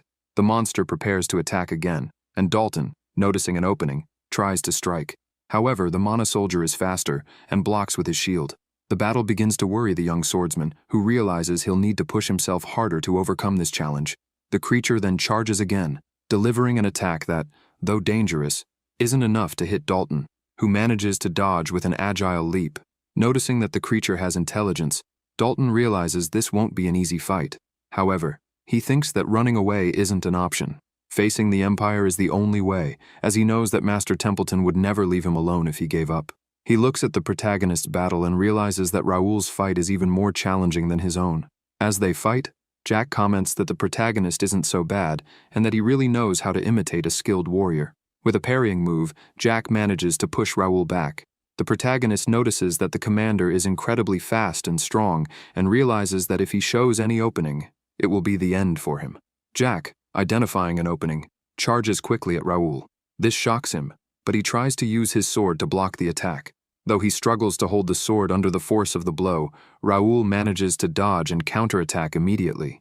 Jack laughs and comments that Raoul's performance is much better than he expected, adding that it's almost a shame to have to eliminate him. As he continues charging at Raoul, Jack doesn't stop talking. The protagonist reflects on this and realizes that the commander is trying to affect him mentally. However, this is the least of his problems. The longer and more intense the fight becomes, the more Raoul's regnator armor begins to tremble. Raoul knows that if he unleashes it, he could defeat Jack in a tenth of a second, but that would also put his allies in danger since he still can't control the armor properly. Decided, Raoul opts to buy time and keep the enemies occupied until his plan is fully executed. Suddenly, Bernard contacts him through a communication artifact and asks if Raoul is listening. The butler informs that the plan's execution has been completed. The rescue was a success, and the enemies have been defeated. Hearing the good news, Raoul smiles faintly. Jack notices and asks why he's smiling, questioning if Raoul has already given up. He continues with his provocations, asking what happened to the protagonist's rescue plan, and pointing out that all he sees is Raoul and his allies hiding behind the fortress. At this moment, Raoul begins to exude his psychokinetic energy. Alarmed, the commander retreats as he feels the power emanating from him. Raoul then explains that the rescue plan has been in action all along, and that it has already been successfully completed. He smiles and asks if they can now begin the real fight. Sometime before, Marco was completely out of breath. One of the masked figures comments that he had heard that the nobles of the kingdom were cowards, except for a few families. Marco's group and the fourth son were surrounded by the masked figures. One of the Empire's soldiers observes the fourth son, who is trembling like a rat, even though he's surrounded by his knights. Marco tries to calm Asen, telling him he needs to focus in moments like this. The guard had no idea the Empire was involved and believed they had fallen into a trap. He thinks that he probably won't make it out alive. The masked figure calls out to the guard saying that they wouldn't eliminate him, but since he resisted, this is the choice he made. Marco doesn't respond, only maintaining his fighting stance. The Empire's men comment that the youngest noble will be enough as a hostage and that they can eliminate the rest. With that, they charge at the group. Marco was prepared, unlike Asen. Suddenly, several arrows appear, hitting the masked group and eliminating them all at once. Both the masked figures and the fourth son's group look to see who it is. It was the pioneers. The masked figure asks who they are but doesn't have time for an answer as Josh quickly eliminates him. Pierce, with his bow, defeats 2 more. Bernard, using his wind magic, eliminates 4 more. Jake, with tremendous strength, cuts a mana soldier in half. Seeing this, one of the masked figures realizes that Jake didn't even use the mana blade and yet easily defeated the soldier. Jake comments that he might have overdone it a bit and emphasizes that they don't need to eliminate everyone, as one is enough to extract information, but he adds that he will eliminate the rest. Marco recognizes Jake, the Bear Knight, and understands that he's there to save them. Asen falls to the ground, asking if they are the Pioneer Knights. Josh taunts him, saying it looks like his knees are weak since he can't even stand in a situation like this. He also points out that not every young master is like Raoul. Observing the situation, the fourth son realizes that with just a few soldiers, they managed to defeat the monsters and the Empire's elites armed with power armor. He wonders if these are Raoul Ashton's Pioneer Knights. Returning to the moment when Bernard informs the protagonist that the plan has been completed, back in the fight, Jack asks what Raoul said. The young master explains that the hostages have already been rescued. He adds that it was easy since Jack brought most of his men there. Raoul comments that the commander even managed to capture the hostages, but focused on attacking the fortress and forgot the reason he was there. Smiling, Raoul asks if Jack really thought he had planned everything perfectly. But the truth is, it was Jack who fell into the trap. Hearing this, the commander is speechless, but soon starts laughing and says that he understands. He drives his sword into the ground and comments that planning things isn't really his style. Jack removes his bracelets and says that hiding and planning traps isn't fun. Quickly, Raoul takes his position as Jack's arms begin to mutate. The commander laughs, saying that now there's nothing left to worry about, and that he will fight with everything he has. Seeing the transformation, Raoul remembers that this is the Shadow Cutter, a skill he has seen a few times when he was still Crash. It's a broadsword technique from the Imperial Knights, characterized by bizarre and unpredictable strikes with irregular patterns. Excited, Raoul thinks he was waiting for him to use this technique. Jack grips his sword and warns that they will begin. He charges quickly and delivers a cut that sends a shockwave towards the protagonist. Raoul perceives the blow and manages to block it with his sword. However, Jack attacks several times, and Raoul continues to defend. Seeing the protagonist occupied with blocking, the commander asks where his ego went. Raoul, however, remains focused on his count, 40%, then 50%, 60%, 90%, until reaching 100%. With that, Raoul launches a powerful attack, sending a shockwave toward Jack, who is startled by such energy. The commander uses his sword to try to block the attack but feels the full force and wonders what that was. Raoul smiles and says that the imitation has been fully activated. Seeing how useful it is, he comments that he intends to use it very well. At this moment, the creature attacks Dalton. He manages to stop the attack but feels some difficulty. However, the swordsman repels the Mana soldier's weapon and, now in position, strikes the monster's leg. Even though he hits the creature's leg, he realizes it wasn't enough. Before he knows it, the Morning Star is already heading toward him. Quickly, he jumps and manages to dodge. The creature starts to get frustrated, as it can't hit Dalton. The young swordsman notices that the Mana soldier is quick and has just enough intelligence to come up with strategies. However, his attacks are simple. He also notices there is some mana around the weapon, making things more dangerous. The boy is at a disadvantage since he can't use the mana blade, but he still tries to think of a way out. Dalton takes a deep breath and plans to use the terrain to his advantage.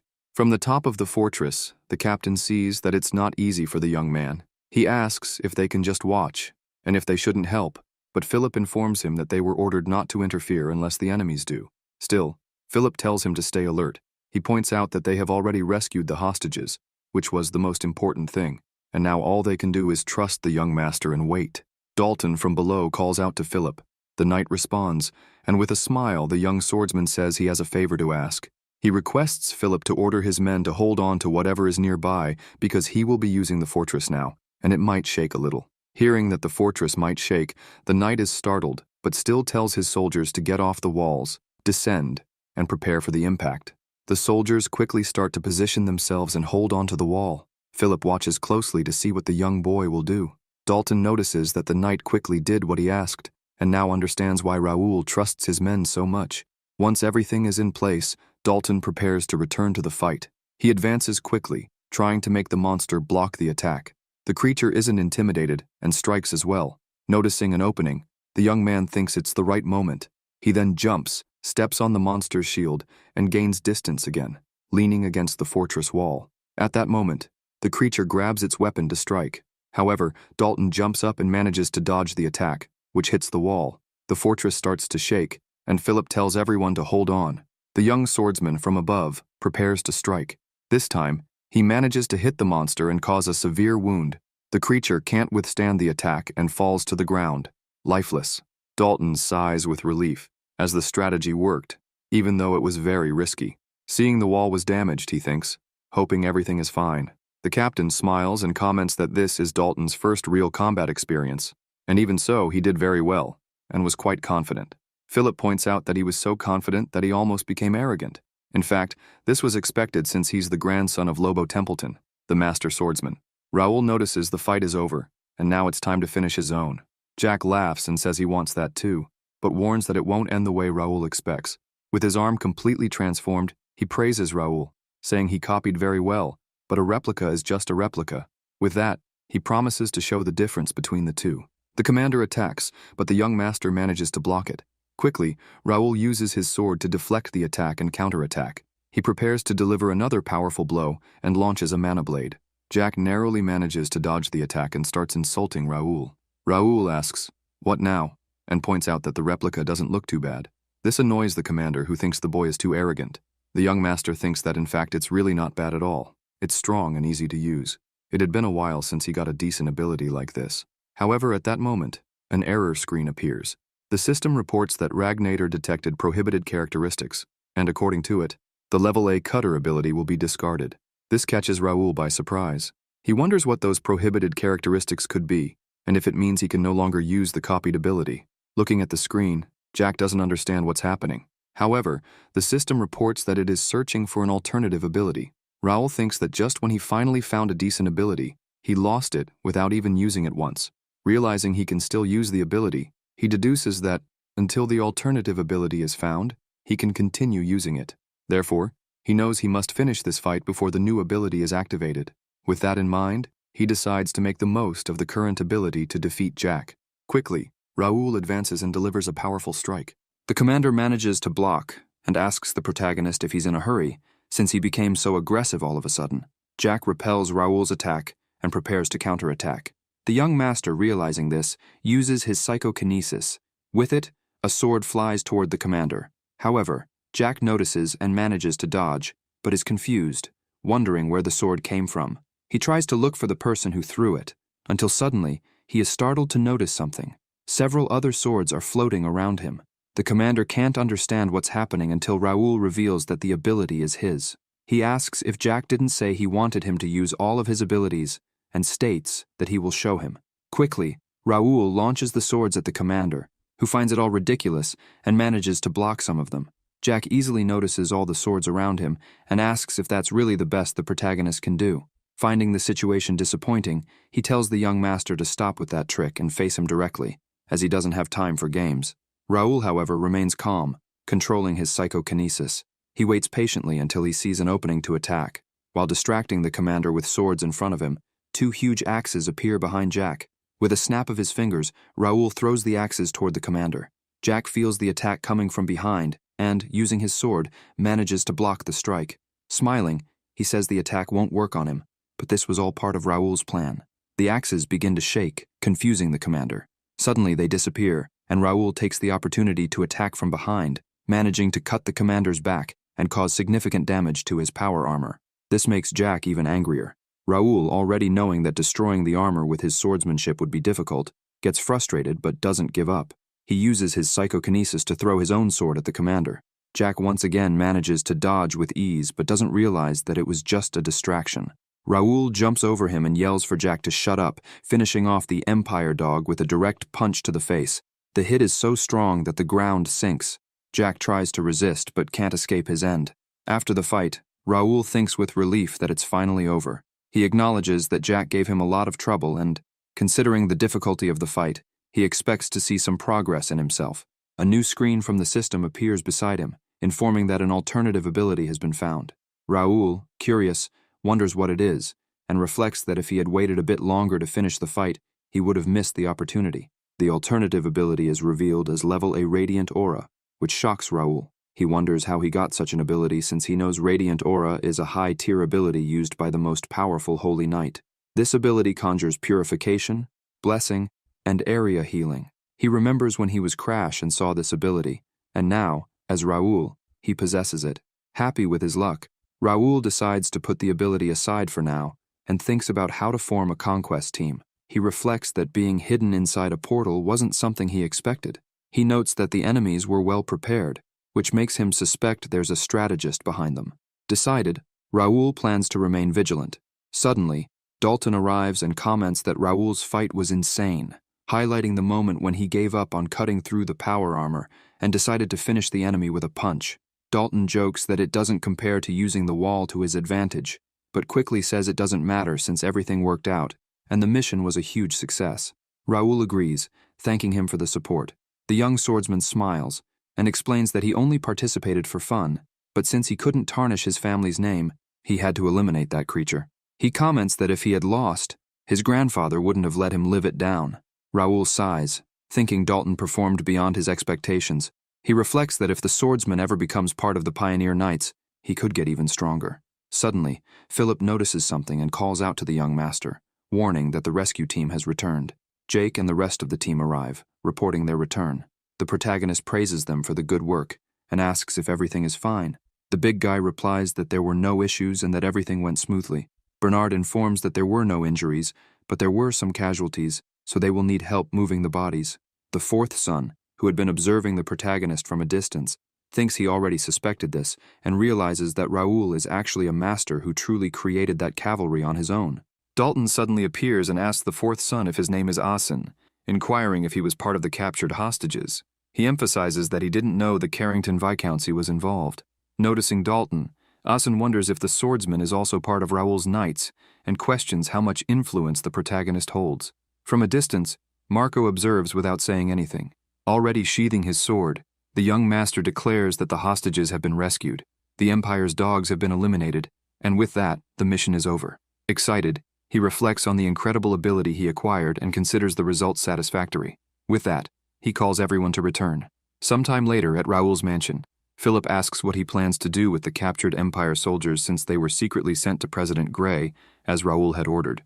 The protagonist asks about their condition, and Bernard replies that they remain in the same situation. It seems that the Empire cast a spell on them that caused them to lose their intelligence upon capture, making it difficult to gather information without President Grey's help. Raoul comments that maybe even the president doesn't have a solution, and asks if they know why the soldiers were there. Philip explains that he only knows they disguised themselves as guards to enter the city, and now there will be a thorough internal inspection because of it. He admits he doesn't have more information, and that discovering their reasons will be hard. Raoul comments that he would like to have a real organization to handle information.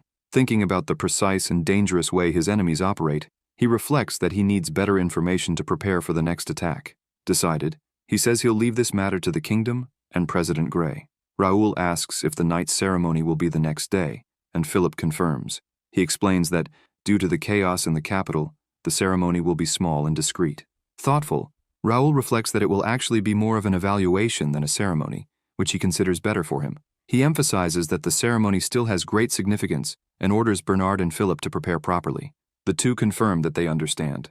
The ceremony will bring together the most renowned families and knights, marking the first time the Pioneer Knights will be in the spotlight at an official event. Raoul knows he needs to make a good impression, not only on the kingdom, but also on the Empire. Confident, he intends to show that the Pioneer Knights will dominate the entire continent. The next day, Raoul's cavalry arrives in the city, surprising the citizens. People start shouting, saying it's the young master Raoul from the Ashton County, protector of the capital, Turium. Several girls call out to the young master, asking him to look at them. Raoul looks especially handsome, as he had combed his hair for the first time. Seeing this, Josh feels a little jealous until two girls call out to the red-haired knight, saying he's handsome and asking him to look at them. Noticing this, the captain asks if the boy had never experienced something like this when he was a mercenary. He tells him to get used to it, as while he's under the Pioneer Knights banner, this will be common. He also orders the boy to respond to the girls. With that, the redhead waves and smiles at the girls, completely happy, thinking that the best decision he ever made was joining the Pioneer Knights. They continue marching until shortly after they arrive at a coliseum. There, several flags of different families are flying. At the entrance, they notice that there are many people there, and some free knights are likely present as well. Other knights in line notice the presence of the Pioneer Knights and start mocking, commenting that the protagonist is too flashy. One of them points out that he heard they don't have many common knights. Noticing the comments from the crowd, Raoul thinks he's caught their attention but sees no problem with it, since he's there to show everyone what the Pioneer Knights are capable of. Suddenly, someone approaches and says they're finally meeting the esteemed guardian of Turium. Raoul turns around and asks who they are. The man replies that it's a pleasure to meet him and introduces himself as Jerry Plank, the kingdom's financial director. With a serious tone, Jerry comments that he heard Raoul played a significant role in the portal incident and asks if they can have a private conversation. The young master stays alert, wondering what this man is planning. Jerry smiles kindly and says that he finally found the busiest hero in the capital. He explains that he's wanted to meet him for some time, but the protagonist was always too busy. Jerry informs that he knew Raoul would be attending the ceremony, so he came here, believing it would be his only chance to meet him. Realizing that Jerry came exclusively to see him, Raoul wonders what he truly wants. He remembers that the capital's guard captain mentioned that most financial departments were associated with the Randalls, and deduces that Jerry wouldn't be an exception. Raoul believes that Jerry came there not just to greet him, but perhaps to discover what he is plotting. Despite this, the young master smiles slightly, deciding to play along. He responds that calling him the hero of the capital is an exaggeration, and emphasizes that he merely did what any noble would do for the kingdom. Jerry comments that everyone in the capital knows about Raoul's work and his knights, and yet he remains humble. Smiling, The man says that the protagonist is as exceptional as they've said and will be an ideal role model for the other knights. Raoul replies that this is only possible because the financial department manages the kingdom's treasury well, as the knights can only operate with their support. With a strained smile, Jerry claims to be flattered, but inwardly recognizes that Raoul is more clever than he imagined. He realizes that the young master has already figured out that the financial department is hostile toward him because of his ties to the Randalls, yet Raoul remains calm. Jerry understands why so many people have difficulty dealing with the protagonist. Suddenly, Raoul calls Jerry over and asks a direct question. He mentions that he heard the financial department banned the Pioneer Knights from entering the portal and asks if Jerry knows anything about it. The question catches the man by surprise. Jerry wonders if Raoul is pretending to be clueless or insinuating that he has evidence to consider the financial department an enemy. With his fist clenched, Jerry reflects that this won't be easy. He replies that this is the first time he's heard such a thing, and that it's probably just a false rumor, as there is no reason for the financial department to get involved in matters like that. Changing the subject, Jerry asks if Raoul has discovered anything about the Empire soldiers who were in the portal. Raoul thinks for a moment and answers that they were very well prepared for any eventuality. Jerry comments that it was probably just a provocation, like in the previous instance, but that it could be considered a real invasion. The young master questions whether that's serious, as the Empire's dogs ventured in deeply and easily, almost as if someone from inside the kingdom was collaborating with them. This statement catches Jerry off guard, but Raoul quickly smiles and stresses that it's just a hypothesis. Still, the words irritate the financial director. Jerry remarks that this was to be expected, considering that people call him the protector of Turium, and adds that it was worth meeting him. Before leaving, he says he hopes President Gray finds something useful for the Pioneer Knights. Raoul just watches and sighs. As Jerry walks away, Raoul comments that there's something strange, as it's highly confidential that President Gray is responsible for the prisoners. Jerry starts trembling, realizing the gravity of the situation, until the moment the young master smiles and says that he thinks the financial department knows a lot more than they let on. Jerry just stares at him, sweating profusely. He then responds that, of course, they know, as they're responsible for a significant part of the kingdom. With a dark expression, Jerry says that the conversation was enjoyable and that he hopes to meet Raoul again in the future. Despite his words, he is furious, and with his fist clenched, he thinks that Raoul has gone far beyond what he expected. With a sinister smile, he decides it will be fun to destroy him soon. Raoul doesn't back down and thinks that Jerry chose the wrong person to provoke. He reflects that talking nonsense and insulting others is part of the essence of being a player in the connection. While he's not entirely sure how Jerry is connected to the Empire, he has already deduced that Jerry will continue to press harder and harder. However, Raoul doesn't intend to retreat, and mentally challenges Jerry to come at him. As the protagonist walks through the area, the faceless one notices his presence. He doesn't say a word, just watches him from a distance. Shortly after, a guard announces that the orientation competition will begin soon, and asks all participants to gather in the hall. Jake celebrates, saying that the time has finally come. Raoul notices that the big guy is quite anxious, despite having complained about the competition not long ago. Jake justifies it by saying that now that he's here, things are different. Raoul then informs everyone that this ceremony has a much deeper meaning for them. He highlights that it will be the perfect opportunity to show everyone who they truly are. The young master says that everyone has probably already noticed the hostility people have toward them, but reinforces that this is part of the plan. However, something is still missing: fear. He explains that the goal of the Pioneer Knights is to make everyone fear them, as respect is born from fear. Raoul asks the group to keep this in mind and show what the Pioneer Knights are capable of. He then calls Philip over and asks him to take charge from there, as he will be watching the ceremony from his seat. As the group prepares to leave, Jake warns that if any of them lose, they'll all go straight to hell. Philip, in turn, responds that this applies to Jake as well, telling him not to underestimate anyone and to focus. Seeing this exchange, Raoul thinks that he no longer needs to worry about them, and that now it's just a matter of trusting and letting things happen. At that very moment, he notices a hooded man. Shortly after, the leader of the organization heads to a distant alley. He looks around to check if he's being followed, but is surprised by someone who suddenly appears, saying it's time to take care of the situation. Startled, the leader wonders how Raoul appeared there, as he didn't sense his presence. Calmly, Raoul comments that he doesn't know why the leader is hiding his presence and doing what he's doing, but says that if he has any questions, he can ask. The leader decides to ask when Raoul noticed his presence. The young master responds that, to be honest, he almost didn't detect him, as his presence was hard to notice. Something expected from the captain of the kingdom's best information guild, Wings of Liberty. Detecting a faceless one isn't easy. The leader simply watches him in silence, while Raoul approaches and says that it's time to stop playing hide-and-seek. He asks if they can talk now. Getting straight to the point, Raoul asks why the Wings of Liberty are acting this way. He emphasizes that he prefers to resolve the situation without conflict, as he doesn't want to use force in public. The leader remains silent, but soon asks if Raoul understands what it means for a member of the Information Guild to speak. Raoul responds that he does, but points out that, in this situation, the leader has no choice. Raoul says that for him, the master of the Wings of Freedom being out there working on his own means there's a problem within his guild.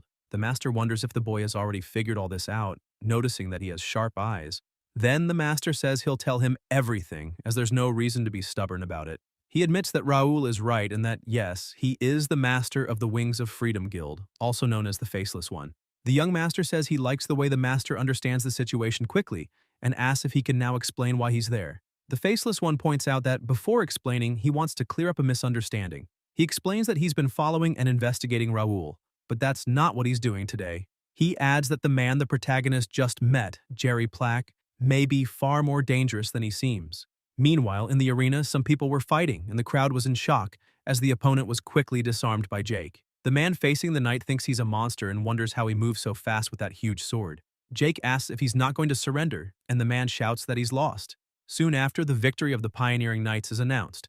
Pierce notices Jake's ego is growing again and hopes someone will stop him. Meanwhile, Philip observes something, a chair where the protagonist should be, and thinks that he's late, remembering that it was him who emphasized how important that ceremony was. The knight wonders if something happened. Back in the alley where Raoul was, he asks if Jerry is a Viscount, and if the Information Guild is watching him. The Faceless One emphasizes that whatever the young master has imagined, Jerry is more than that. He adds that if he's right, they are a major threat to the entire kingdom. Raoul asks who they are. The master responds that they are the Imperial Hunting Dogs and asks if Raoul has heard that name before. The boy replies that they are the special intelligence unit of the Cronan Empire, also called Myth, since there's no information about them. The master says the young man is right, and it will be easier to explain since he knows them. He begins explaining that recently many small guilds have been attacked one after another. However, since there was no evidence at the sites, the investigation led to nothing. This is called the Guild Hunt among the information guilds. Raoul asks if he's suspecting the Imperial Hunting Dogs. The Faceless One responds that he's not suspecting but affirming because he's sure of it. He explains that the Wings of Freedom became a target of the hunting dogs and faced them. But what the young master wants to know is what this has to do with Viscount Plack. The master sighs and says that this is just a hypothesis, but he believes that many nobles in the kingdom are secretly cooperating with the Empire, and one of them could be the financial director Plack, since there are many allegations against the financial department. Among the suspicions are close connections with several families related to the security of the capital and indirect interference when the portals appeared. Additionally, they tried to ban the pioneering knights from entering the portals. Hearing this, the protagonist is surprised. The master continues saying that these actions are all hard to understand because preventing the cavalry that acted most during the portal incident from entering them is strange. Shortly after that, the group that went to investigate the portal was ambushed, and the families close to the financial department did nothing about it. Furthermore, since they discovered that the Imperial Hunting Dogs are behind the ambush, the financial department has been trying to silence all of it. Considering the whole situation, it's safe to assume that if someone is cooperating with the Empire, that person is probably part of the financial department. After hearing all of this, Raoul thinks it was expected from the master of the Information Guild. Then, the Faceless One adds that they can't be sure the informant is from the financial department, and it could be someone completely unexpected, someone no one could guess, even the young master of the pioneering knights. This leaves the protagonist a bit intrigued, but he gives a small smile and says it's funny, asking why he thinks so. The master says that the pioneering knights came out of nowhere and demonstrated exceptional performances in a short period of time. He bets that everyone in the capital already knows their name. He continues by saying that the turning point happened during the portal emergency, as no one was prepared for this unprecedented incident, except for the pioneering knights. They seemed to know everything, from the portal structure to information about the monsters and how to kill them. It was as if they already knew what was going to happen. Raoul just listens quietly, but again gives a slight smile and thinks that the master passed. A little thoughtful, he tells the Faceless One that causing destruction on purpose to prevent them from gaining public fame is risky, but also very effective. He says he understands why the guildmaster is suspecting him. Then he decides it's better to show rather than try to explain everything word by word. The young master invites the Faceless One to join his cavalry so he can find out if Raoul is holding the Empire's hands or its throat. The faceless one asks if the protagonist is inviting him to join his cavalry. He points out that there must be a misunderstanding, as he thinks Raoul is one of the suspects. The young master says he can doubt him as much as he wants, but if he's on his side, he'll have an answer for himself. Raoul says that the wings of freedom are gone now, and it happens that he's in need of some good informants. That's why he thinks it's a win-win situation. However, the faceless one doesn't respond. At that moment, they hear a loud sound. The guildmaster asks the protagonist if he's sure he can stay out for so long, as he thought the ceremony was important to him and his knights. Someone says that, for now, this conversation is more important. The faceless one points out that Raoul's knights are fighting to be recognized as official knights, and believes that the protagonist is being very negligent as their master. However, the young master replies that it's because he trusts them, and whether he's there or not doesn't matter as they will win anyway. The master says that the ceremony has renowned knights from all over the kingdom participating, so maybe the young man is looking at everything too lightly. He knows it won't be easy for them, but he explains that he trusts everyone, as they've fought together multiple times and there's no way they'll lose. Hearing this, the master thinks the boy trusts his men a lot. Then, at that moment, he confirms that he will cooperate with the pioneering knights and consider officially joining the cavalry after some time. Raoul gives a smile and says that he made the right choice. With that, he starts to leave, saying that he will see him next time, as he doesn't like to stay in one place for too long. The young man says he'll be waiting and says goodbye to the faceless one. And at that moment, we find out his name is Cain. Before leaving, Cain turns around and calls the protagonist Master. With that, he leaves, leaving the protagonist thinking that things worked out, as he needed a skilled informant, and ended up bringing the Master of the Wings of Freedom to his side. He continues thinking and hopes his men understand his absence, as he has something more important to do. However, he can't stay away the whole ceremony, so he decides to check on how they're doing. In the Colosseum, a boy charges at another young man who appeared to be scared. The boy manages to land the attack, defeating his opponent. The crowd is impressed by that move. This boy who won is from the Randall family, and it's announced that the Randall family has won again. Hudson just watches from afar as they announce that the Randall family won again with the shooting star and that no one can stop the light. The next ceremony is the Pioneering Knights versus the Randalls. Jake asks why the Randalls are being so aggressive and if it's not an exaggeration. Philip explains that it's because of them and they're trying to make a good impression. Pierce wonders why the Pioneering Knights and the Randalls haven't faced each other yet, asking if they're avoiding them on purpose. Homer replies probably not, as the opponents are drawn randomly. Jake says that the Randalls are aggressive and will fight for real against them. Suddenly, their master arrives saying they have to succeed and, smiling, says it will be a problem if they don't. Josh's opponent is the so-called genius of the Randalls, the 10th son, Roy. The young master points out that it won't be easy, but still, the redhead can win. He adds that the Randalls are probably happy now because their first opponent is a rookie who was a commoner. Then, he uses these words and asks Josh to prove them wrong. Determined, Josh replies that he will win. Then, he begins to enter the arena. Homer asks Raoul if he's sure about that, since the Randalls will really try to kill him. However, the protagonist asks him not to worry, saying that Josh won't lose, even if he wants to. Already in the arena, the two are face to face and the crowd goes wild as the Randalls and the Pioneering Knights are finally going to face off. Roy draws his sword and says he thought he would face the Pioneering Knights, not have to fight a commoner. He mocks, saying he's already lost interest and will defeat him with a child's move. Meanwhile, Josh thinks that Roy is a noble from one of the 5 renowned families and already assumes he will be stronger than any other enemy he's faced. However, he doesn't plan to give up. Now Josh is no longer a commoner or a mercenary, he is one of the Pioneering Knights, and therefore he cannot lose, for his master and for the rest of the knights. Suddenly, Roy charges. He strikes, but Josh manages to block. The Randall is impressed to see the boy keep up with his sword, so he decides to attack again, but Josh defends once more. Roy continues attacking, and Josh just keeps blocking. People are impressed to see the boy block every attack and not even seem tired.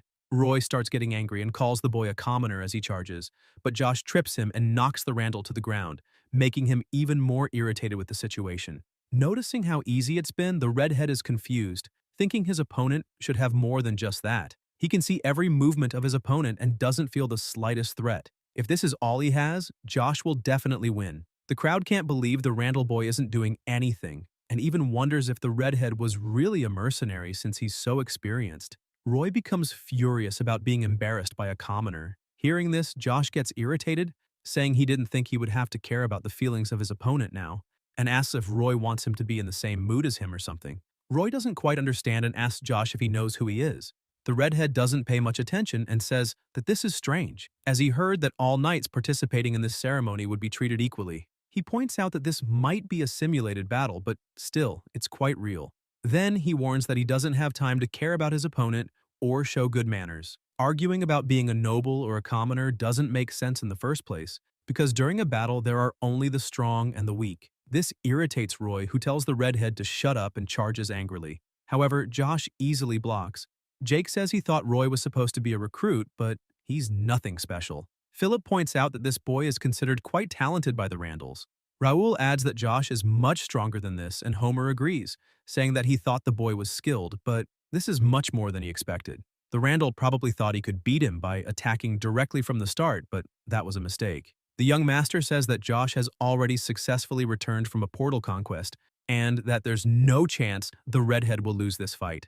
At that moment, Josh gets furious and strikes Roy with a powerful attack. Roy feels the powerful strike and ends up leaving an opening for Josh to strike again. The redhead says that blocking is no longer fun and that now he will fight for real. The young Randall manages to block the attack but struggles, until suddenly Josh tries to surprise him with a punch, but the noble manages to gain some distance. Again, Roy starts a speech about nobility, but the redhead charges and strikes again.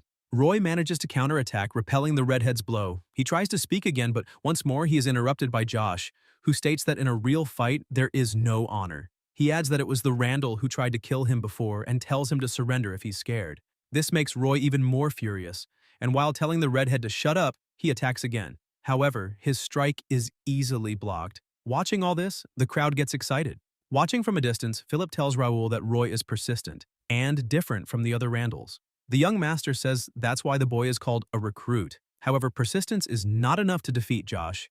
Back to the fight, Josh charges, grabs Roy by the collar and headbutts him. After this blow, the Randall almost loses consciousness, but quickly recovers and asks what kind of attack that was. Josh smiles and says that sometimes, in a real fight, you have to use your head, telling the noble to remember that.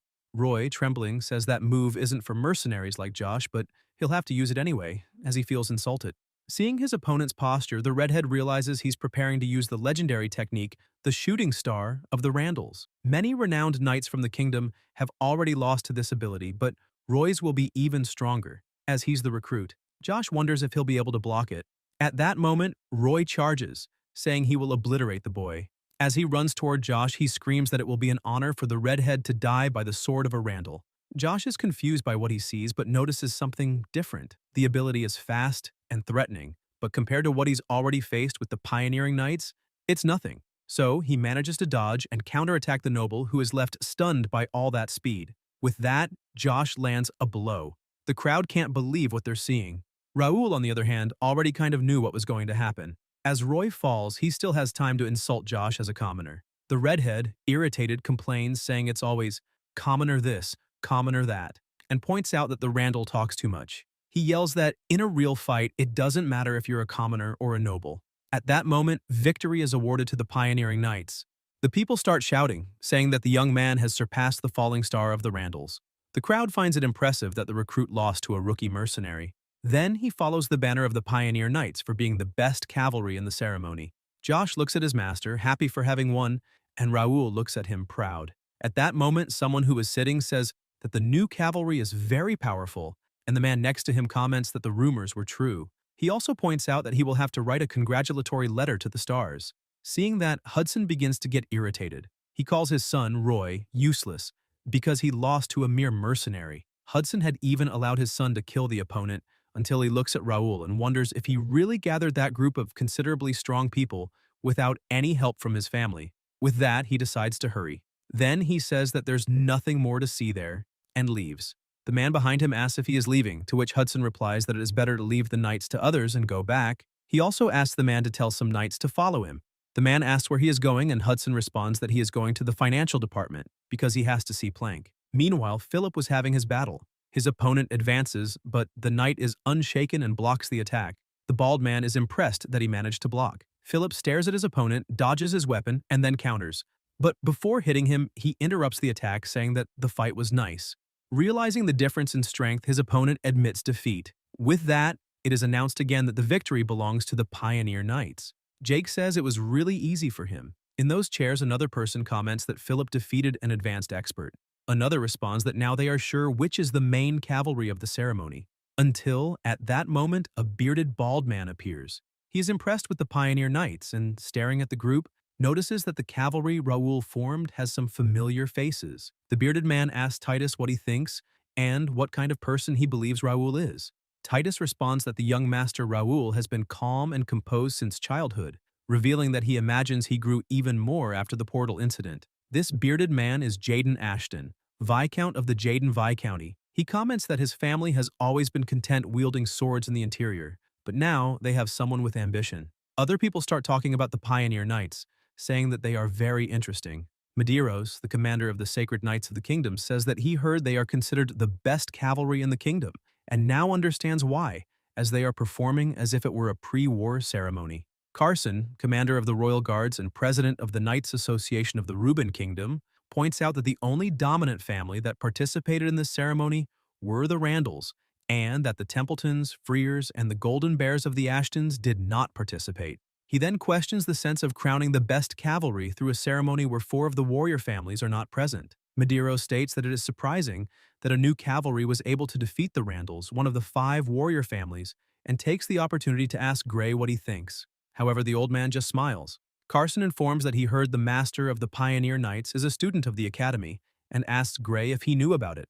The vice principal responds that yes, and they have met a few times. The commander then asks what kind of person Raoul Ashton is. The old man thinks for a moment and responds that before answering the question, he would like to ask another. Gray asks if Carson thinks the kingdom is peaceful now. The commander answers that there is no peaceful time for a knight of the kingdom, as knights must always be prepared for threats.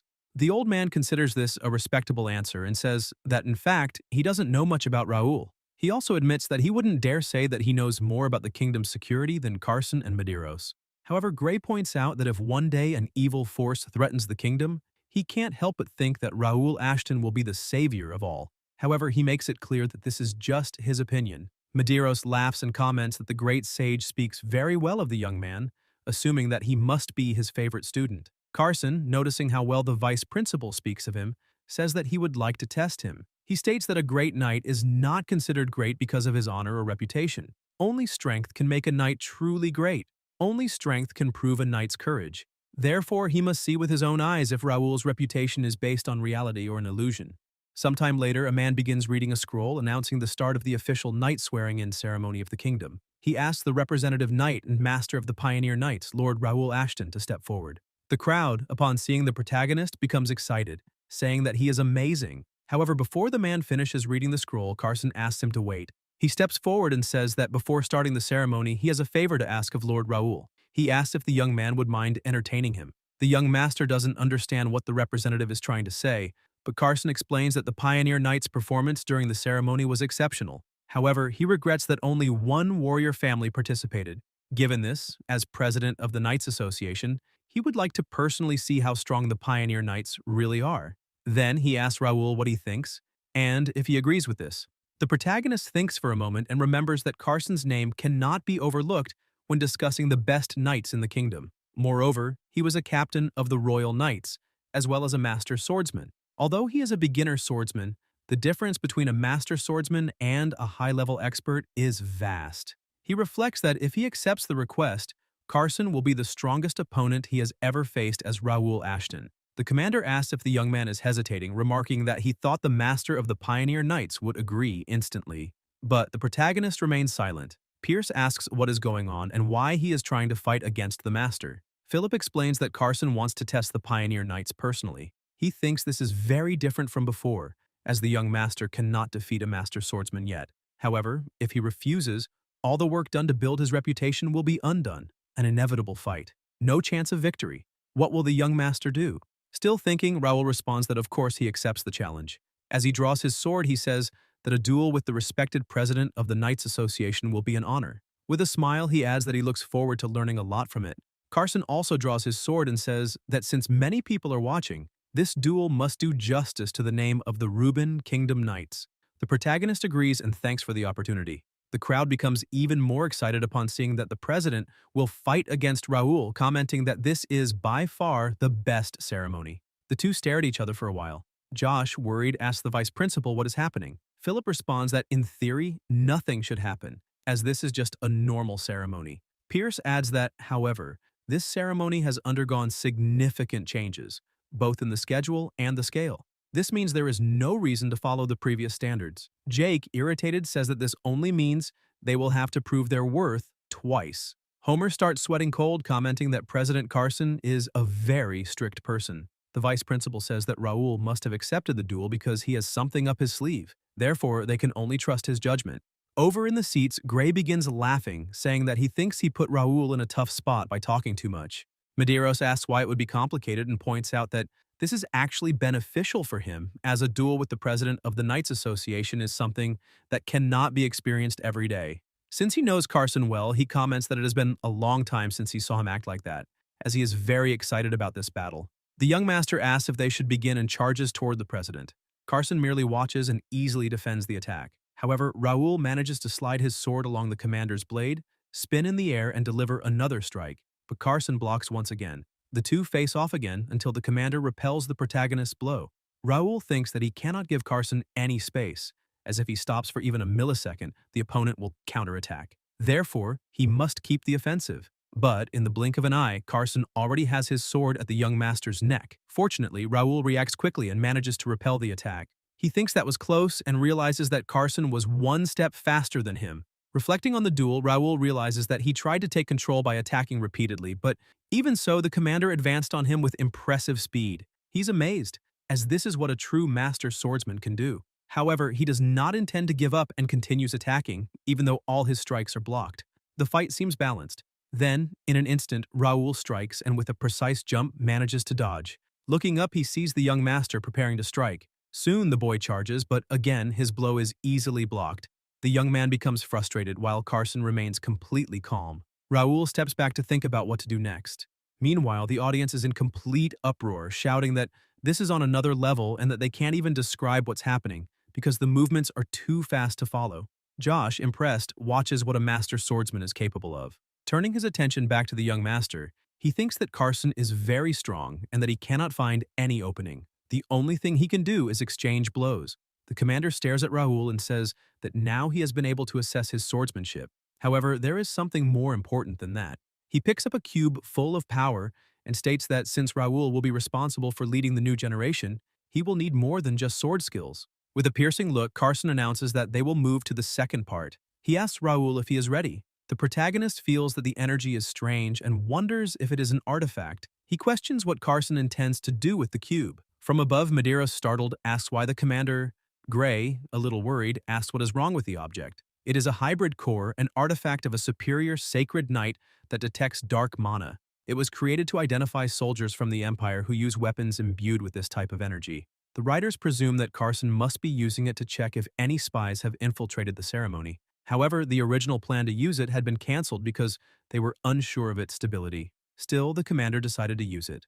Medeiros, intrigued, wonders why Carson is going so far with this. Carson then tells Raul that there is no reason for such distrust, considering everything the Pioneer Knights have done for the kingdom. However, he emphasizes that he prefers to be absolutely sure about everything. Then, he kindly asks Raul to cooperate. Suddenly, an enormous energy begins emanating from the cube, alarming the young master. Above him, a black energy starts to expand. Meanwhile, in the interior department, someone approaches Count Randall and says that he did not expect to see him there. The man states that he heard the Randalls were participating in the ceremony and asks Hudson if he is sure he should be there. However, Hudson just responds that he wants to ask the same question and wonders if the other man doesn't care about the ceremony. He points out that he doesn't understand why he seems so relaxed at that moment. Plank, hearing this, says that from what he just heard, he is sure the Pioneer Knights gave a remarkable performance at the ceremony. Hudson adds that he is also certain they will become an obstacle and states that Plank's job is to make sure that doesn't happen. Jerry Plank, however, asks him not to worry about it,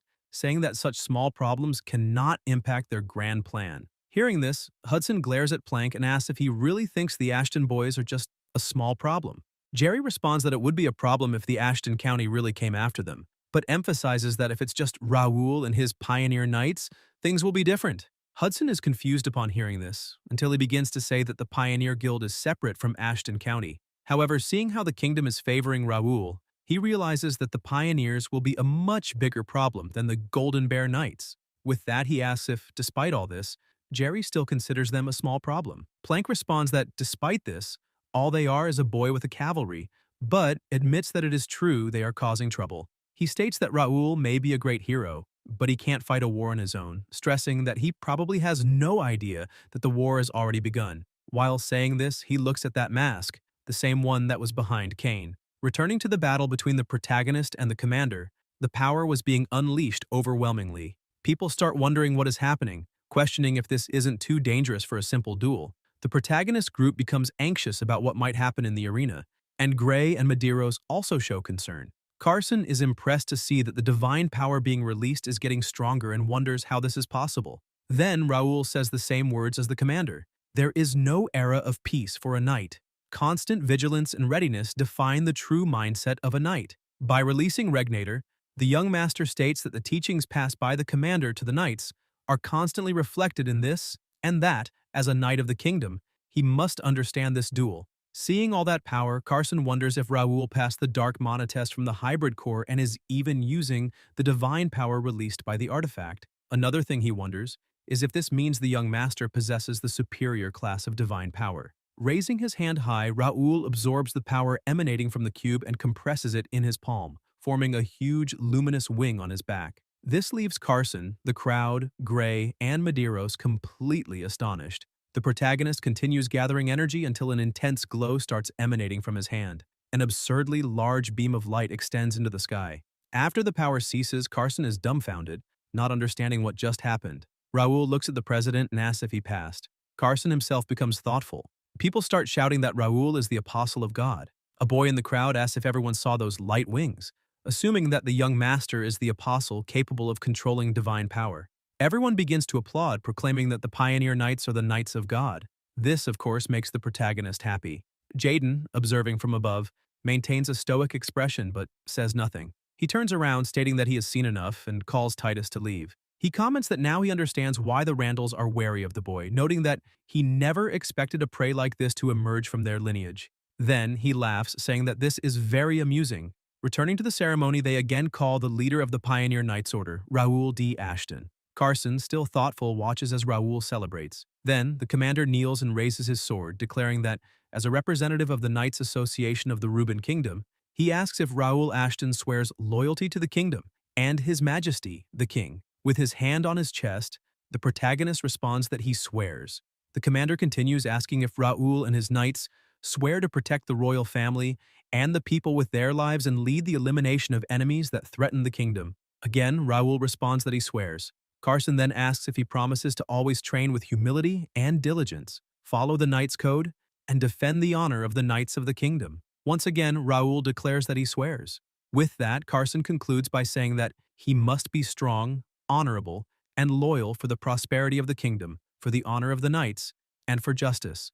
With this declaration, he recognizes Raoul and his knights as knights of the great Reuben Kingdom. After the ceremony, Namirez asks the commander how he is feeling, but Carson doesn't understand what he wants to know. His colleague reprimands him, telling him not to pretend to be clueless, as he is talking about Raoul Ashton. He asks again how Carson feels after dueling with him. The commander asks if he didn't watch the duel, but replies that there's nothing lacking in the protagonist that is expected of a true knight of the kingdom. However, Medeiros insists, saying that he's not asking about that, but rather about the truth he saw in the boy. This leaves the commander speechless. He reflects for a moment before finally responding that, as he had said before, he only wanted to test Raoul because he wanted to see what President Gray had been saying. He points out that 3 things bothered him about what was said. One was the threat to the kingdom that's coming, another was the claim that Ashton would be the savior of everything, and lastly, the fact that it was President Gray himself saying that. Carson asks Medeiros if he's ever heard of any occasion where President Gray mentioned anything about a threat to the kingdom, or if he specifically chose someone to be called the savior. He states that Gray said it was just his thoughts, but as a knight of the kingdom, he can't take it literally. Medeiros begins to understand what his friend is trying to say until the commander explains that Gray felt a threat to the kingdom, an absolute threat that would require a savior.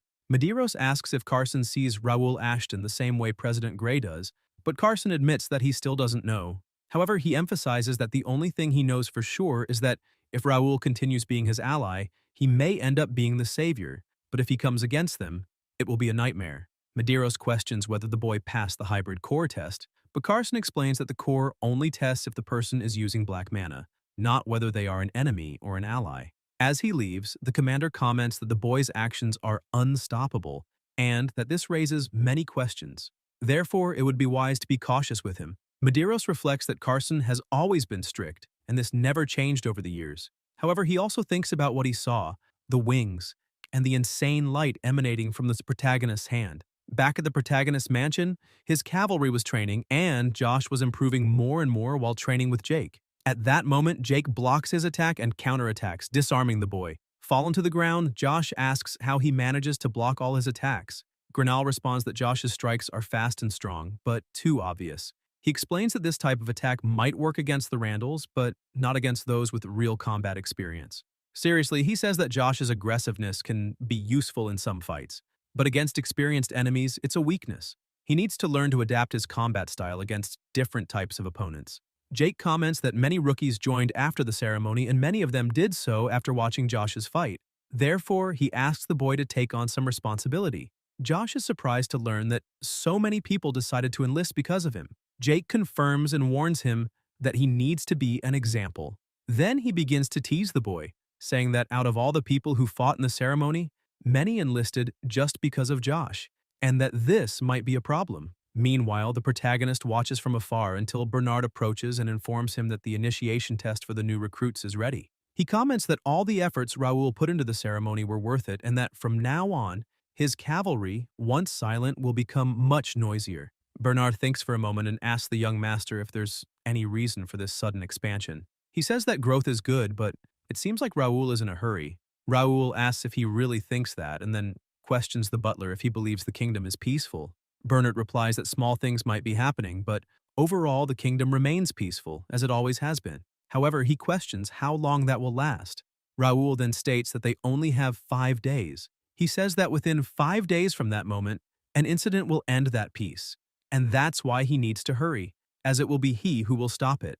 Meanwhile, elsewhere, Carson is kneeling before the prince, who thanks him for his hard work and for handling the ceremony on behalf of the royal family. The commander responds that he just fulfilled his duty. This man is Gerald Reuben, the 6th prince of the Reuben kingdom. He states that the royal family is not in a position to participate in any events after the portal incident and asks Carson to understand his situation. The commander responds that anything could happen this time, and that he believes the royal family should be kept safe, something any knight of the kingdom would think the same.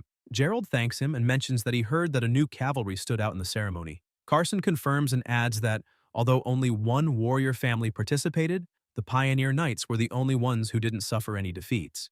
The prince is impressed and says that he also felt something when he saw Raoul at the academy. Gerald adds that when the portals appeared in the capital, the Pioneer Knights were at the forefront and protected the city. They even defeated the Empire's scouts inside the portals. Such an impressive cavalry is perfect as a representation of the ceremony. He says that maybe they deserve a medal from the royal family, as they are still watching all those portals to ensure no monster escapes. For this reason, the prince would like to visit them personally and recommend them, then asks Carson what he thinks of this. The commander remains silent for a moment but then apologizes, saying that the Pioneer Knights are not allowed to enter any portal in the capital. The prince, surprised to hear this, questions what Carson means, since this was the cavalry that helped the most during the portal incident. He asks who gave this order. Carson responds that it was a request from the Randalls, who are responsible for the capital's defenses. He explains that the Randalls claimed it was an effort to make more efficient use of the available forces. He further adds that the Pioneer Knights were only given permission to enter the portal where the Empire scouts were because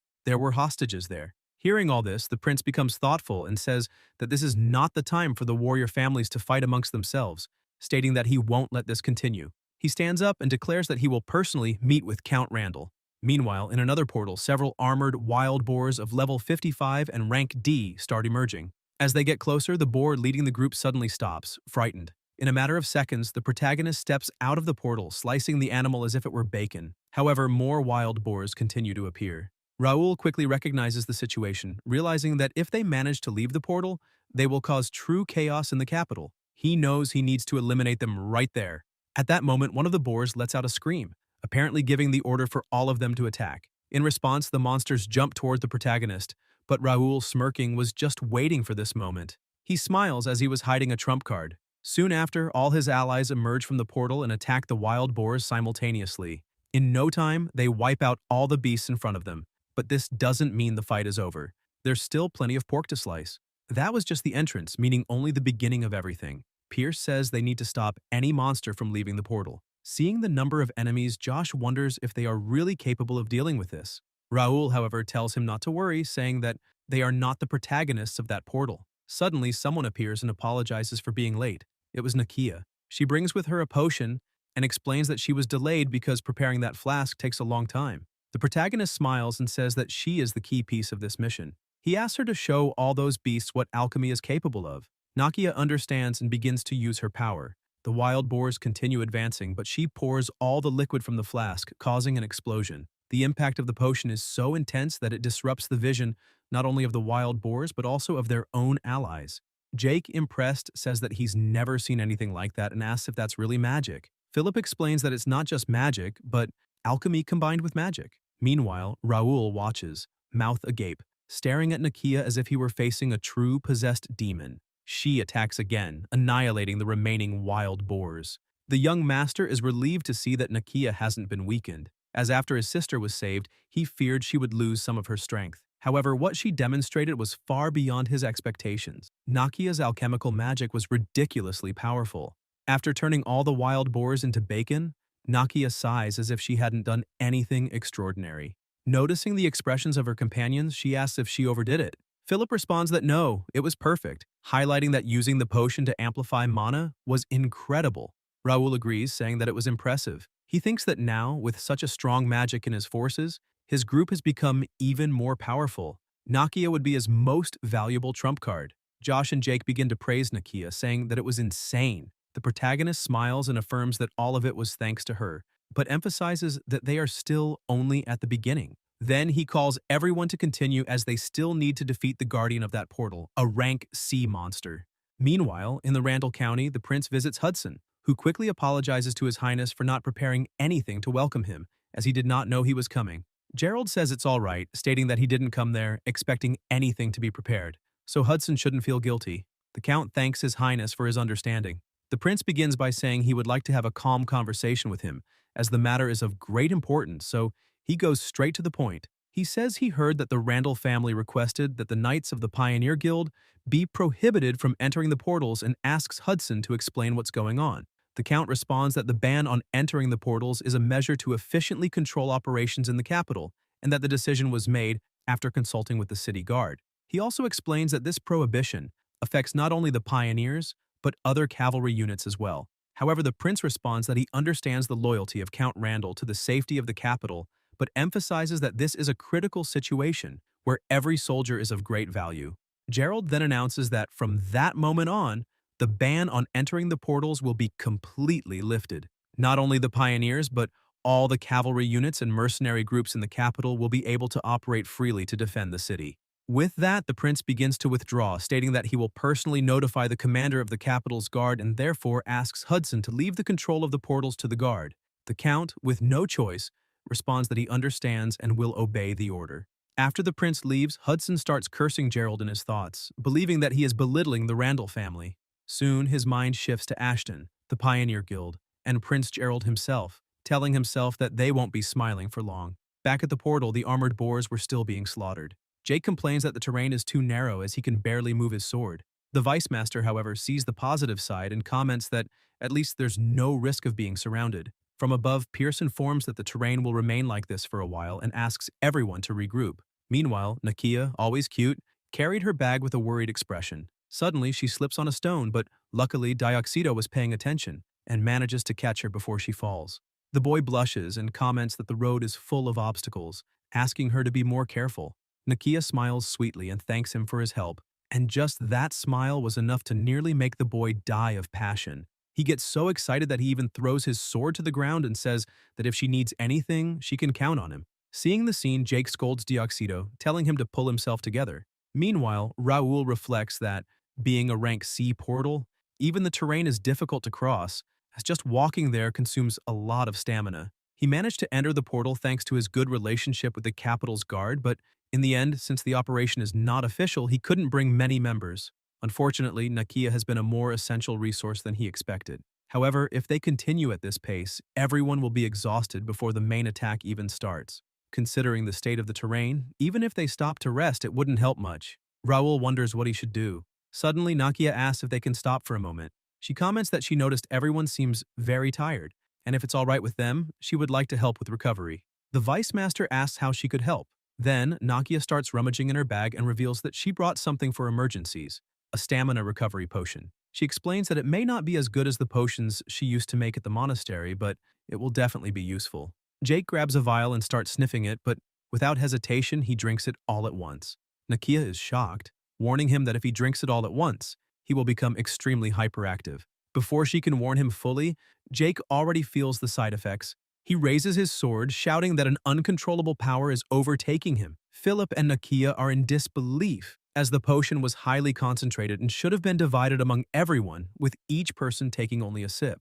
Luckily, Nakia brought another potion. Pierce goes to her and asks for patience, saying that Jake is just a pile of muscles with no brains. The protagonist, watching the scene, reflects that Nakia managed to produce a potion that can only be made by a certified priest, using exclusively divine power through alchemy. With that, he concludes that they will now be able to advance without worries.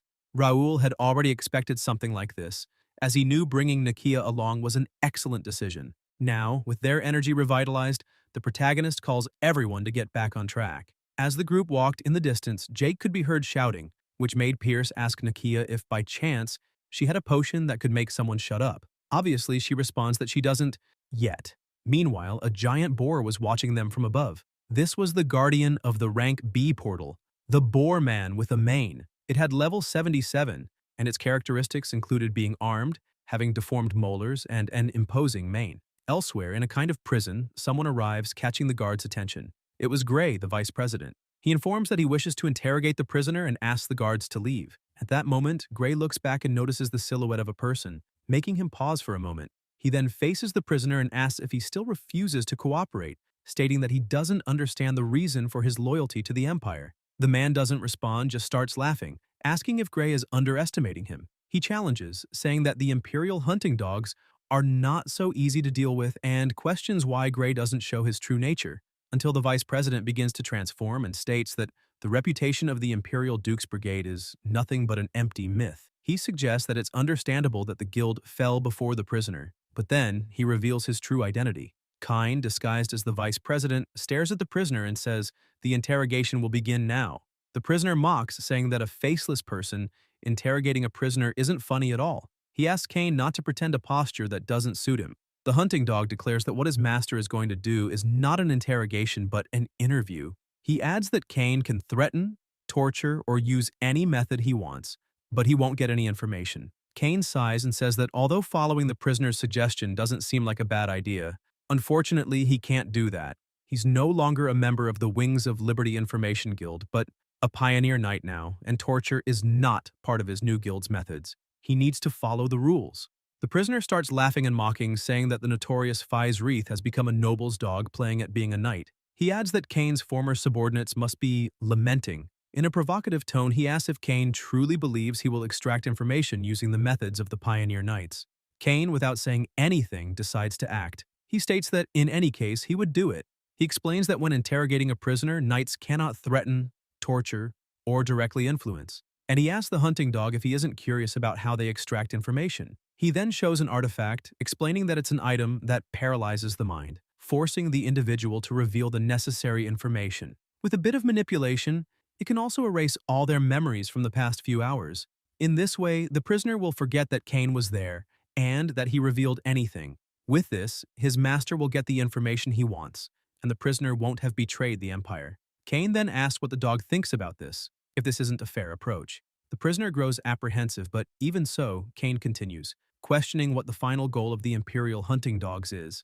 Back at the portal, Jake is frustrated with the new path they will have to follow. They had barely passed through the ravine, and now there was a dungeon right ahead. Raoul explains that it was formed by the portal's mana, and by the looks of it, the dungeon is still in the process of formation. He also adds that if the portal's rank increases to C, the terrain will undergo significant changes, making it even more dangerous. Therefore, they need to hurry, as if they don't eliminate the Guardian soon, the situation could become a much bigger problem. Josh, realizing the gravity of the situation, comments that if the dungeon expands and completely covers the portal, monsters of a completely different level will be unleashed in the capital. Jake immediately understands what this means and asks the young master what they will do. Raoul, for his part, feels that something is off about the situation. Everything seems like too much of a coincidence. Portals of this level don't appear that frequently, and a rank C or higher portal isn't something that can be achieved in just 2 days.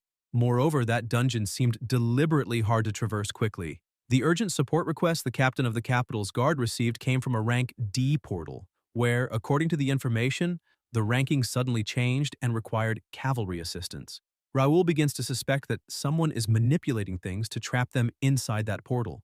Jake asks if there's a problem, but the young master responds that it's nothing. He says that before they enter, they should take some time to patrol the area and prepare, since, as they don't know how the situation will unfold, they'll need extensive preparation. Raoul wonders if he's overreacting by thinking this way, since there's still time before the incident. However, the fact that they can't leave that portal will not change. So, he decides that while they are there, they should cross the portal as quickly as possible. At that moment, he notices 2 people ahead, 2 masked men. Still, he continues along the path and descends the stairs. Down below, the group admires the walls and statues. Jake comments that the place is quite large but extremely empty, and asks if this happens because the dungeon is still incomplete. Pierce asks everyone to stay on guard, emphasizing that even though they seem weak, he definitely feels murderous intent in the environment. Josh asks if all dungeons are like this. The Vice Master answers that there are many types of dungeons, and those of the ruin type, like this one, tend to be relatively larger. He explains that the terrain is formed by a massive concentration of mana, so its shape can change freely according to the flow of energy. Sometimes this mana can attract monsters, or the dungeon itself can create them. In short, there's no way to predict what might happen inside a dungeon. Unlike the others, Nakia is completely excited, observing the pillars with great interest. She comments that they say the moss there has magical properties and asks if she can take some as a sample. Josh and Philip, seeing her excitement, realize that the young alchemist is not nervous at all. The Vice Master comments that this is the freedom of being strong. As for the protagonist, he reflects that the place seems too large for a dungeon in its initial phase. However, the danger level seems low.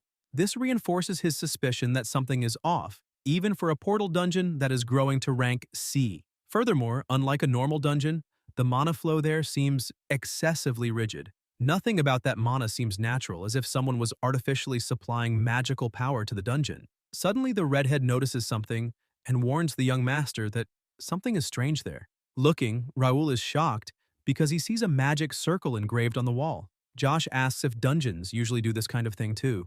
The protagonist quickly realizes that the magic circle is a magic suppression spell and wonders why something like that would be inside this dungeon, until he understands. He quickly yells for everyone to be careful, as this is a trap. The moment he finishes speaking, the ceiling opens and several masked people fall from above. A huge explosion happens. The group of masked people says that, luckily, they came on their own, and they thank them for saving their time. The protagonist recognizes them immediately. They are the Imperial hunting dogs. This means they infiltrated that place too. Raoul wonders if those damn people suppressed the mana in the dungeon, and what their true purpose is there. But without wasting time, he draws his sword, even though he doesn't know their plans this time.